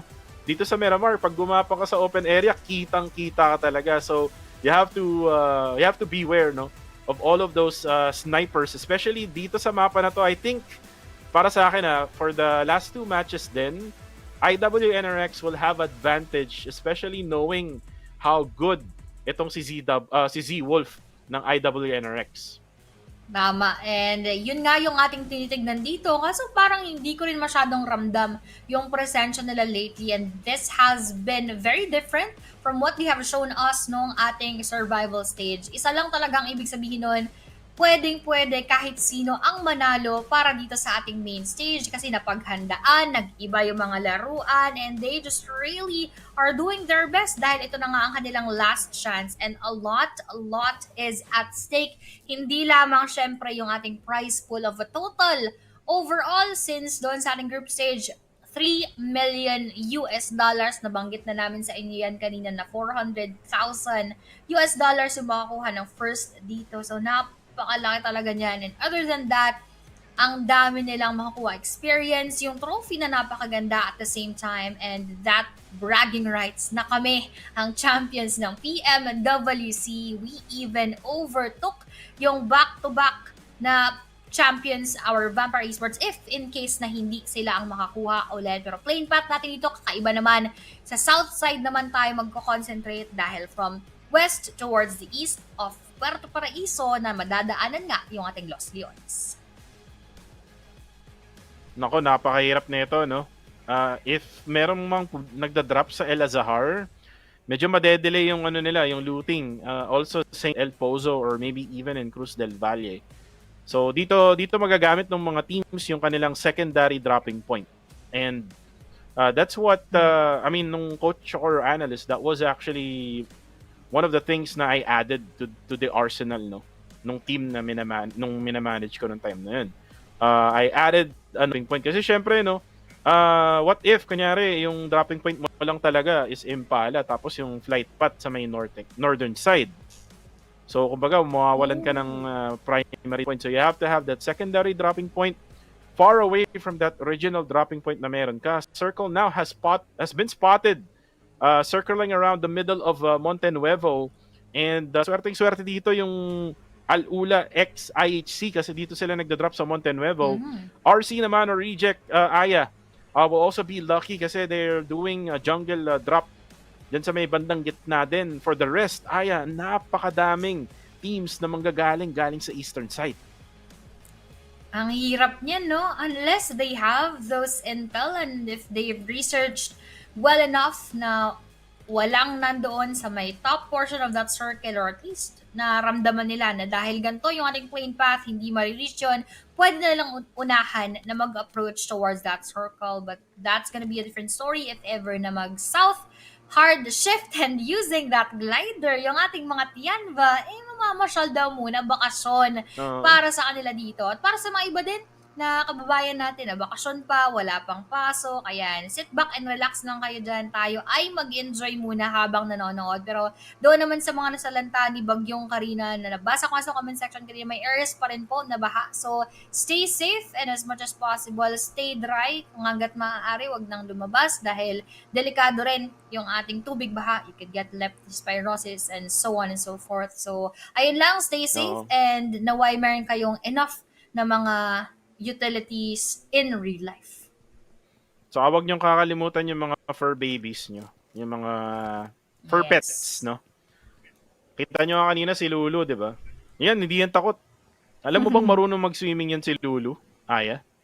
Uy, galing. Though lahat naman halos talaga ng mga dogs magaling. Pero I commend Lulu for being a swimmer. Kasi hindi ako magaling lumangoy eh. Mahilig lang magtapos. Kasi dati, magaling lumangoy. If you watch yung TikTok dati nung nandun pa ako sa Strike, may swimming pool kasi doon. So itong si Aeons, ito ano lang muna tayo, kwentuhan muna tayo kasi wala pa naman nangyayari. Si Aeons, sabi niya, Kuko, try mo nga, i-swimming mo si Lulu. So binato niya si Lulu sa pool. Nako. At buti na lang, marunong mag-swimming yung aso ko. Ayan. Yeah. Perfect. Buti na lamang din kasi syempre delikado, tatalunin mo din pagka kinabahan ka. Pero yun din nature din kasi talaga ng mga dogs. Kaya mo tinatawag na lang yung aso kasi pag ginawa pag nilagay mo sila sa tubig, they are gonna do that naturally. So, sana all sa mga swimmers dyan sa comment section, sana all din. Ako, gusto ko lang yung mga mermaid sa may gilid lang, mga tampi-tampisaw, sa may bandang pampang. Pero, next time, try natin. Sana matuto tayong lumangoy. Pero ito, ano kaya ang lalangoyin ng ating IWNRX patungo sa pagkakapanalo dahil Chanba QZZ, pwede siyang masipat. Itong si QZZ, gamit niya ang kanyang MK12, another gun na exclusive dito sa mapa na to. Again, effective talaga ang DMR weapons no sa mapa na to kasi nga it's all about the long range weapons, single shot DMR weapons ang talagang alas no sa mga mapang ganito. And tignan mo kung paano nila i-circle around itong si Kane. Mala FBI ang galawan. Ayun, kakatok na lang, oh. May mga shotgun pa. Security guard pala. Hindi pala FBI. Pero yun na, nagulat! Yung isang player ng Tianba at si Kane. Ay, angat na. Kaso nga lang, kailangan niya mag-ingat kasi may babaril sa itaas. Kane right now. Nakahinga na malalim yan. Kaso, fake muna. At ito na nga, sinotgun na nga. Oh, another shotgun! Knockdown yung isa. Kaso nga lang, na-stuck siya. Hindi niya alam kung saan siya pupunta. That's it for Kane. But he was able to get 2.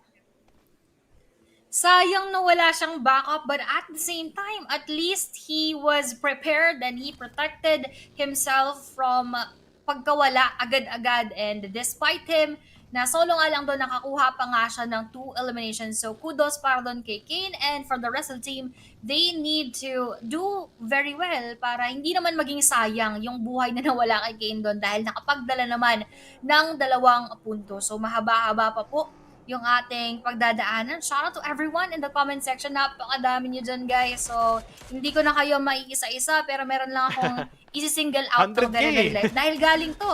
Oo, 100K. Ang dami nyo dyan. Shout out to all of you guys. Pero, magbabanggit lang tayo ng ilan. Pero, teka lang, babalik muna ulit tayo dahil nagkasipatan na pala Tianba versus our IWNRX. That will be Swain at nabawian agad-agad. 2-4-2 trade right now as we go back to the shout out ng very light dahil napapashout din tayo sa grabe ng ating mga laban dahil mukhang magpapatuloy lang din sila agad-agad. Shout to Fab pala kayang aking Mima na masugid kong buyer ever since. Shout out to you. Shout ko na rin yung mga ibang nandito. Carl Alemania, Reynolds, Bakadag, to Warren Roble Ramas, to Kabatuan, Kabawatan, Mark, ayan, good evening, sa mga hindi ko nabanggit, ayan. Next time naman tayo dahil ito na naman mukhang mapagpapatuloy yung bakbak.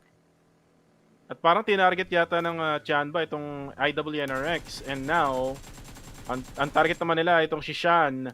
And Shan, actually on the kill feed, it's a different one, it's Mafioso ng Alpha 7 ay knockdown. Ito namang si Shan ay magwo-wet wipes, no? Papalayo habang itong Al-Ula ngayon ay tinatarget ngayon ng Alpha 7. Mafioso mukhang mare-revive din siya. Itong si Magrenlin. Ito naman si Carillo ay nakita na nga yung isang player ng Al-Ula. Kaso kailangan niya mag-ingat. Medyo delikado to kasi iikutan na siya ni Godless. And Godless will have a really good angle here para kay Carillo. At yun na nga, nag-back na nga itong si Carillo. Though hindi siya tinamaan. Itong Al-Ula ay nasa disadvantage area. They're on the lower ground right now. So they need to be careful. Tama, talagang kailangan mag-ingat dahil mainit sila sa mata ng ating mga kalaban. They have a lot of teams onto the side. And speaking of Twisted Minds, nasipat pa nga doon si Godless habang pwede rin magkaharap right now. Al-Ula, ganun din sa ating A7. They are just a few Kembots away from each other. Wala lang nagpa-first move pa ng malala. Pero speaking of, yun nga si Ziol, sinubulan na nga ang kanyang bakbakan, and that will be Revo going down right now. Also spotting kung sino yung makakapag-revive para ma-target niya rin, and he has that good spot na hindi siya basta-basta makikita, and at the same time, they could also have ample time para makapag-revive. And right now, Twisted Minds, yung circle nga pala, no, nag-shift na papa-norte ng Monte Nuevo. Twisted Minds naman ay buwababa na nga sa mga bundok. Cardo ngayon ay naka-knock. At hirap na yan para ma-revive pa. Hindi na nila i-revive yan. Reggie now gets the kill. And Team Liquid mawawalan ng isa.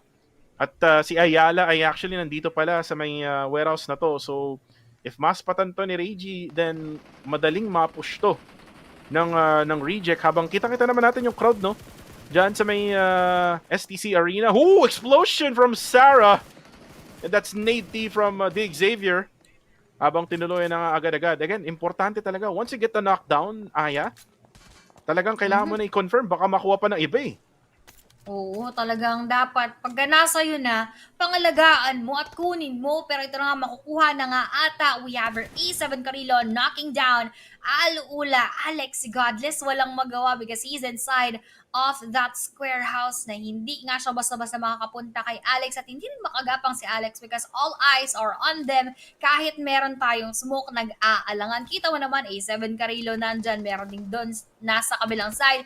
Meanwhile, TL Ayala has been knocked down and Alex will also be secured. So a lot of battles are going on right now pero still 16 teams, wala pang squad na nawawipe ng tuluyan. Right now, Alula, matalino talaga tong team na to, no? Hindi nila pinalagan itong Alpha 7. They know they're at the disadvantage. Alpha 7 now, since the circle has shifted, talagang mapo-force out sila dyan sa area na yan at magpupwesto na lang sa ibang location. Ito namang Twisted Minds at Reject, magkatapat lang sila. They know that Reject is here. Reject is not really forcing their way patungo dun sa area na yon. So they're just being so patient, no?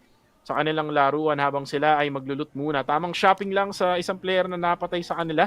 Or probably that's a player from a different team. Twisted Minds, Gizao, as Stone actually looted the airdrop. Gandang notification. We know kung sino yung naglulut ng airdrop. Itong Talon naman ay medyo nanahimik sila ng bahagya, no? Nung fourth match. So I'm guessing na baka this match ay mabuhay na naman sila. Kaya na nga po kang mabubuhay sila later on. Pero speaking of buhay, buhay pa rin nga 16 teams. This is quite refreshing sight dahil ibig sabihin kahit solo, kahit duo, meron pa rin pag-asa up until those last moments. At yung pwestuhan natin, A7 Mafioso, Carrillo, and the rest of A7, very much safe. Pero safe pa rin ba as that circle approaches the next zone? Hindi na masyado, pero pwedeng i-take yung El Pozo. Pag yan nawakan nila, they could have a good control of the situation. Kaso sa may bandang baba, hindi na magiging maganda ang control. Alliance naman natin si Jimmy facing it with our Vampire Esports going for that nade. Stone, hindi naman nabato. Onting damage lamang, pero kailangan mag-heal up agad-agad dahil baka siya pa ay masilatan ng pagkakada. And kita-kita natin yung crowd sa STC Arena sa Riyadh, Saudi Arabia. They're cheering at probably sa kanilang hometown team habang titingin muna tayo. Itong shot na ito galing kay Razy ay hatid sa inyo ng STC Arena. The arena where PMWC is happening. Habang yung circle naman ay magko-close na in 12 seconds. Tongjiao Bao.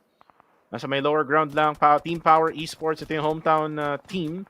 Flower H ay ina-sprayan. Kaso nga lang, hindi yata siya matutuloy na agad ni Doc.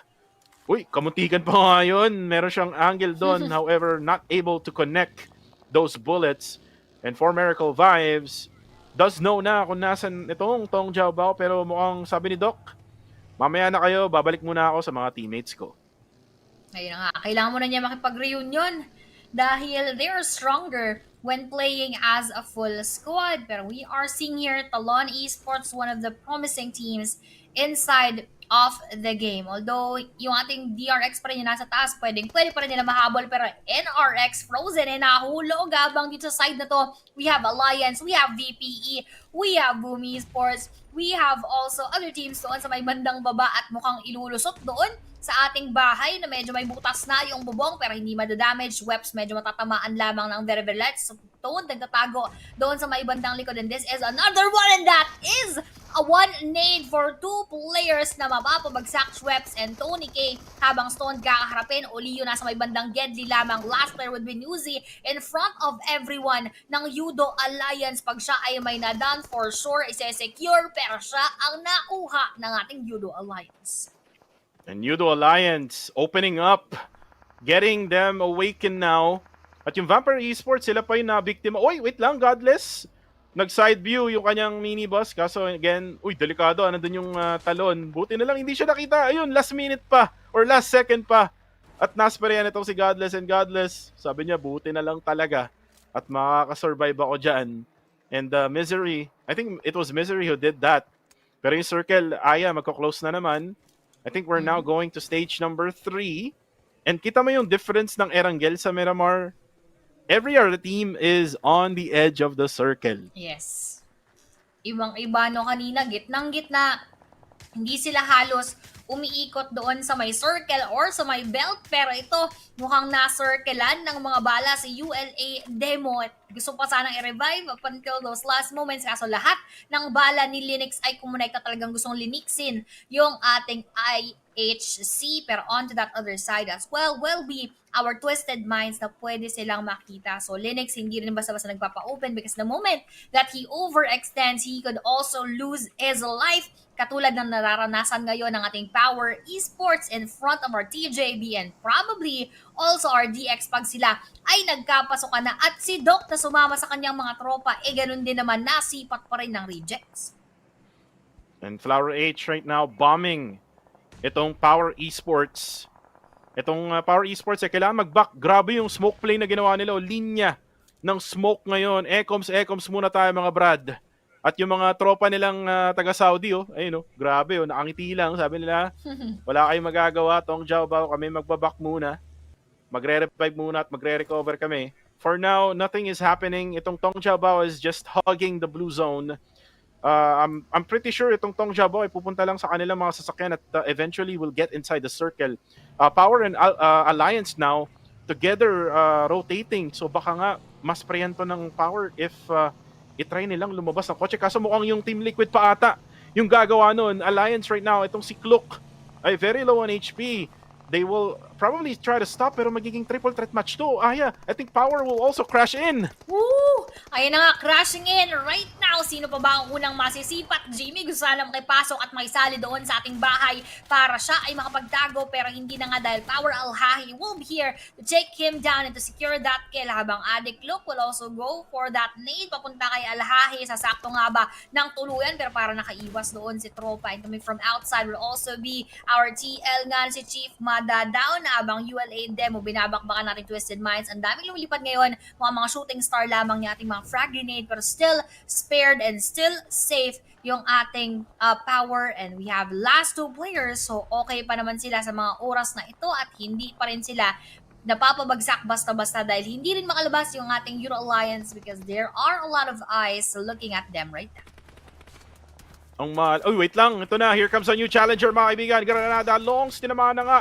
And there you go. Nice play there coming from Power Esports. Ngayon naman, nandito na rin ang support ng Tong Jiaobao pero na-knockdown ata itong si Longs. Actually, si Klook din ay na-knockdown galing kay Only S. Kante naman for the side of Power Esports. Hindi na siya magkakitaan dahil maraming smoke. Pero nandun na rin yung Molotov para hindi makapag-push itong si Alhae. Alhae, wala siyang no choice kundi magbato na lang ng granada. Ito na nga, magpupush na nga rin siya. Pero nagre-revive ngayon ng TJB. Naku, mali mo yun. Ba't ka magre-revive? May kalaba ka sa harapan. Ito na si Only S. Only S will survive here for Team Tong Jiaobao. Pero si Alhae, back muna tayo pre. Mag-heal muna tayo. 1v1 with the Great One. Yung Alliance ay buhay pa rin. Na-focus na kasi ng Tong Jiaobao yung sarili nila dito sa Power Esports. And Only S throws in a stun grenade. Walang mabubulog dyan, pre. Pero itong si Only S, tamang pre-fire lang sa loob ng kwarto na yun. Ito na si Alay ready for action. Kaso, mas ready for action. Itong si Only S and Power Esports is out.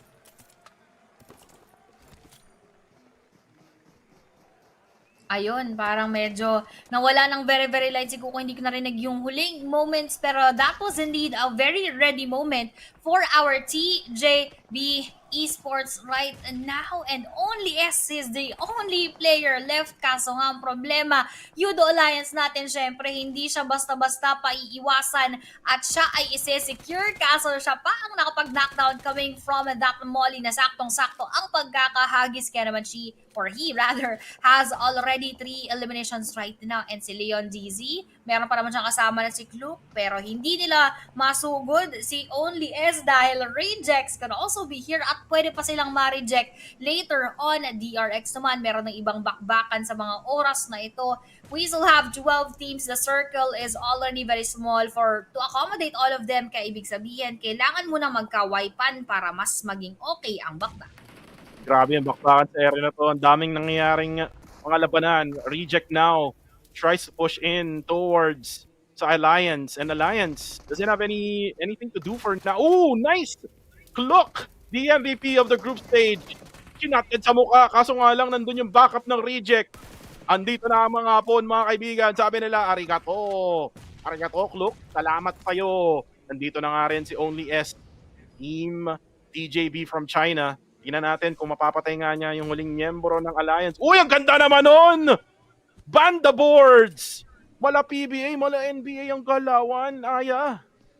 Kaya nga talagang yung mga ganong moments, yung akala mo hindi natatama pero yung angle eh saktong-sakto pala and that took him out completely. And speaking of completely, hindi na complete ang ating Tian ba doon? Mukhang nag-iisa na nga lang. And speaking of 4MV as well, mukhang siya ay delikado na. Kanina nakita natin na iniwasan niya yung bakbakan para makisali sa kanyang mga tropa. Kaso ang ending siya na lang pala dito ang maiiwan in front of everyone else. DRX wanting and forcing him to go out of his spot. Buti na lang yun ang saktong need na pasasalamatan pag ikaw hinahagisan dahil tumango away, nag-bounce back from his positioning and DRX is already going for that push. And ngayon, siya naman ay hindi na mapapansin basta-basta dahil yung attention ay na-divert dito sa ating Twisted Minds.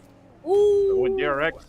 My goodness, that was Suez and CSA and Kizao nalusaw mga kaibigan at niratrat ng rambutan mga kaibigan. Itong si Ratboy na lang ang natitirang nakadapa pero itong si Igor together with Obscure, the Brazilian Terminator, up all on smokes with the Coop RV. At yung talon, naku po, third party sa DRX. And naku, delikado to ha. Delikado to, Igor. Sasabog to sa inyo. At ito na, echoes muna tayo mga par. By the way, shoutout sa aking tropa sa opisina si Tonton, kay Jimson.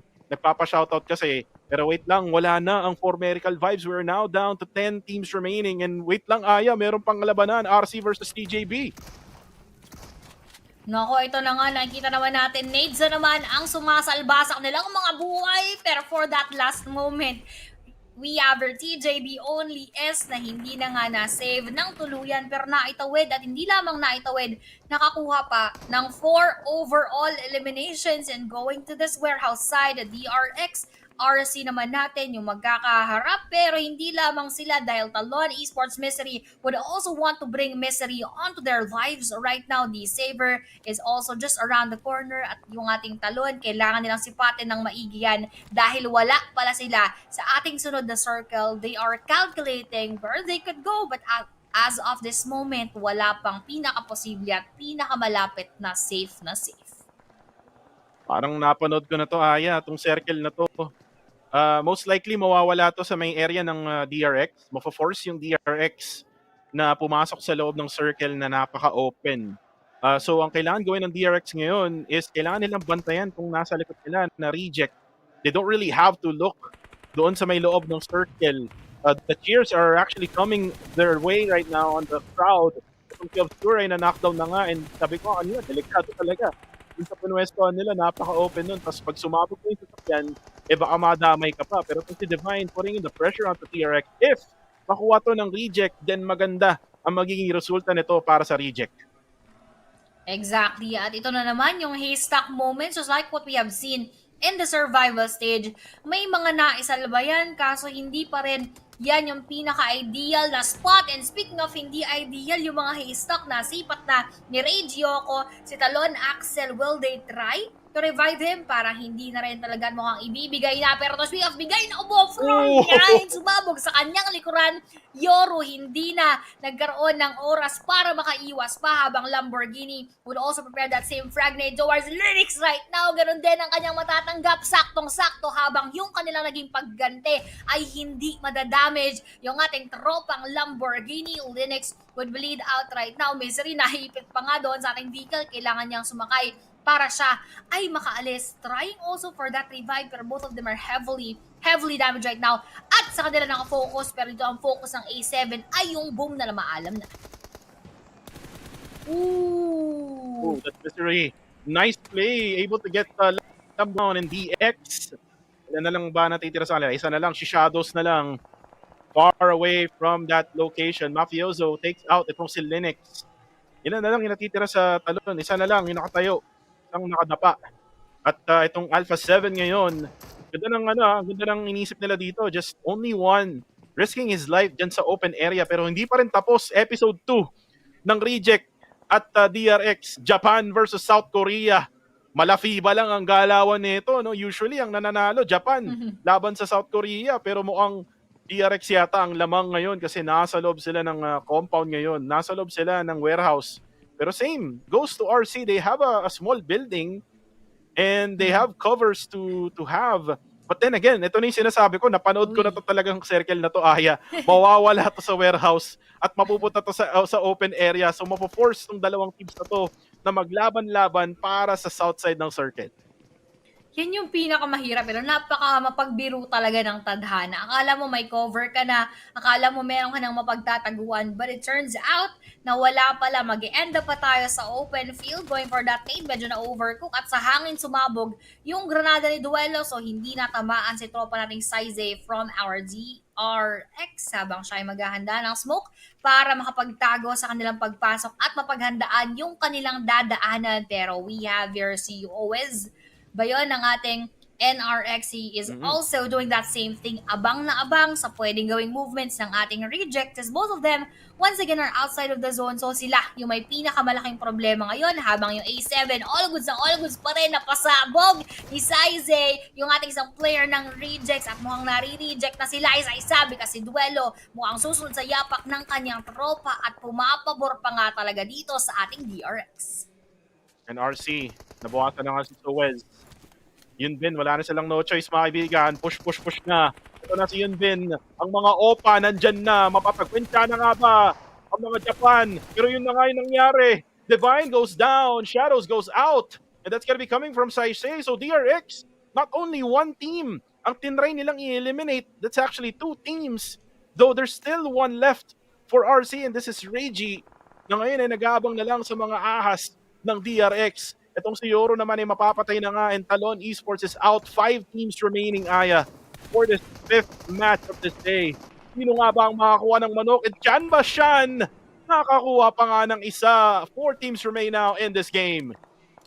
Uy, grabe yung pwestuhan ng ating A7. Sa kanila na naman ata, favoring yung ating circle, kaso nabati ko din na Rembo, hindi na makakapag-revolusyon forward as he is now knocked out. Coming from Chanba naman doon, last player, hindi na rin yan magpaparamdam. Basta-basta, ganun din yung soloista ng ating Twisted Mind, but Shan has been spotted. They already know where he is at right now, so any moment that he goes out, pwede siyang ma-secure. Nakakatanggap na nga ng damage coming from our A7. Dadagdagan mo pa ng DRX Size, pero dahil siya ay nasa likod kahit pa paano ng mga haystack, kaso yung kanyang paggalaw papunta ng buggy, nagkaroon ng tsansa, nagkaroon ng window yung ating mga tropa na siya ay ma-secure. And look at this, Aya. Twisted Mind, isang player sa kanila, buhay pa rin. And it's going to be a 3v4v1 situation. Ooh, headshot! Actually, sa balikat lang, hindi na headshot yon. Mafioso, using that Mini 14 really well. Itong si Higor, mga kaibigan, ng Brazilian Terminator ng Twisted Minds. Siniksik lang niya yung sarili niya sa mga haystack. Nagpanggap na haystack, Aya. Sabi niya, nasa stress na ako. Gusto ko na lang maging haystack. Ayan, talagang gustong sumanib, puwersa dito sa mga haystack. Parang nga naman ultimate na pagtatago at pagde-disguise para hindi siya masipat basta-basta karilo. Tamang dapa na lamang, and they're doing very well into dominating the circle, having full control. Kita mo, that spread, kahit saang anggulo, meron silang cover, meron silang set of eyes. Meanwhile, very, very confined just behind the set of haystack. Yung ating mga DRX mo kasi Twisted, Higore, isa-isahin pa sila. Grabe, parang namingwit lang, parang nagmukbang. At yung uling ang mga bala ko, konekta, makukuha pa ng ating A7. DRX will now be out, and that last player, Twisted Minds, Higore, naabol na ng mga nade, pero nag-deny, nading himself. Parang hindi tuloy naging fulfilling para sa Alpha 7 kasi siya nga inag-nade sa kanyang sarili. Pero that is a very smart move para naman doon kay Higor. Yeah, nice deny, Ayan. Nawawala-wala ka rin actually, Ayan. Pero anyways, no. This is the second chicken dinner, by the way, of Alpha 7. Second chicken dinner na to para sa araw na to. ng Alpha 7 and the focus is real para kay Carillo. Ito, pa-hand signs, hand gestures lang eh. Pero si Carillo, medyo nasa-stress na rin na onte, pero focus pa rin. Itong batang to, one of the OGs, no, of Brazilian PUBG Mobile community. And Magrelin together with Revo, right on the far left side of this table. They're able to secure another one in the bag. And this is a strong statement, Aya. Strong statement to ng Alpha 7 na makakuha ng dalawang manok knowing na when Vampire Esports ranked them dun sa top 24 teams, they ranked them at the very bottom. So ano kayo ngayon, Vampire Esports, sabi ng Alpha 7? Lalong-lalo na hindi nga performing well ang ating VPE. So parang sabi nila, the audacity, VPE, na ilagay kami sa dulo. Ngayon wala kayong nagagawang mga puntos. And A7, grabe lang din yung kanilang firepower and their fuel right now to get those chicken dinners hands down para dito sa kupunan na to. Alam naman natin kung ano talaga ang kalibre ng isang A7, pero ngayon pinapakilala ulit nila ang kanilang mga sarili sa ating lahat after that winner-winner chicken dinner. And grabe rin yung ginawa ni Igor doon, namingwit ng isa, no. Bago natin pag-usapan to, no, magbabalik tayo dito sa PUBG Mobile World Cup 2024. Magbabalik kami ni Aya.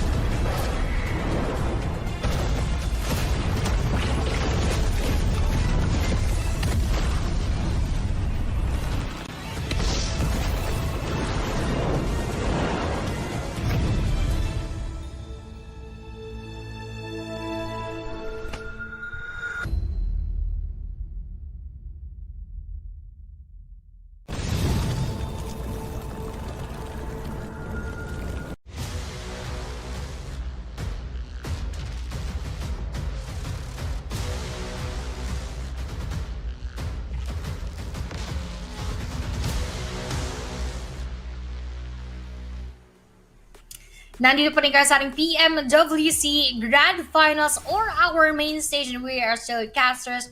Ayo plays together with Kuko TV at 5 mapa na yung ating natatapos at kakatapos nga lang ng pagkakapanalo once again ng ating A7. And again, that's the second chicken dinner for the night para sa team na to. They're able to get one in Sanok tapos one in Miramar, no? So kumbaga medyo naging consistent sila in the first 2 matches, tas third match medyo hindi, tas fourth match medyo bumalik sila. Tas biglang Miramar match number 5, biglang gumaling na naman sila. So ibig sabihin lang nito, Aya, no? Ang ganda ng progress nila. Angat, tas bababa onte, tas aangat uli.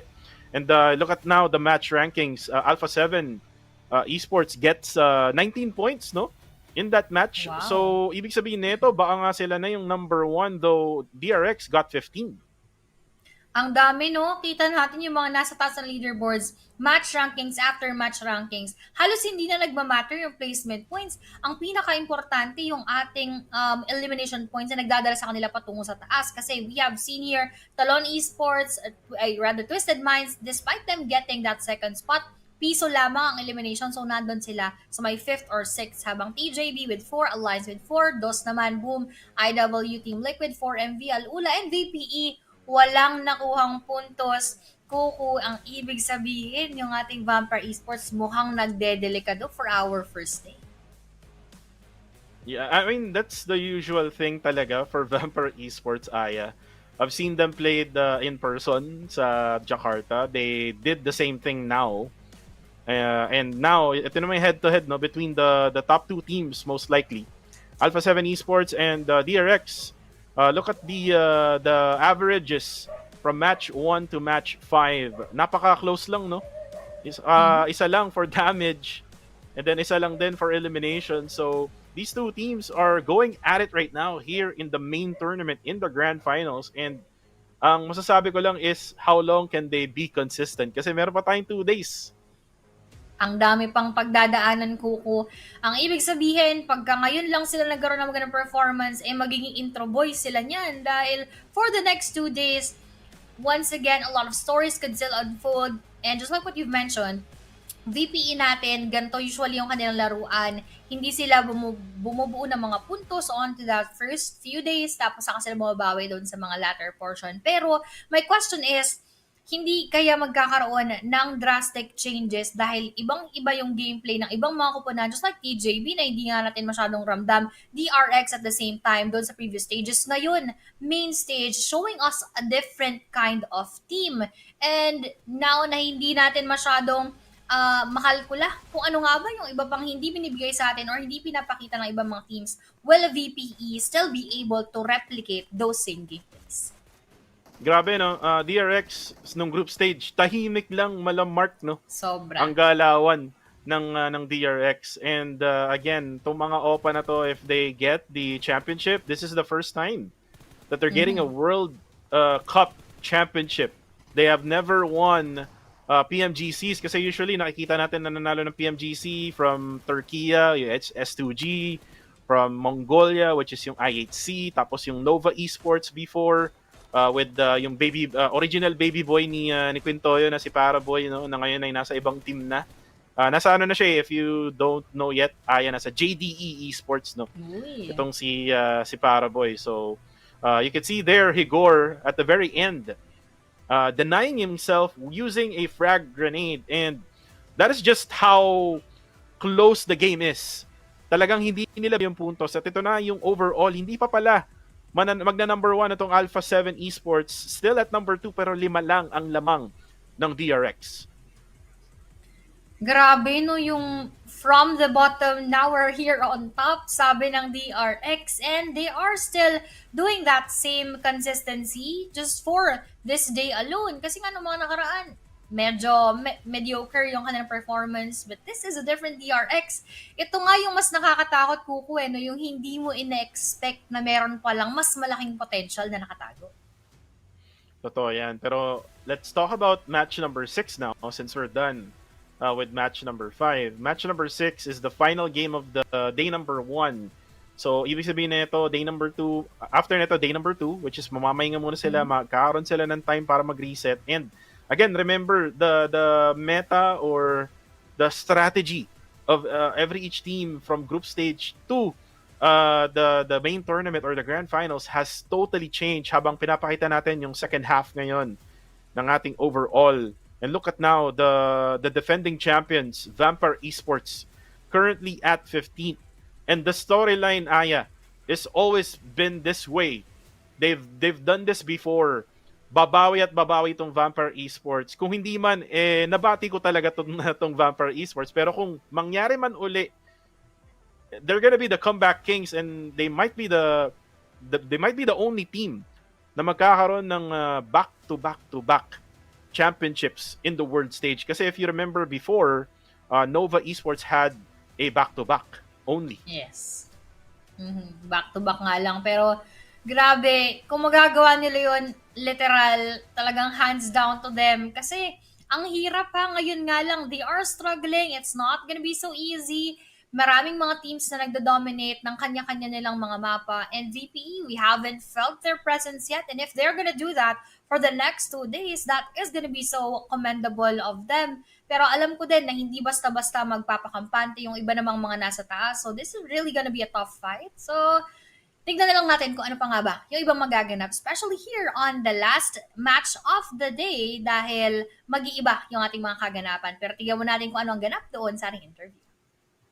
The vibes are here at the PUBG Mobile World Cup and the ESPORTS World Cup. We've got families here, we've got people from all walks of life, all over the world, all sitting here, all watching and cheering on their favourite teams. But Mythic, let's talk business first, okay? How are you feeling so far? We're 4 maps into the main tournament.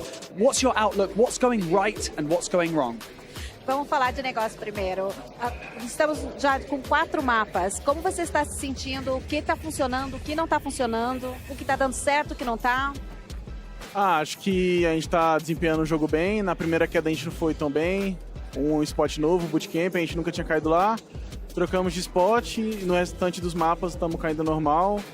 E tá tudo encaixando direitinho, só encaixar ali o finalzinho para sair a vitória. So it was something new. We never fell there. We changed it, and now we're just gonna carry on, and everything is going to work well. Everything's going to work out. I like the positive outlook. Alexandri, how does it feel to be in the crowd at the ESPORTS World Cup, PUBG Mobile World Cup, to watch your son competing on a stage like this? Como tu te sente de estar aqui assistindo teu filho no palco, neste palco, de estar na audiência assistindo teu filho? É uma emoção muito grande ao ver essa estrutura e saber aqui que nós preparamos um campeão. É muito orgulho para um pai ver o seu filho em destaque. It's amazing to see all the structure, and I'm so proud to see my son that we prepared a champion, and it's amazing for a father to see that. I love that you've made it all the way out here to celebrate and to kind of watch and cheer on your son as well. It's really heartwarming. Having a son of my own, I hope that I'll do that later on in life as well. Mythic, how does it feel for you to have your dad in the crowd cheering you on? Does it give you an extra boost of energy? Como você se sente, Mythic, de ver o seu pai na audiência para te dar essa emoção, para te ajudar a te apoiar? É muito gratificante, né, ver o meu pai sempre assistindo de pertinho, viajando para os mundiais. E acho que a palavra é gratificante de ver um pai orgulhoso do filho. It's very gratifying to see my father always following me very close. He's always traveling to see everything, and the word is gratifying. Love that. Dedication, absolutely brilliant. We're fighting back tears here at the STC Arena, but we've got more maps to play to round out day 1 of the main tournament. So for now, it's back to you guys.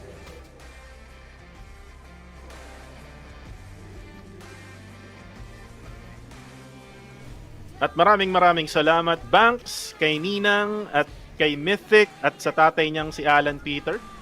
So maraming salamat sa inyong apat, no? Aya, di ba? Nakaka-inspire na maging isang pro player at makapasok sa world stage. Talagang todo suporta yung pamilya mo.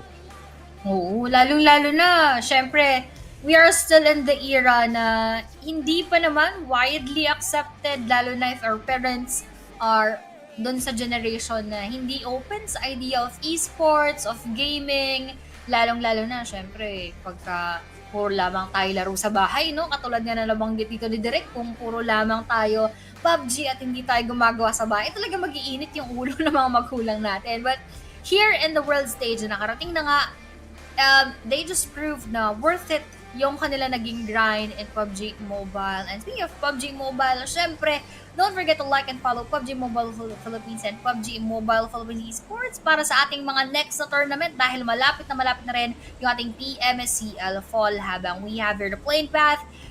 And they are all once again playing with our sponsor GT20 Pro where they could outplay the rest. Napakagandang cellphone. And shoutout kay Vince G, nag-post siya nung nangyari kanina. It's a milestone, Aya.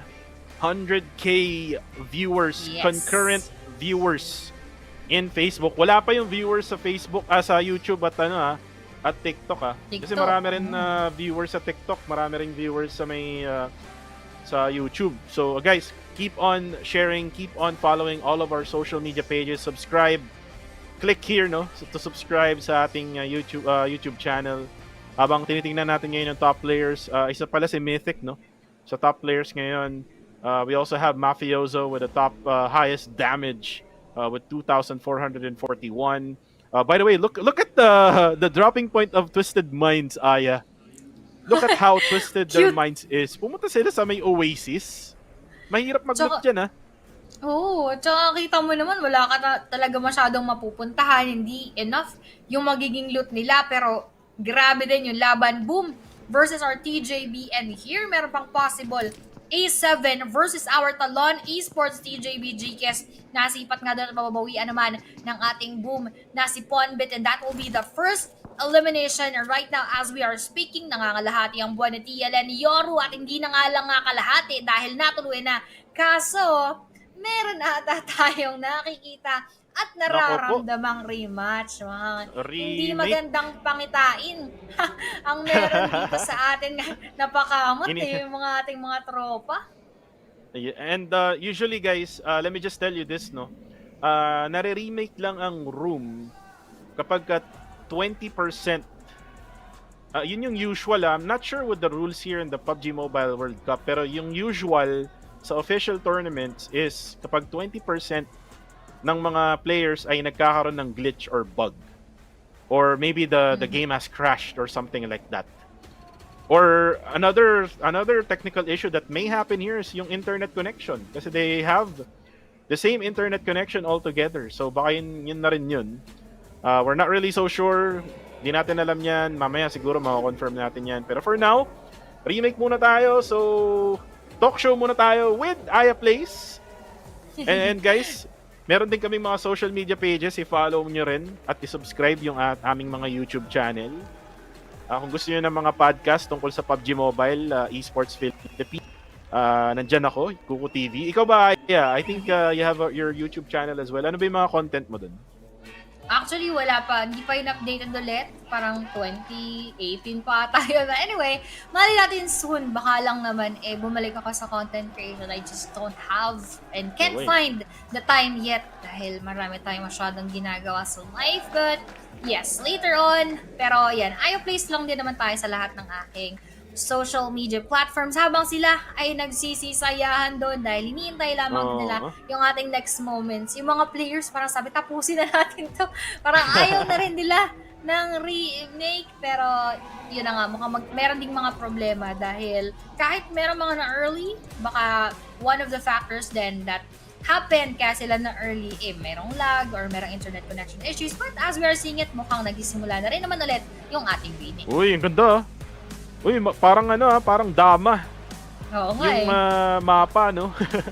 Ang galing, napaka resourceful, no, coach or analyst. Usually nakalagay lang yan sa papel mismo, naka-print. Pero grabe, 3D, kasi no? may ikot mo, no? Oo. Pero ito na, mukhang mag-start na naman tayo, no? Again, walang tech pause sa PUBG Mobile. Hindi mo pwedeng i-pause yung laban. Kailangan mo talagang ulitin or remake. And we are flying in back to the final match of this day. And by the way, meron pa tayong 2 days. So, total of 12 games pa right after this, no? At tomorrow yon at this coming Sunday. And this flight path, Aya, is brought to you by GT20 Pro ng Infinix. Outplay the rest.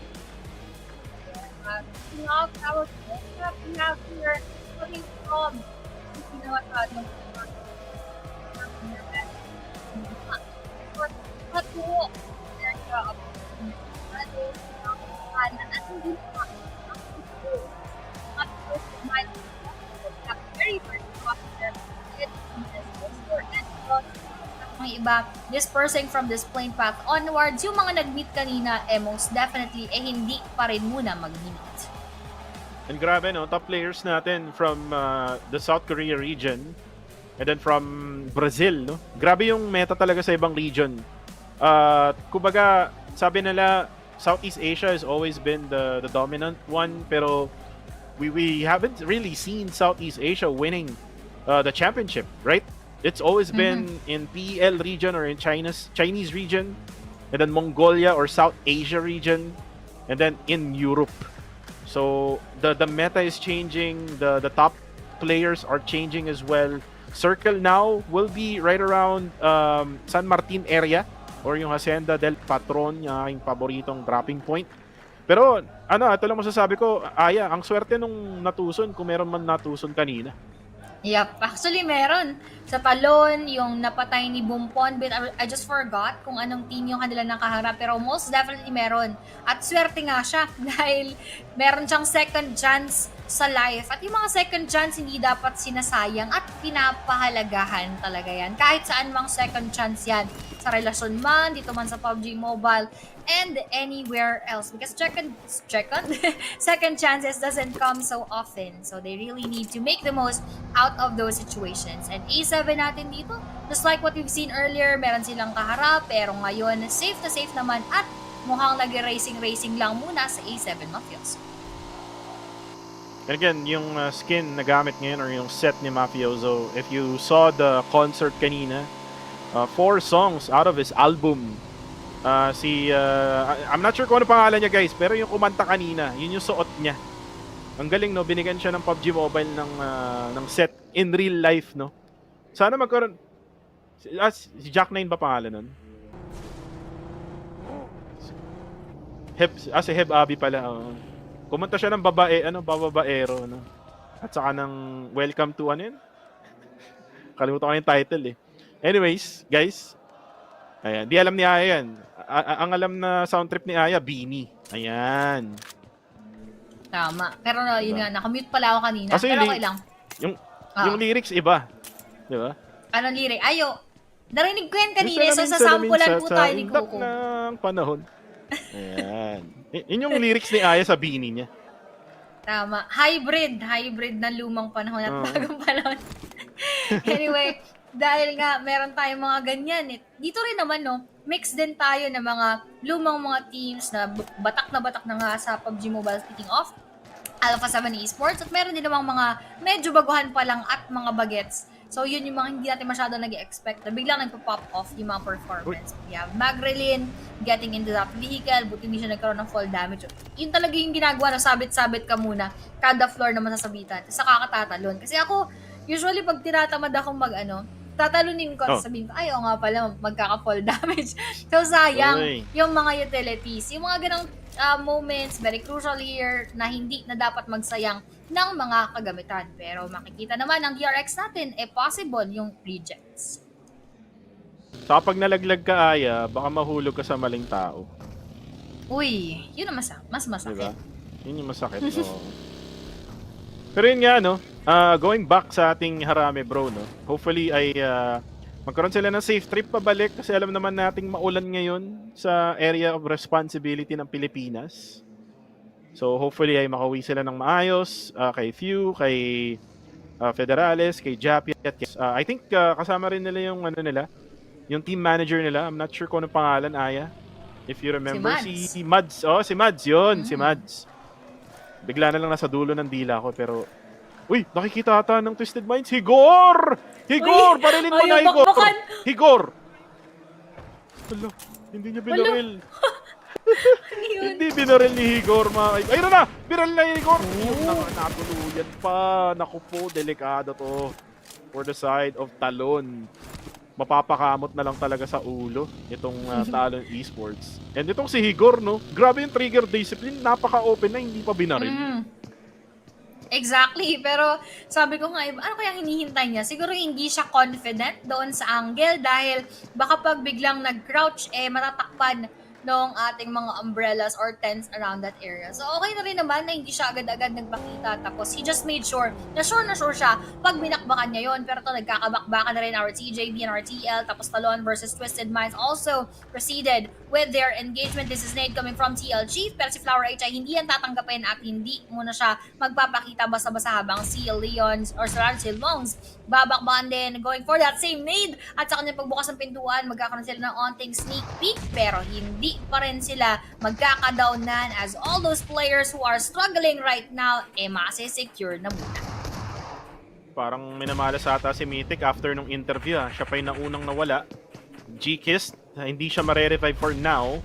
They need to make sure, no, na makuha to ng Tong Jiaobao kasi kung hindi, talagang palaglag na ang performance ng Tong Jiaobao. You can see them in the leaderboards at top number 3. Kanina nasa top number 1 sila if hindi ako nagkakamali, pero si Gkest ay mawawala na nga. Mythic will get that kill. Uy, pero bakit nag-back? Bakit nag-back yung Team Liquid? Ano yun? Ano yung natakot sila? Kasi Tong Jiaobao, well, I'm not sure what happened there, pero now they're down to 2. Ang hirap, no? Kasi okay naman sana nakayanan. Pero probably when they lost to players, sabi nila, hindi na muna natin kayang i-risk dahil 16 teams pa rin. Hindi pwedeng tayo ang pinakaunang mawala. Pero maganda rin sana yung trade-off if ever na sila naman ang makakuha ng panalo towards TJB. Given na hindi naman din sila masyadong lumayo, mukhang meron pa rin silang plans in mind to actually still face it with our TJB. But they still need quite equipment, quite utilities to battle it out dahil nga dalawa na sila, probably more nades, more healing equipment, pang boost and so on and so forth. But I don't know what happened there. So TJB natin, mukhang happy naman sila dahil iniwan muna sila ng ating TN.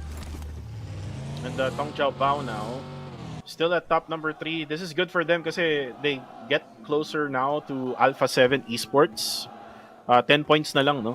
At mahabol na nga nila yung puntos na yan. Pero instant replay muna tayo. Hatid sa inyo ng STC Arena. And there you go how Mythic goes down. And then, yung spray down gamit ang AKM ni Flower H. And ito yung sinasabi ko kapag ka PMCL, Aya. A lot of players here in the world stage uses the AKM. Yes. Compare sa PMCL, madalas ang makikita lang natin M4, UMP, DBS, S12K. Pero here in the world stage, they use a lot of the AKM. Exactly. Na, yun nga, hindi siya very usual kahit sa local scene natin. Kasi ako personally, I can't control an AKM. So, mas bilib ako dito sa ating mga tropa na kayang-kaya, binibasic ng malala yung ating mga AKM. And of course, let's now see kung ano pa nga ba yung magiging basic sa kanila dahil yung bilog mukhang magtotopak na naman at lalayuan yung karamihan ng ating mga teams. Very vacant lamang yung northern side or northwestern side sa may nasa may west yung pinaka-empty doon. So, pinaka-swerte sa mga oras na yon yung ating Al-Ula X IHC. Meanwhile, the rest siksikan doon sa may kanan. At pupuntahan ng DRX and Talon ang Pecado, ang dropping point ng Harame Bro. And going back sa AKM, no, kapag ka na-burst ka niyan, mid-range, grabe talaga, mananakdown ka talaga. And then, isipin mo yung recoil niyan, paangat. So most likely, you'll have a chance of matatamaan ka ma-headshot, no? So talagang mahirap na kapag may kalaban kang grabe yung tutok sa AKM. Well, for now, rotation muna tayo dito sa may bandang San Martin. Itong DX ngayon ay nandirito sa may San Martin. Itong Vampire Esports na sa may bandang itaas lang. Sa hillside, dito sa may bandang San Martin. And Vampire Esports just looking at DX. Itong si Nate, kailangan mong wag asiman. Ikaw yung laging I think si Nate lagi yung nata-down yata, lagi, no, nung una. So, kailangan niyang ingatan yung sarili niya para hindi siya ma-down agad. As for DX, 18 points pa lang sila, Aya, no? And baka nga maangatan sila ng Twisted Minds. Ano sa tingin mo yung lacking dito sa D. Xavier? Ako, feeling ko sa kanila yung lacking is at the same time, kahit kasi meron silang mga nakakasabay, madalas sila yung nauuna, madalas silang nagkakaroon ng casualties. So, hesitation, nandoon madalas, hindi sila yung nag-open fire, but rather sila madalas yung nasusugod. So, let's probably try to shake things up a bit at sila naman ang magkaroon ng aggressive gameplays. And speaking of, they are in front of our Vampire Esports, and when it comes to the positioning, mas dehado yung ating VPE. They are on the lower ground, but yung ating D-Saver naman, kalat-kalat. Let's see how they would make this for their advantage. And by the way, Aya, gusto ko na i-shoutout si Bunja, no? Nakita ko, pinost din niya na milestone tayo with 100k viewers sa ating Facebook page. Actually, across all platforms, no, kung ito total mo, over 100k. Actually, even umabot yata siya 109. So, almost 110, no? Ay, 112 ba? Yes. Hindi ko nakita yun. Pero yun nga, grabe yung milestone natin for today. Hopefully, tuloy-tuloy na. yung ating mga viewer count until the rest of the PMWC. And sana ganito rin pagka, pagka PMCL Southeast Asia sa this coming fall in August. Pero for now, yung circle natin ay bumaba na nga ng San Martin, and yung Team Liquid, even na nawala sila ng dalawa, nasa gitna naman sila ng circle, so fast sila ngayon sa location nila. EFAS nga naman dahil boom, nandun lamang din sa kanilang harap. Pero sabi ng VPE, okay, mukhang hindi kami haharapin ng D-Saver. Iba muna ang aming bibisitahing mga tropa. Doon naman kami kakatok. At speaking of kakatok, boom! Ang kumatok sa kanilang mga bombunan at nabutas yung doon sa ating isang tropa. And they would be probably securing that kill right now. Dahil D-Saver, ganun pa din. Hesitation is real and hindi sila nag-first move. Right now, Boom Esports, medyo nagiging aggressive sila, no? Slowly but surely yung puntos nila now at the top 7 with 27 points. Uy, Tony K, nakita bigla itong mga players ng Team Liquid. And then, it's gonna be Tong Jiao Bao. Nagkabanggaan pala. Pero uy, Tony K, baka makatatlo pa pero hindi na. Sabi nung isang player ng Tong Jiao Bao, sabi ni Flower H, tumigil ka muna Tony K, kanina ka pa. Pero itong si Sarah, nakita na nga yung Tong Jiao Bao at na-eliminate na nga ang buong squad ng TJB. Yun lang, yung akala mong makakahabol na sila sa A7, bigla na lang masastop ng ibang team. Nako, wala na nga. Hindi basta-basta makakahabol pa because they had that hard stop when it comes to their points. And kung kanina hinarap sila ng ating mga tropa tapos na Team Liquid and then they back out, mukhang bumabor pa sa Team Liquid because that patience actually served for their favor and they have a longer chance now staying inside of the game. Habang TJB na maalam na nga, and ganun din yung nararamdaman ngayon at nararanasan ng ating Vampire Esports. They had 2 casualties already and this is not looking so good. Right now, Rage Deck, ito yung dating team ni Lufa, no? Lufa Gaming, dating na siya, former Nigma Galaxy sa PMSL EMEA. Kamakailan lang ay na-release na nga siya sa kanyang kontrata. So, open pala si si Lufa, pwedeng bumalik sa PMCL region, no? What if lang naman, bumalik na naman si Lufa. And maybe tulungan yung mga teams na nagdo-dominate din para, kumbaga, parang Avengers, no?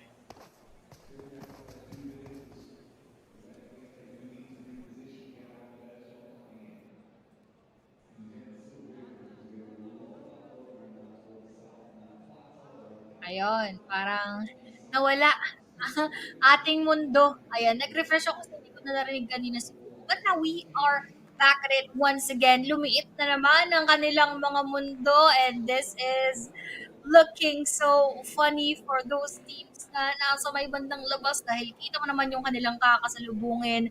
Gitnang-gitna, very much vacant. Yung Al-Ula XIHC, ganyan din yung sitwasyon nila kanina. Sila yung may hawak ng extreme western side and that is very much vacant for them. Ganun na naman yung kanilang sitwasyon. So, when it comes to safety, sila ang may hawak niyan sa mga oras na ito habang yung iba ay magkakaroon pa ng maraming mga struggles. The Saber is just right here. Pwedeng makapasok o kebot pa lamang.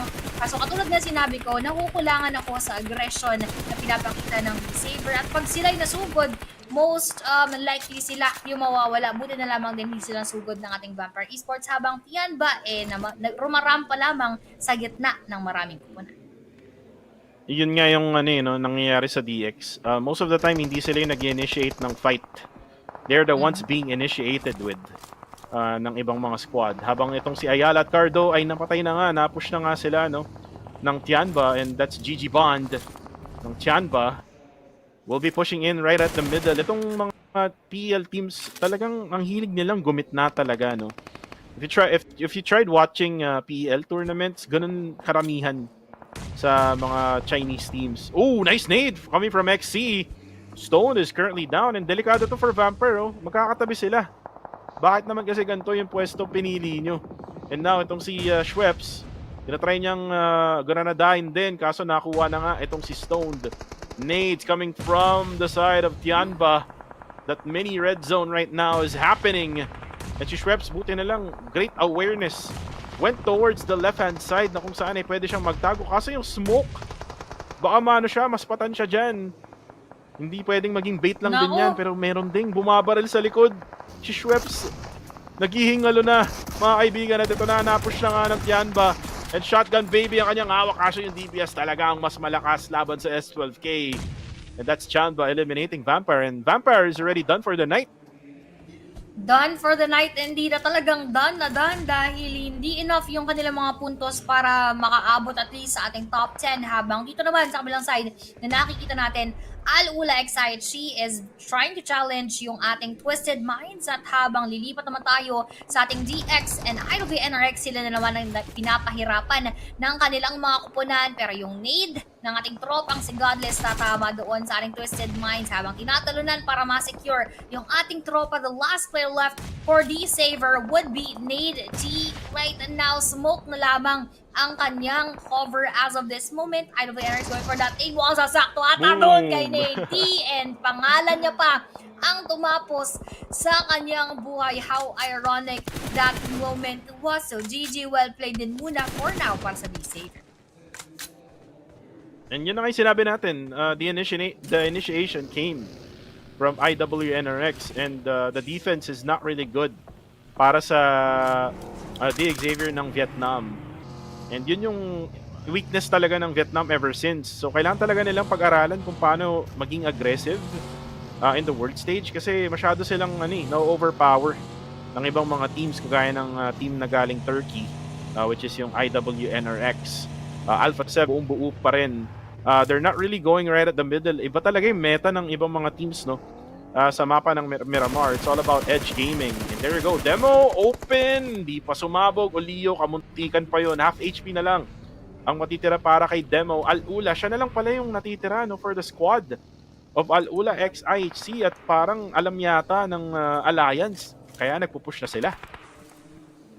Mukhang alam na alam nga yung kanyang pwesto right now, and that he is already just one player left for the end of the team. Kaya naman Power, mukhang yun din ang kanilang ina-approach sa mga oras ito. Demo, makakapag-demo pa kaya ng maigi o mamamaalam na Power. Easy, receiving a lot of damage. Siya pa ang nakatanggap ng malala. Tapos hanggang sa huling moments, gusto sanang hatakin sa hukay yung ating tropang si Demo, pero hindi na nga nila nagawa. And Power Easy here would still have another chance inside of the game. At sila naman yung nakakuha ng spot na kanina pang hinahawakan ng ating tropa doon, pero hindi rin yan safe because as we all know, For Miracle Vibes has been targeting them kanina.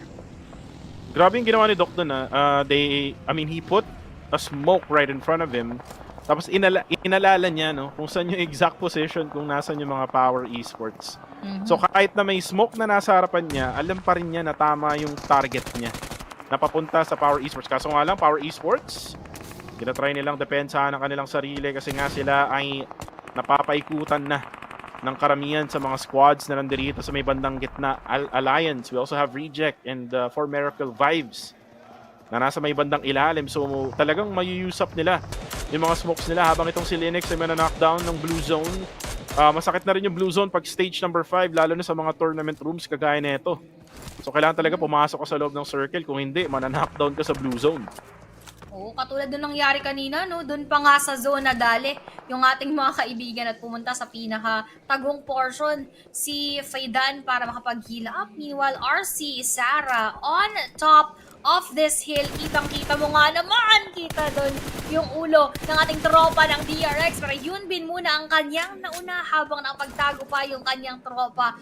What of you coming from the end of Sarah? Kung ikaw ba naman talaga nandito sa pwestuhan na to, lahat pwede mong targetin, pero si Fidan hindi umepekto ang skills ni Sarah doon at sa kanyang pwestuhan, hindi niya madadown yung last player ng ating tropa. Sarah on top of the world right now. Ganda ng pwesto niya, no? Kitang-kita niya lahat. And tong DRX, wala silang magawa, nakadapa lang sila doon. And kahit na tumayo sila, tumakbo, kitang-kita pa rin ni Sarah. Though merong isang area doon na covered ng mga bato ng hill or ng mountain. And Twisted Minds, look at them. Going into the blue zone. Uy, pa-reverse pa ang galawan. Parang ano to, naalala ko si Zen Pro, guys. If you remember Zen Pro, pag naglalaro, naka-reverse yan pagka umaandar ng kotse. Ayun, pero speaking of reverse, mukhang kailangan reverse din nung iba nating mga players as that circle will just be pushed gently towards the middle. Meron mga ilan na may iwan sa labas just like our A7 na kanina, kung kaninang laban, swerte sila sa bilog, mukhang ngayon mababaliktad ang kanilang fate and they would not be inside of that next circle. Meanwhile, Yudo Alliance, 4MV, ganun din ang magiging sitwasyon. Yung mga nasa outskirts, maiiwan at yung mga nasa gitna safe na safe once again. 4MV trying their luck onto our Yudo Alliance pero damage lamang ang nagagawa at wala pang nadadown and in just a few seconds, kailangan nilang gumawa ng paraan para makapasok. Lalong-lalo na open yung kanilang dadaanan at pwede silang mag-gatekeep. And right now, the circle is now closing, or the blue zone. Kailangan gumalaw ng Alpha 7. Now, Suez goes down. Baron! Na-knockdown na nga itong si Suez at tinuluyan na agad-agad. Sinigawan pa ng ano. Pero itong si Z-Wolf naman ay makakanak din or makakapatay. Alpha 7, talagang slowly but surely, no? Sinusundan nila yung blue zone. Pero now, nakita na nga nila itong Twisted Minds. Si Guizao na lang ang natitira. Itong si Higor ay knockdown na nga. Actually, dalawa lang pala yung nag-push dito sa side na to. Buhay pa rin itong si Obscure. Si Higor ay patay na nga. Si Rato Boy din buhay pa. So still, for Twisted Minds, the only problem is, Aya, look at the minimap. Pagpasok nila, may Chanba na nag-aabang.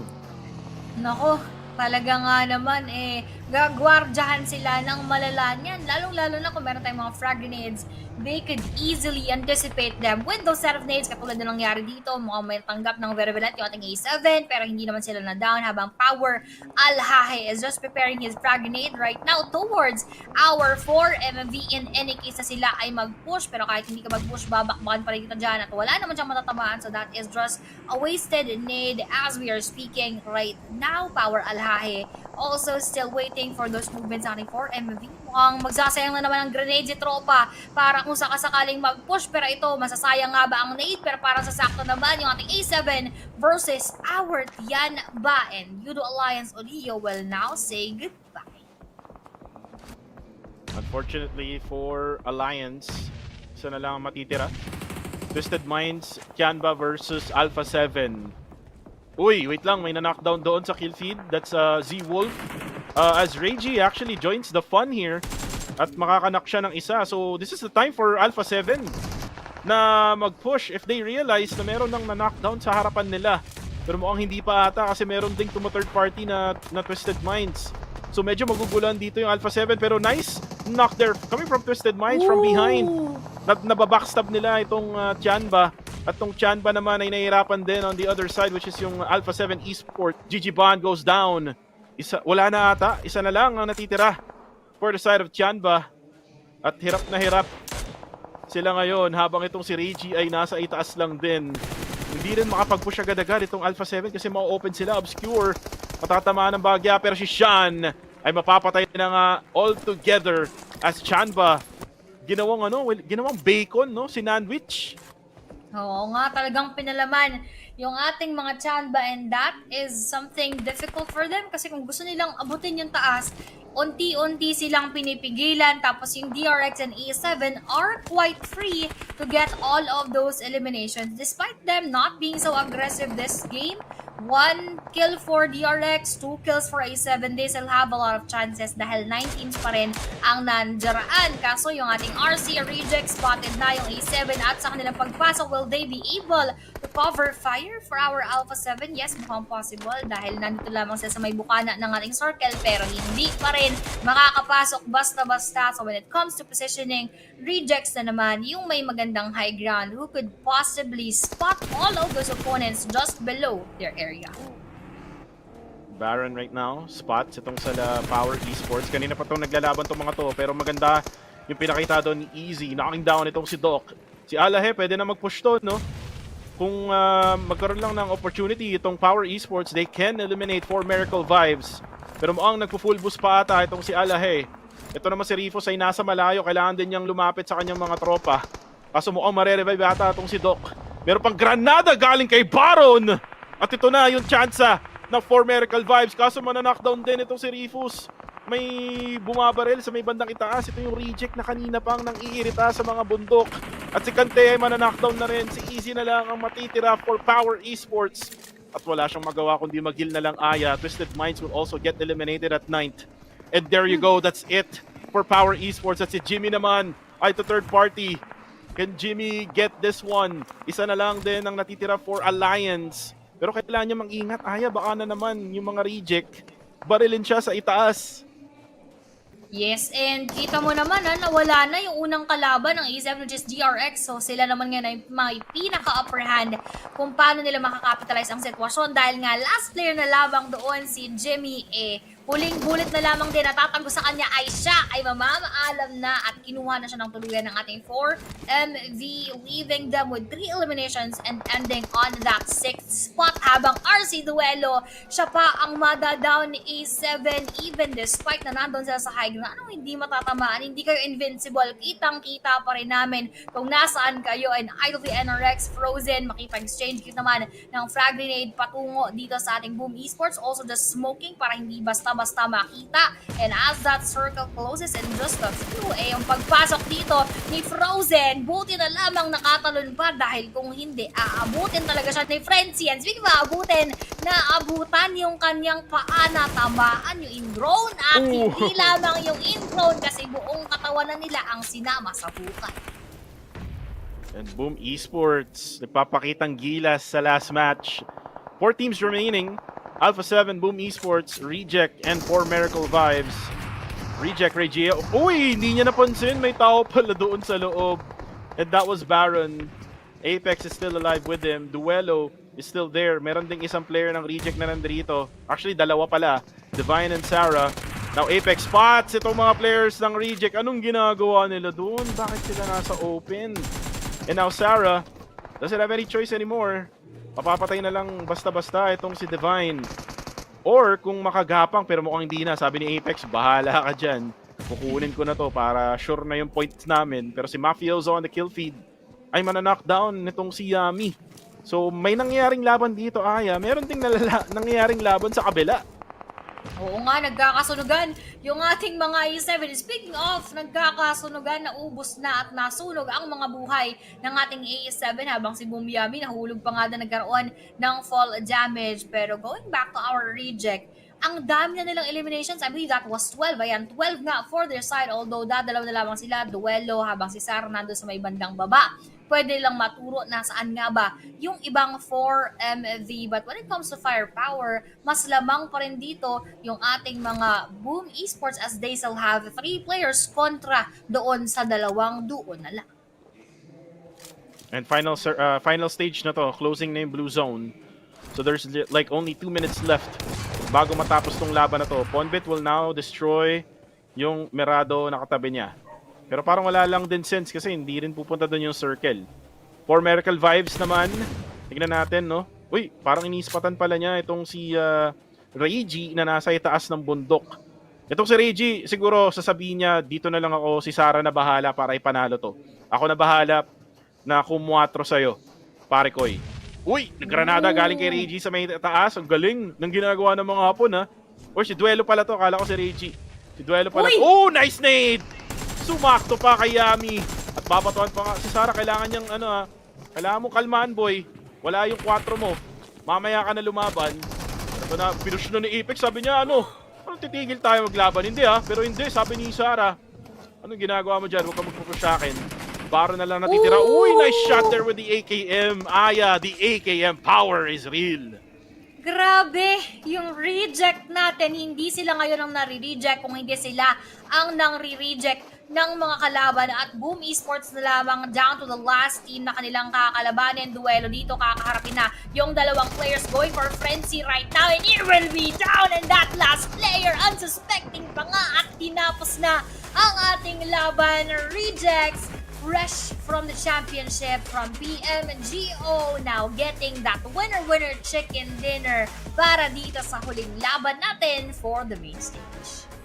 And Sarah is all hyped up for Reject ng Japan. Winner chicken dinner for the final game of the day. Again, we still have a total of 12 games left. We still have day number 2 para bukas ng Sabado. Happy weekend pala sa inyong lahat. At talagang magiging happy weekend ang mga nanalo ng mga manok sa araw na to, especially yung Alpha 7, no, nakadalawa. Though hindi sila yung top number 1 team, later on makikita natin yung updated rankings, no, kasi hindi pa natin na-add itong match number 6. Pero wow, grabe yung grabe yung pasabog ng mga underdog teams sa first day ng PMWC main tournament or grand finals. Ikaw, Aya, anong masasabi mo sa mga nangyari?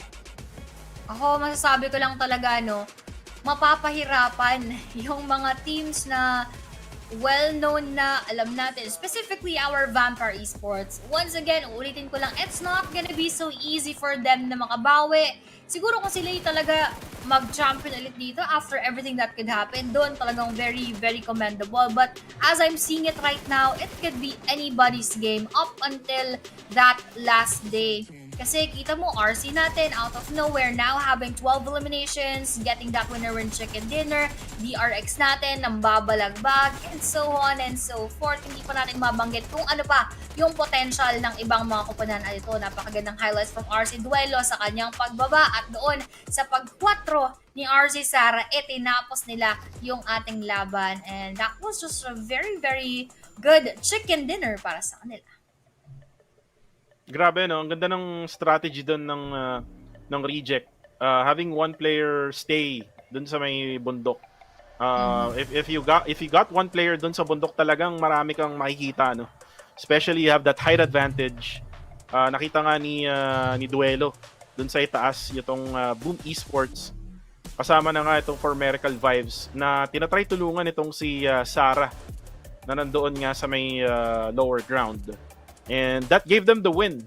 Again, more angles is equals to more chances of winning. Kasi kung one angle lang yung nakita mo, like yung nakita nga ng For Miracle Vibes, then talagang third party bullet, matatama ka ng mga bullet sa malayo. Para naman sa Boom Esports, no? Medyo nag-play safe sila. Tatlo sila dun eh. Pwede siguro silang naging mag-aggressive dun sa final part. Pero still, malaki talaga yung chance. I think 80% chance ang reject na manalo dun sa match na yun. Pero ito na yung match rankings for match number 6. Ayun na nga, reject here with 17 overall eliminations and 27 total points. 4MV with 14 with 9 whopping kills as well. Boom Esports with 11, A7 with 7, IWNRX Twisted Minds spending take 7, Alliance with 5, Power with 4 points. But going back for Boom Esports, I believe naging dalawa na lang sila dahil nagkaroon nga ng fall damage. So, hindi rin sila naging confident at the same time doon sa kanilang bakbakan. Tian Bear with 3, DRX with 2, and so on and so forth. At yung iba nating teams 0 points ang nakuha for the last game. Ibig sabihin, mas marami pa silang hahabulin on to our next days, tomorrow, and on the other day. At parang wala ito nakuha yung Al-Ula x IHC, no? Sa may last game na yun, Aya. So, kailangan talaga nilang bumawi. Another team na kailangan bumawi is Vampire Esports. They are the defending champions of the world, yung mid-season World Cup natin. And if di sila makabawi in match or in day number 2, medyo magiging mahirap yung magiging lagay nila by day number 3. Kasi pagka kunyari, maalat pa rin day number 2, sa day number 3, kailangan each game, kailangan pasok sa banga. Walang tapon talaga ang kailangan na laro for Vampire Esports. But again, if kunyari man na ibang team ang mag-champion, no, 'di ba? Talagang it's gonna be the new rise, no? New rise of PUBG Mobile esports players getting to the top of the world of PUBG Mobile. Pwede rin na yun yung ating makita. It's gonna be a refreshing sight. Tapos, ibig sabihin nun, masaabangan natin yung next pa na laban ng ating teams with our Vampire Esports kasi most definitely they would want to reclaim that throne kung hindi makakaulit yung ating magiging champion at kung hindi rin ulit makukuha ng ating BPE. Ang dami talagang pwede pang mangyari dahil day number 1 pa lang naman to. We are expecting those bawi moments, hindi lamang from Vampire Esports, hindi lamang dun sa ibang mga nasa baba, kung hindi everyone else. They would want to, of course, have a better fight, a better chance into the eliminations into those placement points. Pero day 1 results natin dito, A7 took that first match, Erangel for TJB, Talon Esports, DRX, habang Miramar naman, A7 once again, and rejects nga para doon sa ating pinakahuling naging laban. And one surprising team, Aya, is DRX from South Korea. Hindi natin inaasahan to kasi sobrang nag-struggle sila ng group stage. Yes. In the last chance survival stage, they were able to bounce back, pero we're not expecting them to be the same as the one that they had in the last chance survival. Kasi nga, medyo nahirapan sila sa mga top tier teams na nag-qualify agad-agad sa main tournament.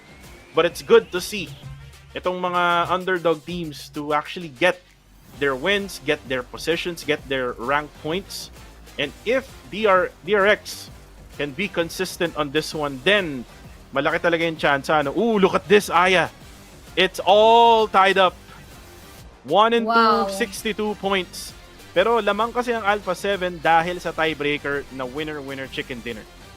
Sayang, hindi natin nakita or hindi natin nababaran maigi yung ibang mga puntos. Dahil meron din nakita parang tatlong tied up, 48, 48, 48 doon sa other rankings natin. Pero grabe, ibig sabihin ko napakahapit na mga laban and bukas, just after one game, maaring maiba lahat.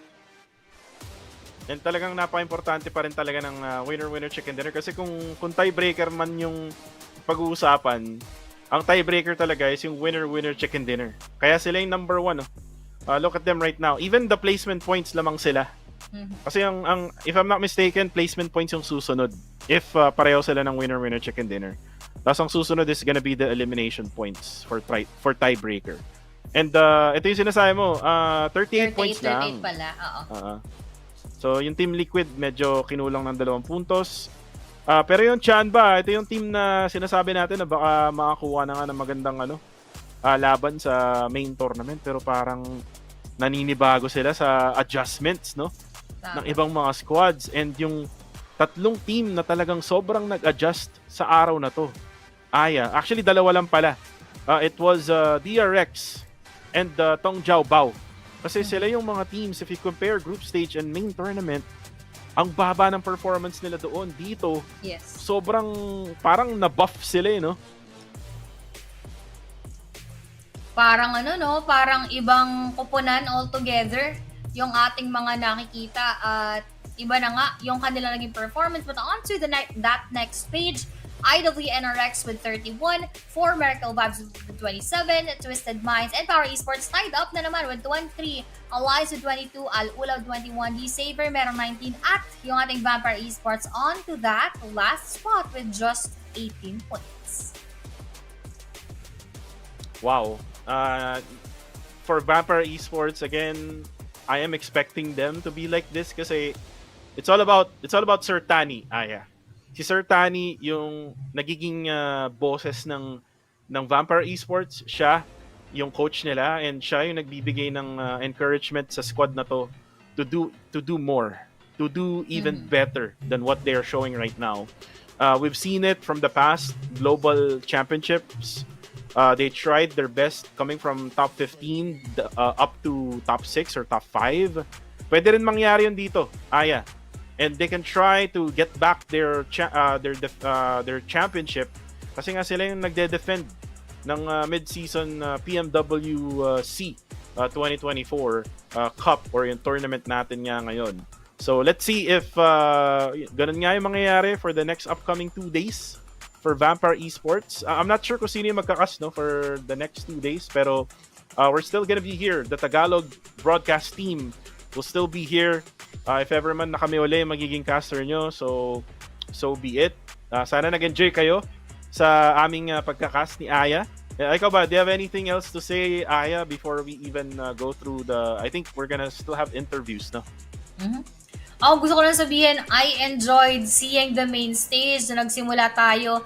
Grabe, yung mga naging engagements agad-agad. And that was, I believe, the most heated and most intense Sanhok map that I've watched here in PMWC. Given, of course, that this is the main stage already, pero hindi ko na-expect na ganun magiging katindi yung ating mga bakbakan. And on to the next games, ganun pa rin, syempre, merong intensity, although mas naglaylo ng very, very light. Proud ako dun sa mga underdog teams, underestimated teams na nandoon na bigla sa taas. Well, we can say na underdog na ngayon after day number 1. Underdog na ngayon yung Alliance. They were the top number 1 team. Let's look at the play of the day, by the way. It is coming from Tony K. Na kung saan ay iniisa-isa niya itong reject. And I'm not sure if this is the play of the day, pero siguro plays of the day ito. But you can see how Tony K diced itong reject. Totoo ba? Play of the day yun? Para sa akin, hindi Parang hindi ko nga masyadong naramdaman yung plays na nakita natin doon. But siguro marami pang worthy of those highlights. But overall, parang highlights kasi yung buong araw na to, ang daming mga naging kasi. Well, Aya, sabi ko nga kanina, no, kung di mo ako narinig, di ko alam kung play of the day yata yun talaga. Kasi ang dami naging plays na maganda eh. I mean, other than what we saw from Tony K, pero siguro, play of the day for Vampire Esports yung nakita natin. We haven't seen much of Vampire Esports today, pero let's see who's the MVP for today's matchups. It's Mafioso, who's currently leading for the MVP honors. 2,838, 14 eliminations. Napakalakas talaga itong batang to. And again, he's the Terminator of Brazil's Alpha 7 Esports. And hindi lang niya ginagawa yun in close range, ginagawa din niya in long range with the Mini 14s. And ito yung highlight kanina, na dalawa yung nakuha niya. Tinraid niya yung isang napatay sa kanila eh. Tama. Kaya overall, aim 7 natin talaga sa mga nagdala ng highlights atin for our day. Number 1 alone at yung naging magandang highlights for me was what Reject did on Saturday. Well, for Reject naman, Reject was able to bounce back, no? Marami ako nakikitong fans ng Reject sa live comment section across all platforms. And I love that if Harami Bro is down and out, kung eliminated na sila, they still have their own bets. They still have yung mga favorites nila, no? Like yung iba, Vampire Esports, yung iba, Falcons. Actually, Falcons wala na dito, pero may nag-cheer pa rin for Falcons. And then we also have yung Reject. We have also DRX fans. So, sana ay umukay na yung laro ng ibang mga teams. Ayun. Pero, overall, I sabi nga, ang galing ng ating mga teams at yung pag-bounce back ng ating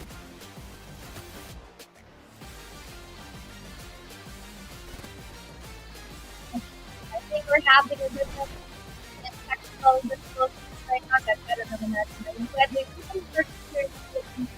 and I would want to guys, safe and dry day, lalo na sa mga binabaha pa. Pero ngayon, tignan muna natin yung ating World Cup here at the ESPORTS World Cup, and I'm joined by Mafioso from Alpha 7, who are currently tied for first place. Mafioso, you guys managed to get 2 winner-winner chicken dinners in day 1 of the main tournament. How's the team feeling? Vocês conseguiram 2 chicken dinner no torneio. Como você está se sentindo? Olá, boa noite. Acho que acredito que no Brasil é de dia, né? A gente está se sentindo muito bem. Foram 2 wins, mas nós sabemos que poderia ter sido 4, 5, porque a gente entregou algumas partidas, mas no dia de amanhã a gente vai chegar com tudo e vamos garantir mais winner para casa. Hello, good evening. We know that in Brazil is day still. We know we could have been more, but we gave some of our competitions, but tomorrow is going to be better. We shall see. I mean, if it gets better than this, it is going to be quite difficult for the other teams to follow up. But I want to ask you, when it comes to previous international tournaments, we're used to seeing Alpha 7 in day 1, day 2 of the finals or of the main tournament of the events where they're in first place. But day 3 seems to be the day where you guys struggle. So how will you make sure that it doesn't happen again here at the PUBG Mobile World Cup? Em competições internacionais, vocês geralmente ficam no primeiro dia, vocês ficam em primeiro, no segundo dia também, no terceiro dia quando vocês começam a ter mais problemas. Como vocês estão querendo prevenir com que isso aconteça, que isso não aconteça aqui? A gente trabalhou bastante nosso psicológico Eu queria mandar um alô para a nossa psicóloga, a Yolanda. Ela vem ajudando a gente bastante. E aqui na World Cup vai ser diferente. No terceiro dia a gente vai entrar, vai mostrar nosso jogo também e vamos sair campeões. We have been working a lot in our psychological states of mind. We would like to say hello to Yolanda, our psychologist in Brazil. She's been helping us a lot. And we're going to do different on the third day, and we're going to get that. Well, I cannot wait to see that. And when it comes to Magrelin, he seems to be the new addition to the team. So what is his role? How is he impacting the team? How is he helping you guys out in the PMWC? Falando do Magrelin, ele é uma adição nova para a equipe. Como ele está se encaixando na equipe? Como que está funcionando isso? Cara, o Magrelin vem surpreendendo a gente bastante. Apesar de pouco tempo, ele vem fazendo um bom papel na nossa equipe. Todo mundo aqui sabe que ele é muito bom de bala. Então ele e o Revo ali, o duo deles é imparável. E eles matam todo mundo nessa World Cup. Although it's been just a few days that he's been joined us, he's been doing great. They're doing very well. And they're going to shoot everyone. I like that. You know what? Sometimes it does take quite a lot of time for a team to kind of get used to playing together, especially coming into a tournament of this size, but they seem to be doing pretty well so far. And that is a wrap for us on day one of the main tournament. We're going to head back on over to the studio to wrap up the first day of the main tournament. Take it away, boys. Ayun, grabe yung ating mga naging laban overall. Syempre, coming from our A7 nga na nakita earlier. And I'm not quite sure if tama ba yung narinig natin kanina kung meron pang ganap after this one. Pero gusto ko lang sabihin, this had been a very fun day number 1 para sa ating main stage.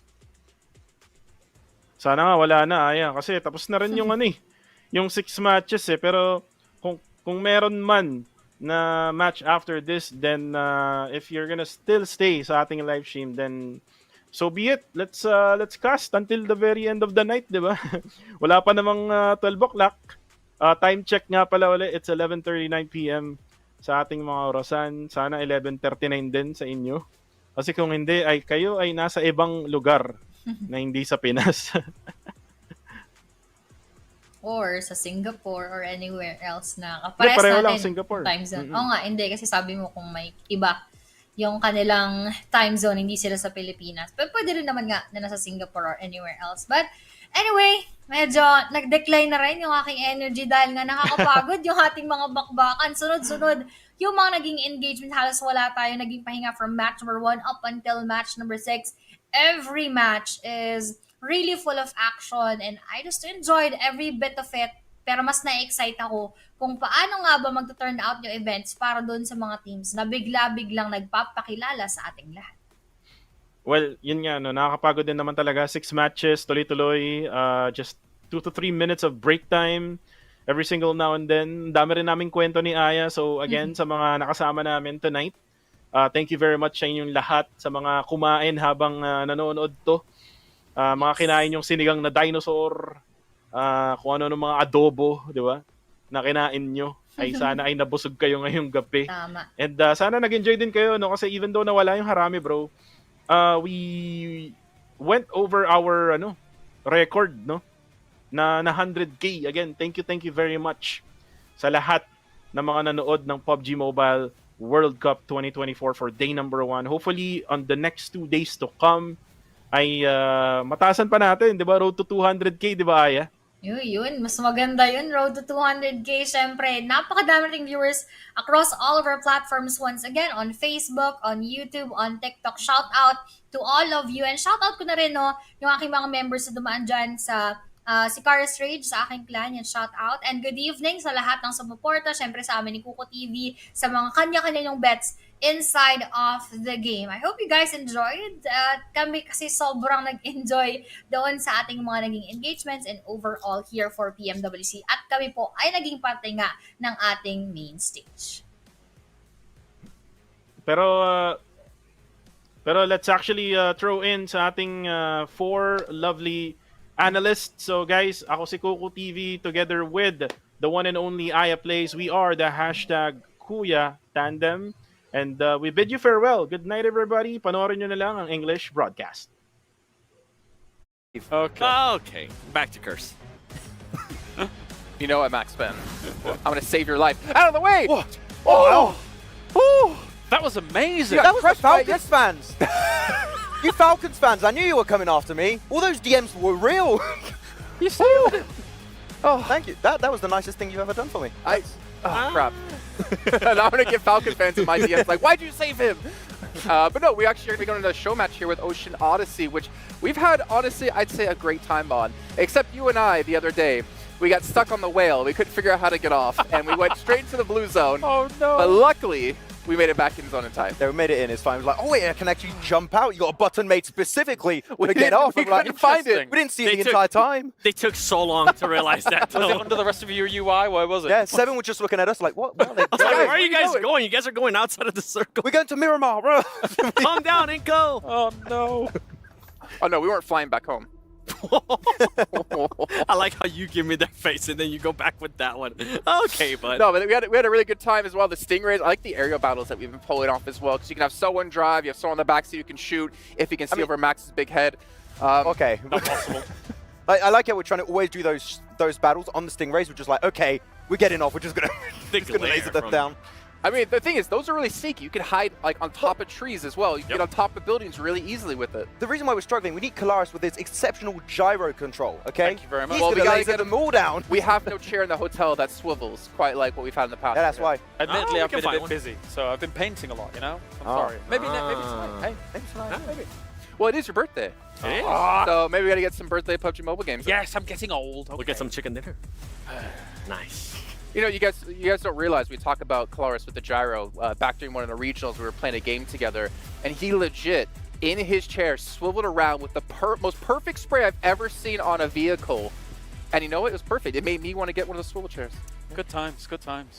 Good times. It was a perfect gyro. The perfect gyro. Beautiful. This absolute legend of the gyroscope. But in the meantime, we do have those show matches coming up. For now, we're going to head down to the stage with Barney to kick things off. Welcome back to the main stage, where our first 6 maps of our main tournament are complete. But there is more. As many of you well know, PUBG Mobile version 3.3 launches its first ever underwater-themed gameplay, Ocean Odyssey. Defeat all of the enemies in the Ocean Palace in order to obtain the powerful themed item, the Trident. More secrets about the Trident and, of course, the Kraken awaits discovery. So, with that being said, I believe it is time to jump into our first ever Ocean Odyssey show match on Livik. Prepare to be amazed and enjoy.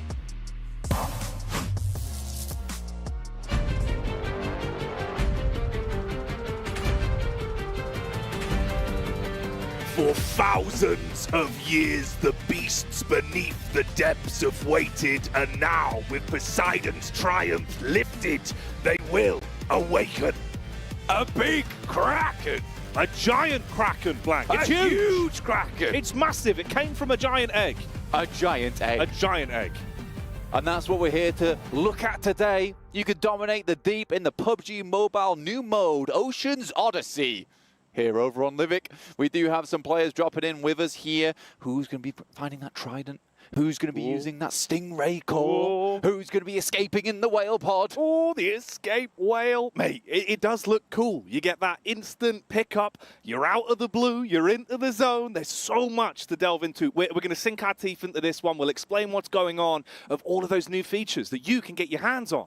You can head on down to the Ocean Palace here in game, and don't worry about going down early, getting knocked early, because you will be receiving yourself a special respawn card so you can play in the Ocean Palace to your heart's content and then re-enter the game later on, just in case if you didn't get that elusive Trident. And here it is, the Ocean Palace itself, a glorious, amazing bit of map that has so many sunken treasures, these chests that are scattered around the place. So there's plenty of loot for you to get your hands on, and it'll give you a fighting chance to scrap. You've also got the new addition of Forsaken Ruins. And Blank, these get me really excited, man. There's some special bits of gameplay tucked away in the Forsaken Ruins. You can find yourself the Sea Treasury, located underground, like all the pillars at its entrance to open the treasury and find the treasure inside. We're also showcasing the new pop ultimate set, Inferno Fiend, which looks awesome. You have 2 color variants there. You've got the one on your screen, which is nice and glowy orange, and we also have the more phantom type of style with the blue. Yeah, and this is what we were talking about, that sea treasury locked behind the closed doors. What secrets does it behold? Well, you'll have to unlock it, doing a bit of magic to get in there and get yourself that all-important loot. And look who's on our screens, Blank. It's our special guests. We have Zuxi and Luxi online here with us, showcasing the new match. The Indonesian legends right in front of your eyes here, alongside with Microboy also joining us, and Ryzen from way back in the day. Very nice to see. Really, really happy to have them all here. We even have Rosemary, which is pretty cool. Yeah, all the legendary names in one very cool show match, just to show off all those new features. And this is one of them. Iron Pro's found his way in. He's completed the ritual and gets himself that treasure waiting at the end. And look what's just popped out of the chest. So much loot available to himself, and including the Stingray core, which you can use to travel around. The boys on the desk were talking about and get yourself into some elevated positions. Look at this, guys. Geared and ready to go right off the bat. But here's the fun part, like we were saying, you get that respawn, so it instigates more fights, give you more opportunities to play with the loot that you find here, with so much of it being densely packed. And Zuxi, he might be low, but he's trying to show those smooth moves. Not going to happen, though. Yuhai comes in, finds himself the elimination, but quickly taken out by Ryzen. I love the friendly rivalry between these three, obviously. Ryzen playing on side with Zuxi and Luxi back in the day. Yuhai kind of being that uprising star that came after Zuxi and Luxi. Nice to see them all go head-to-head in that individual battle. You got Rosemary here inside the Ocean Palace at the moment. Not inside the water just yet. But you do have to swim through, but you will be gaining yourself some special abilities when in the water, including some water slices, a speed boost through the water as well. It's all very fun. It is, it is. It's completely changed the way that Ocean Traversal works. Previously, you're not limited to being kind of slow in the water. Hey, you there can we go. instead move like this. You get that quick dash, the cool new animations that have come in, and like you said, the possibility to take really cool underwater fights as well. There is the air bubble, though, that is protected by this, the trident in the center of the palace. It will grant you increased swimming speed so you could dominate the water gameplay and combat, including some unique skills. They're also available online, creating a water tornado for you and your friends to dominate with over in the match. Here's our water orb grenade as well. This one's an interesting one, Jackie. It really is. The water orb grenade gives you so much freedom of movement. Also the fact that to an enemy, you're slowed. If you're inside of it, that radius is going to slow your movement. It's going to make you go into that swimming animation. If you're someone like Rosemary that gets it in the right place at the right time, you could help yourself out in a fight. Also, when you're inside of it, you get the positive buffs.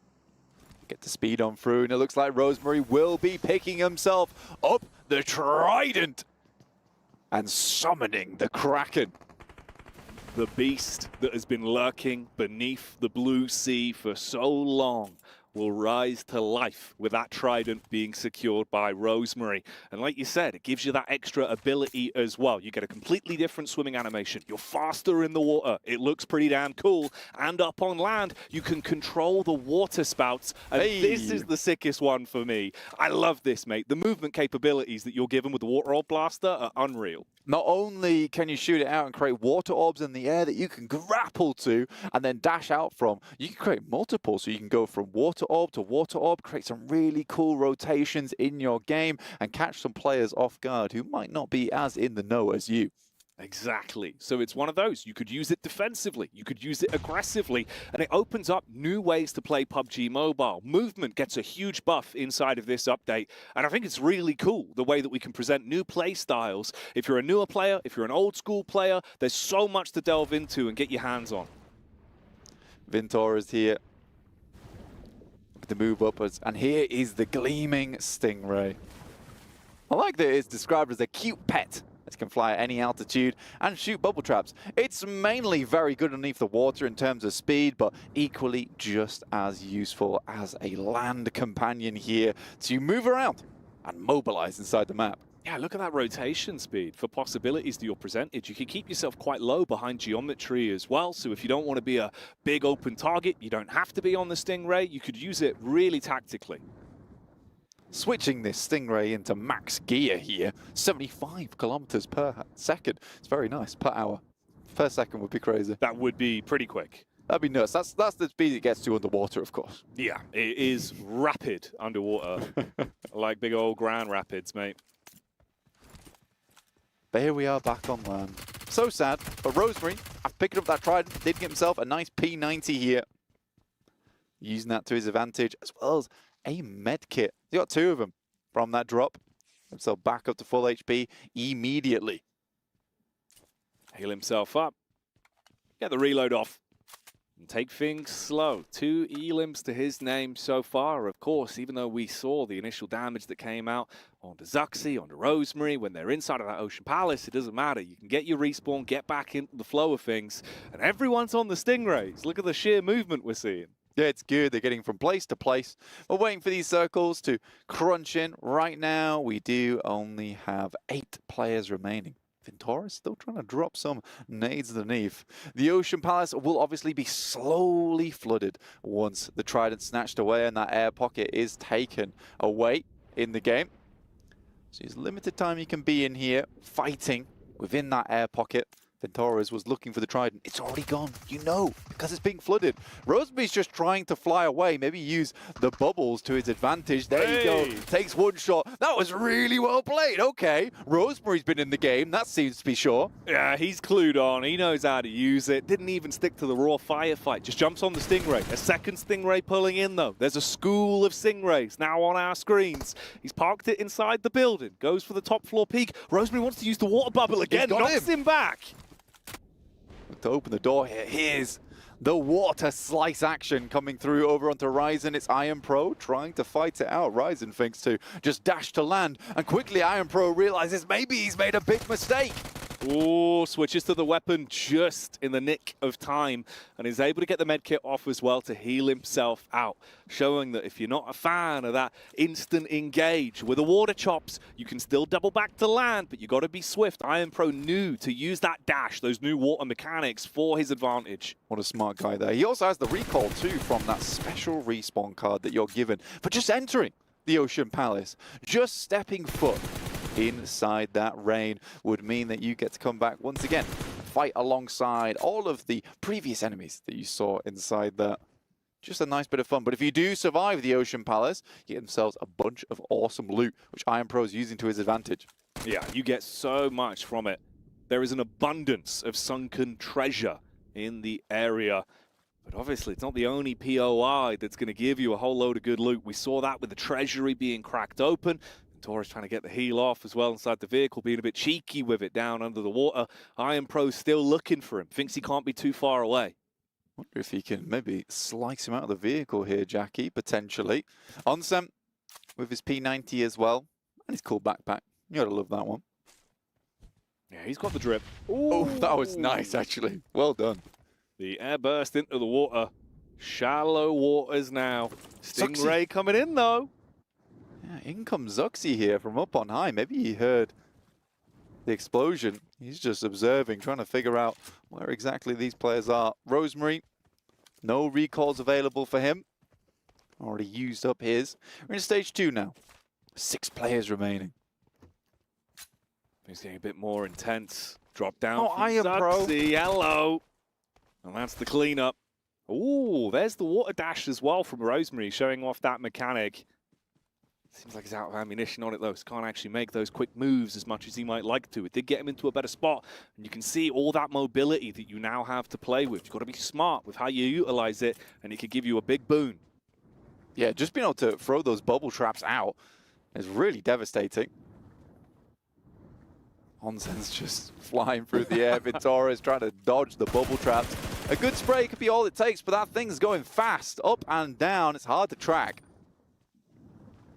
He's not going to nade out the air. Come on, Surely man. not.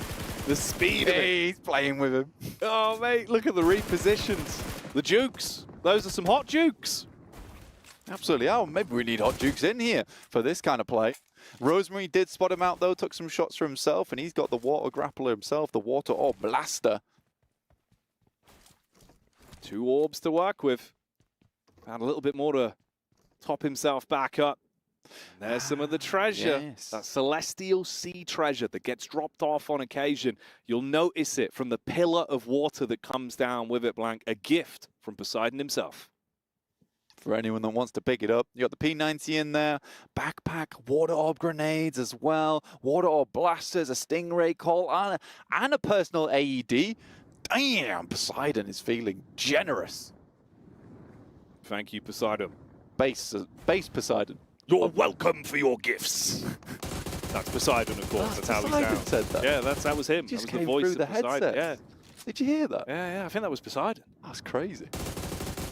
Onzen is having the best time. He really is. He's loving it. The new mechanics here of the Stingray, giving him so much freedom. The roam. Rosemary, any smooth moves with the water orbs? What we got to play with here? Instead, favouring the classic gameplay. Can they get the nade out? Smoke pull, Molotov pull, breaks down the door with it. I like it. I like it a lot.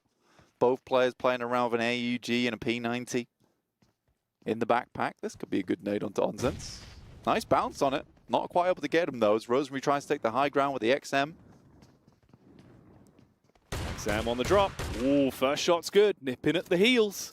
Onzen's on the corner, trying to play the off angle, pre-fire the peak. See if he runs into it, but there's a man swooping in. There's that water orb as well. It blocks off the peak, actually. Rosemary, he'd be in uncomfortable territory if he wants to swim through there. The buckshot going up towards the Stingrays. Onzen stealing a Stingray for himself, actually. You got Voki underneath. And Rosemary seems to be harassed by 3 separate Stingrays here in the air. Voki's just flying away. He wants nothing of it. The marine biology coming out with a madness as the Stingrays glide through the skies. Those mystical beasts. Oh, he's got him. That's the orb down. Nice connection. He's just annoying him right now. Doesn't do too much damage. Rosemary with the XM14 looks to take some shots, but Zuxi quick on the peaks, quick on the flicks. He's just toying with him. It's like a water fight. Splashing bubbles all over the shop. Just flying 360s around him now. Oh, mate. Zuxi's got the moves. Yeah, I mean, fair play. I'd do a dance off for that one as well. Like, come fight me. Come on, Zuxi. Doesn't want to commit to it. Just going to keep soaring through those skies with the might of the Stingray. It is cool to see all these new mechanics, how they come together as well. Like we were saying, so much more freedom in terms of movement, quick rotates, quick aggression. If you want to swoop in, also the opportunities that present. You know, although it's a vehicle that can be used for a quick reposition, it's also quite a good bit of aggressive kit as well if you want to instigate a fight using those water orbs. Yeah, some more dances coming out here. Voki's enjoying himself. The good thing about the Stingray as well is you get the Stingray core to work with. So the Gleaming Stingray, a very good vehicle, but it is accessible anywhere from the backpack. Like you just saw there with Voki, spawning it in, dancing in front of his new Stingray friend. We also just launched the collection system, so you can go get your rewards right now with PUBG Mobile version 3.3. Make sure you're checking that one out in-game. Because we got rewards for you. Because we wanted to reward you for being such loyal and having such good patronage to PUBG Mobile. Boons for your efforts from Lord Poseidon himself. He's still just flying circles around people right now. Oh, mate. Look at the speed on it, the airstrafes as well. Mate, Zuxi's such a funny guy. I remember we went to an arcade one time and he just demolished me at race karting. It was like, he was just, because I was using it just in automatic. He had it in manual. Oh. And he owned me. Like, I thought he was good at driving in-game. Yeah. At the arcade, too good. I was like 8 laps behind the guy. Unfortunately, he does get knocked out finally. His fun's been ruined. But another one's come in to ruin the day. Oh, okay, that's cool. That's nice. Oh! Oh, no. He thought he was slick with it. Using the orbs to reposition himself. You get the pull into the orb from a distance, and then you get the dash out, but he gets blown away by the splash. Now you got 3 Stingrays in the air, all just rotating, repositioning. You're Onsen here. We are Rosemary and Voki. All still left remaining as Rosemary gets out for a second to maybe take some pot shots here with the M4 before he gets bubble blasted. Rosemary grabbing himself another Stingray from the core. Spawning in a friend to help him out. Quick reposition, opts to drop down. Spam some bullets sky high. See if he can land the hurty-verties. I like how Voki keeps angling himself upwards so he just can't get the shots off on him. Ooh. Cheeky dodge. Near miss. Onsen's on the move in as well. He's hearing the bullets from the back. Does he spot the man beneath? You got the big old splash to play with. That's the first one. Dips into the blue, but you're so damn quick you can make your way straight back out. Onsen here, looking for another splash, does find him, but just leaves him to it. Doesn't try to even finish him off. We're in stage 5 now, the circle's starting to close in. Voki's waiting, but it's Rosemary and Onsen's still having the time of their lives here on the Gleaming Stingray. Here with Ocean Odyssey. Voki, Stingrayless. Everyone else thriving in their lane, on their rays. The equal of Maidenless. You're Stingrayless. You're Stingrayless. You gotta have a Stingray. Come on, man. Ooh, water bubble for the engage. Rosemary's bandying on top of it as well. It's so annoying to deal with. Oh, he's got himself a Stingray. Okay, 3 of them in flight. A school of Stingrays surrounding one another. This is such a funny game mode. Why don't I know if any of mine end like this? I just get bubble blasted, sent into the air and die. Luckily here, there's enough Stingrays to go around. Rays of sunshine here in the show match. Who's going to take it? As things start to draw towards a close, bullets being fired out. Rosemary's dropped off the ray, but he's still beaming from ear to ear with the actual weapon. Just 35 bullets, not a lot. Onsen's getting hit by another one. They're missing. He's got the moves. Ooh, drop down from the ray. Has to connect with the XM. Clear in the corner. There's a little bit of damage, but Rosemary's down for the count. Onsen last remaining here. Maybe he has to go for a heal, but Voki has a nade. Sending it over the top. Maybe it does the splash damage. Gets back in the Stingray potentially. Or just full stim up. Felt like he was pretty good on that, but he's going to go for it anyway. I like it. Being prepared. Quick soda pop and on the ray. That's the damage done from the opening. Ooh, there's the turnaround, and that's how things go. Nice one, Rosemary, taking himself the winner chicken dinner here on Ocean Odyssey with PUBG Mobile. It's out now. Have some fun in the Ocean Palace and the Forsaken Ruins. Get yourself in that sea treasury and be looted up and rich with both fun and loot. Dominate the deep. Oh, Poseidon's back again. He's back. Where's he come from? He's talking to me in the ears. Oh, but you better do as he told you. Get out there, get control of that trident, and have some fun with it. A whole lot to play with, Blank. Absolutely, and that's what we're here for at the end of the day. Although we just concluded some high-octane gameplay over in the PUBG Mobile World Cup here at the ESPORTS World Cup, we are, in fact, also about fun. Just in case you forgot. No, exactly. And is there much funner than that? You can see just how enjoyable it was for everyone that was playing. And here is the next game mode we're actually going to be showing off, Blank. We're keeping you guessing what we got going on today. Today we got the Water Gargan defense with the aliens. They're back again. Return to play with one another. A little bit of nostalgia here for you guys at home who remember the glorious days of the Red Aliens. They're here for some tower defense gameplay. You can find the map code up on the top right there in World of Wonder. And here we go. All right then, let's see if they can defend. We've got our cameras as well, and a good mix of talent. So we'll be teaching about this one at home, so you can experience it for yourself if you like the look of things. A nice fun game mode here. You can leap to the elevated areas to gather some loot. And the red crates enable a player to build a special turret on the red carpet with a wide hit zone. We're basically playing a little bit of a tower defense gameplay here in World of Wonder. You also get yourself some shop tokens where you can buy some various upgrades.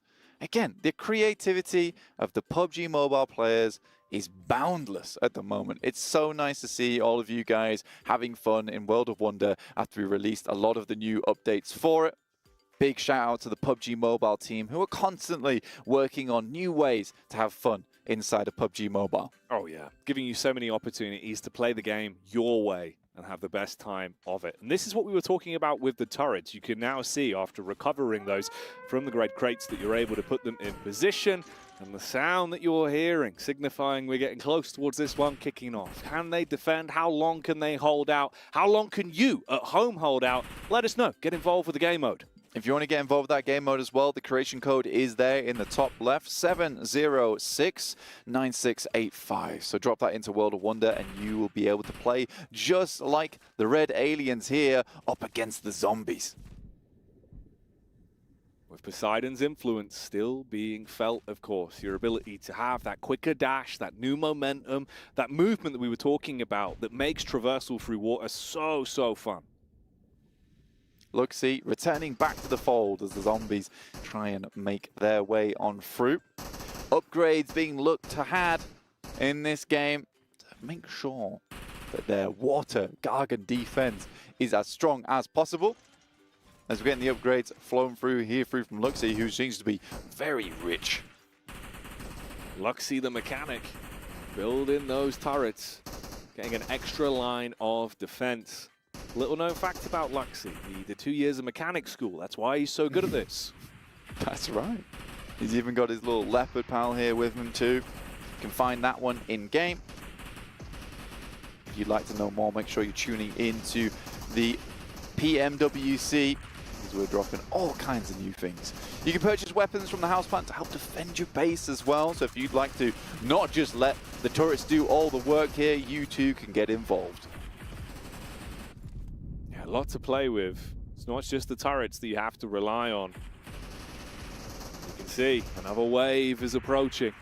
You want to be in the right spot, using those shop tokens, making sure you've got enough ammunition to go around, and being able to hit those shots when it matters most. If pressure's being applied to one lane rather than the others, if your turrets go down, nip back to the house plant, grab yourself some more gear, keep it moving.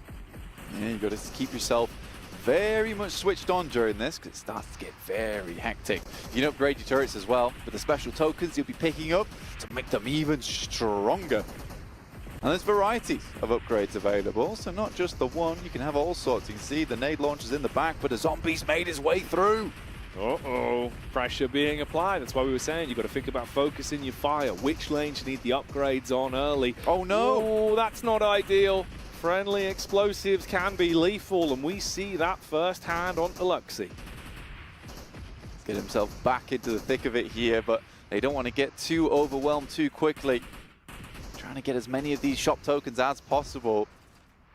Whilst Luxy, some of the other aliens here defend the base, Zuxi is diligently farming these plants for as much money as possible, whilst repairing the turrets up front.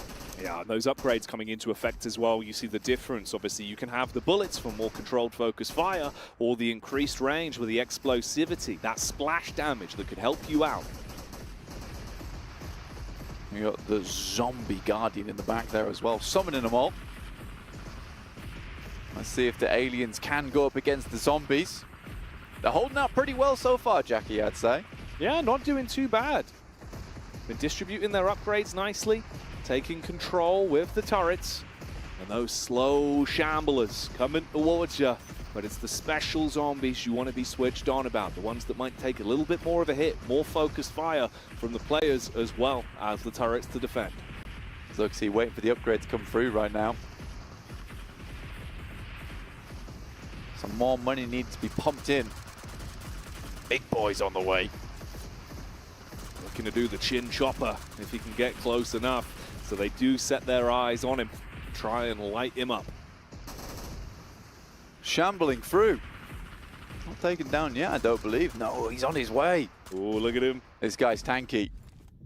Zuxi goes for the quick reposition, trying to favor the loot to give them more to play with, bolster the defense, and luckily, that's gonna go down. Say goodbye to that zombie, because he won't keep on moving.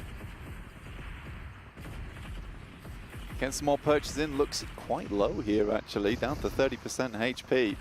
You do have unlimited ammo as well on your M4s and the weapons, so you can have as much fun as possible. Don't worry about conserving ammo here, just make sure you're taking down the zombies before they can get to you. Do not want to let those zombies eke their way in towards your base. That classic tower defense style gameplay with multiple lanes, a lot of opportunities to focus on looting and the actual firefights themselves. But these big boys are coming in, shambling towards you. Luckily, they take out that man. Could have been a problem. Could have been a big problem here. We have a whole host of fun game modes available for you in World of Wonder. This is not just the only one, and they're all just as fun. I can guarantee that. We also have loads of other game modes within PUBG Mobile that you can play. If you weren't just interested in the regular mode, and even if you're not interested in the regular mode, we are constantly throwing out new updates for you to enjoy, like the Ocean Odyssey. Make sure to tune in, because you know what? You might put the game down and pick it back up again, and it's completely different. A new thing to explore and have fun with. So many different ways to play, not just the competitive format, more casual modes as well that will keep you and all of your friends engaged. And they have been able to withstand the might of the zombies. They've survived the zombie attack. Zuxi, Microboy, Luxi, and Ryzen have done it. Could we have asked for anything less from the aliens? There was no way the zombies wouldn't get through versus this team. Remember, the map code is there, 7069685, to play some tower defense gameplay inspired by Ocean Odyssey. Oh yeah, Poseidon has given you some huge gifts. There is a lot for you to experience firsthand. You've seen how fun it can be with some of the best players we could get involved with these exciting show matches. So go and give it a try yourself. It's available and it is definitely worth checking out, Blank. Absolutely. Again, I will reiterate it because it has to be done. We have plenty of other modes available as well. And again, we have to thank you guys at home for all your creativity in World of Wonder. All right then, let's get back down to the studio. I'm sure they've got a lot to say about the explosive show matches we just saw. Well, if I was going to put anyone on being able to survive the zombie apocalypse, I would definitely give it to Bigatron. I'm going to hit your eye. I'm not going to throw this at all. No, that would hurt me. No, don't do that. You have glasses on. Paper, my one weakness. Oh, yeah, actually. My one. He had protection, I don't. Well, you didn't like paper cuts before. I don't like those. So, Close, I heard you had some thoughts, actually, to break down those two show matches. Yeah, BTR. Well, it looks looking great, being able to defend from the zombie invasion. We almost defended our own zombie invasion here. And it was great positioning from them to be able to take out the big bloated ones. Very nice. Yeah. As we just seen in the show match before that on Livic. Agreed. Very hard to hit people on Stingrays. Yeah. Very hard. And Max, very hard. Yes. You told me something that I didn't know about it. If you run out of fuel on the Stingray. That was 7. No, that was you, Max. That was me? Oh, yeah, that was me. That was me. I said that. What do you mean that was 7? You literally told me. You go in the water. That was me. That was your fuel back. That wasn't you. That was not me. That was me. It was Max. I remember that hairline. Great segment, guys. I remember that hairline from everywhere. No, you have to recharge it. It's From like miles it's a away. big AoE too. But we saw some players go down even though they hit the bubble and then they just get obliterated. So I was talking about refueling the Stingray. Yeah, like that was the fun. Stingray If to you like do a bigger AoE on your bubble. Right, if That's you go what in the water, Gotcha. okay, you're able to refill. Wow. Just grab a trident, make a tornado happen. A water tornado. A spout, And of course, while you have the Water trident, tornado. you need to make sure to have your Violet Thunder set because it looks so sick with the trident. Obviously in honor of PMWC, incorporates aspects of the trophy and it's to help celebrate this event and of course commemorate all the players participating in this historic event. Max has got his. I'm jealous. I need to go get mine. I got in like literally 4 pulls. 4 pulls. Like I got it. Wow. Yeah, It makes up every all the card. times you didn't get the vehicles you wanted. He never gets I the still vehicles. want a supercar at some point. I'm gonna get it, but it's still not the case. Someday. Well, you know what? You at home, let us know what you think. Should Max get his supercar? You can go vote in the survey, not vote. I don't know where you're voting in the survey. You fill out information in the survey. Maybe there'd be a question about if Maxman deserves a supercar or not. But we all know with the curse he currently has, probably not. 1B fans, no, he doesn't. He definitely doesn't. Falcon fans, definitely no. Falcon fans are crying right now. They're just like. Apologize. Why are they crying? Why poor Max? me? You had an outro, and then they just No, talked over. I didn't have an outro. No? Okay, that's What's it. an outro? Cars, what's our outro today? Thank you very much, ladies and gentlemen, for tuning in for day number 1 of the main event for PMWC. We are back tomorrow, same time, same place, for more PUBG Mobile action. Happy birthday. Yeah. Happy birthday. They also did the No, outro. we gotta get copyright.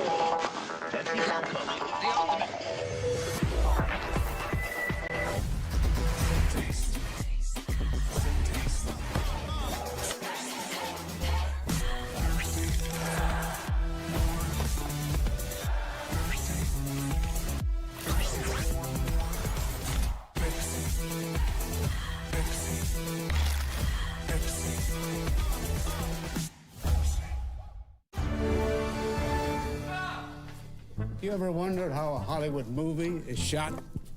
On a Sony. You review it on a Sony. And how do you make that sound epic? You record it on a Sony. Lunch break on a Sony. So why wouldn't you watch it on a Bravia by Sony?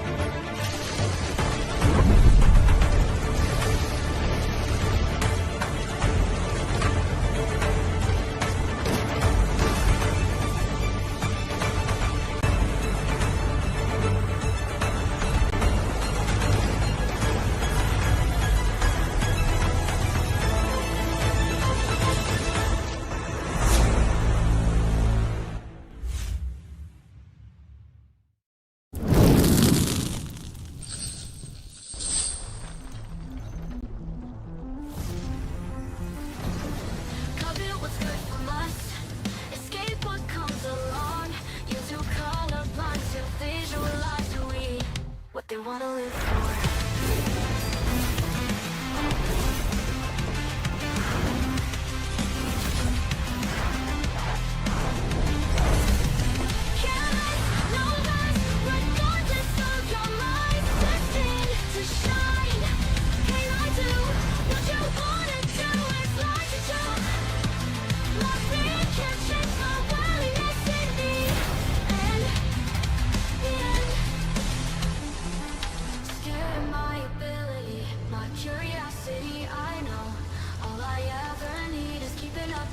Why'd you present me instead?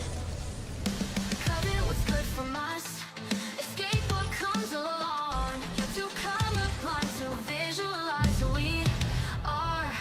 Light, careless, no less, regardless of your mind. Destined to shine. Can I do what you wanna do? It's like a joke. Nothing can change my worldliness in me.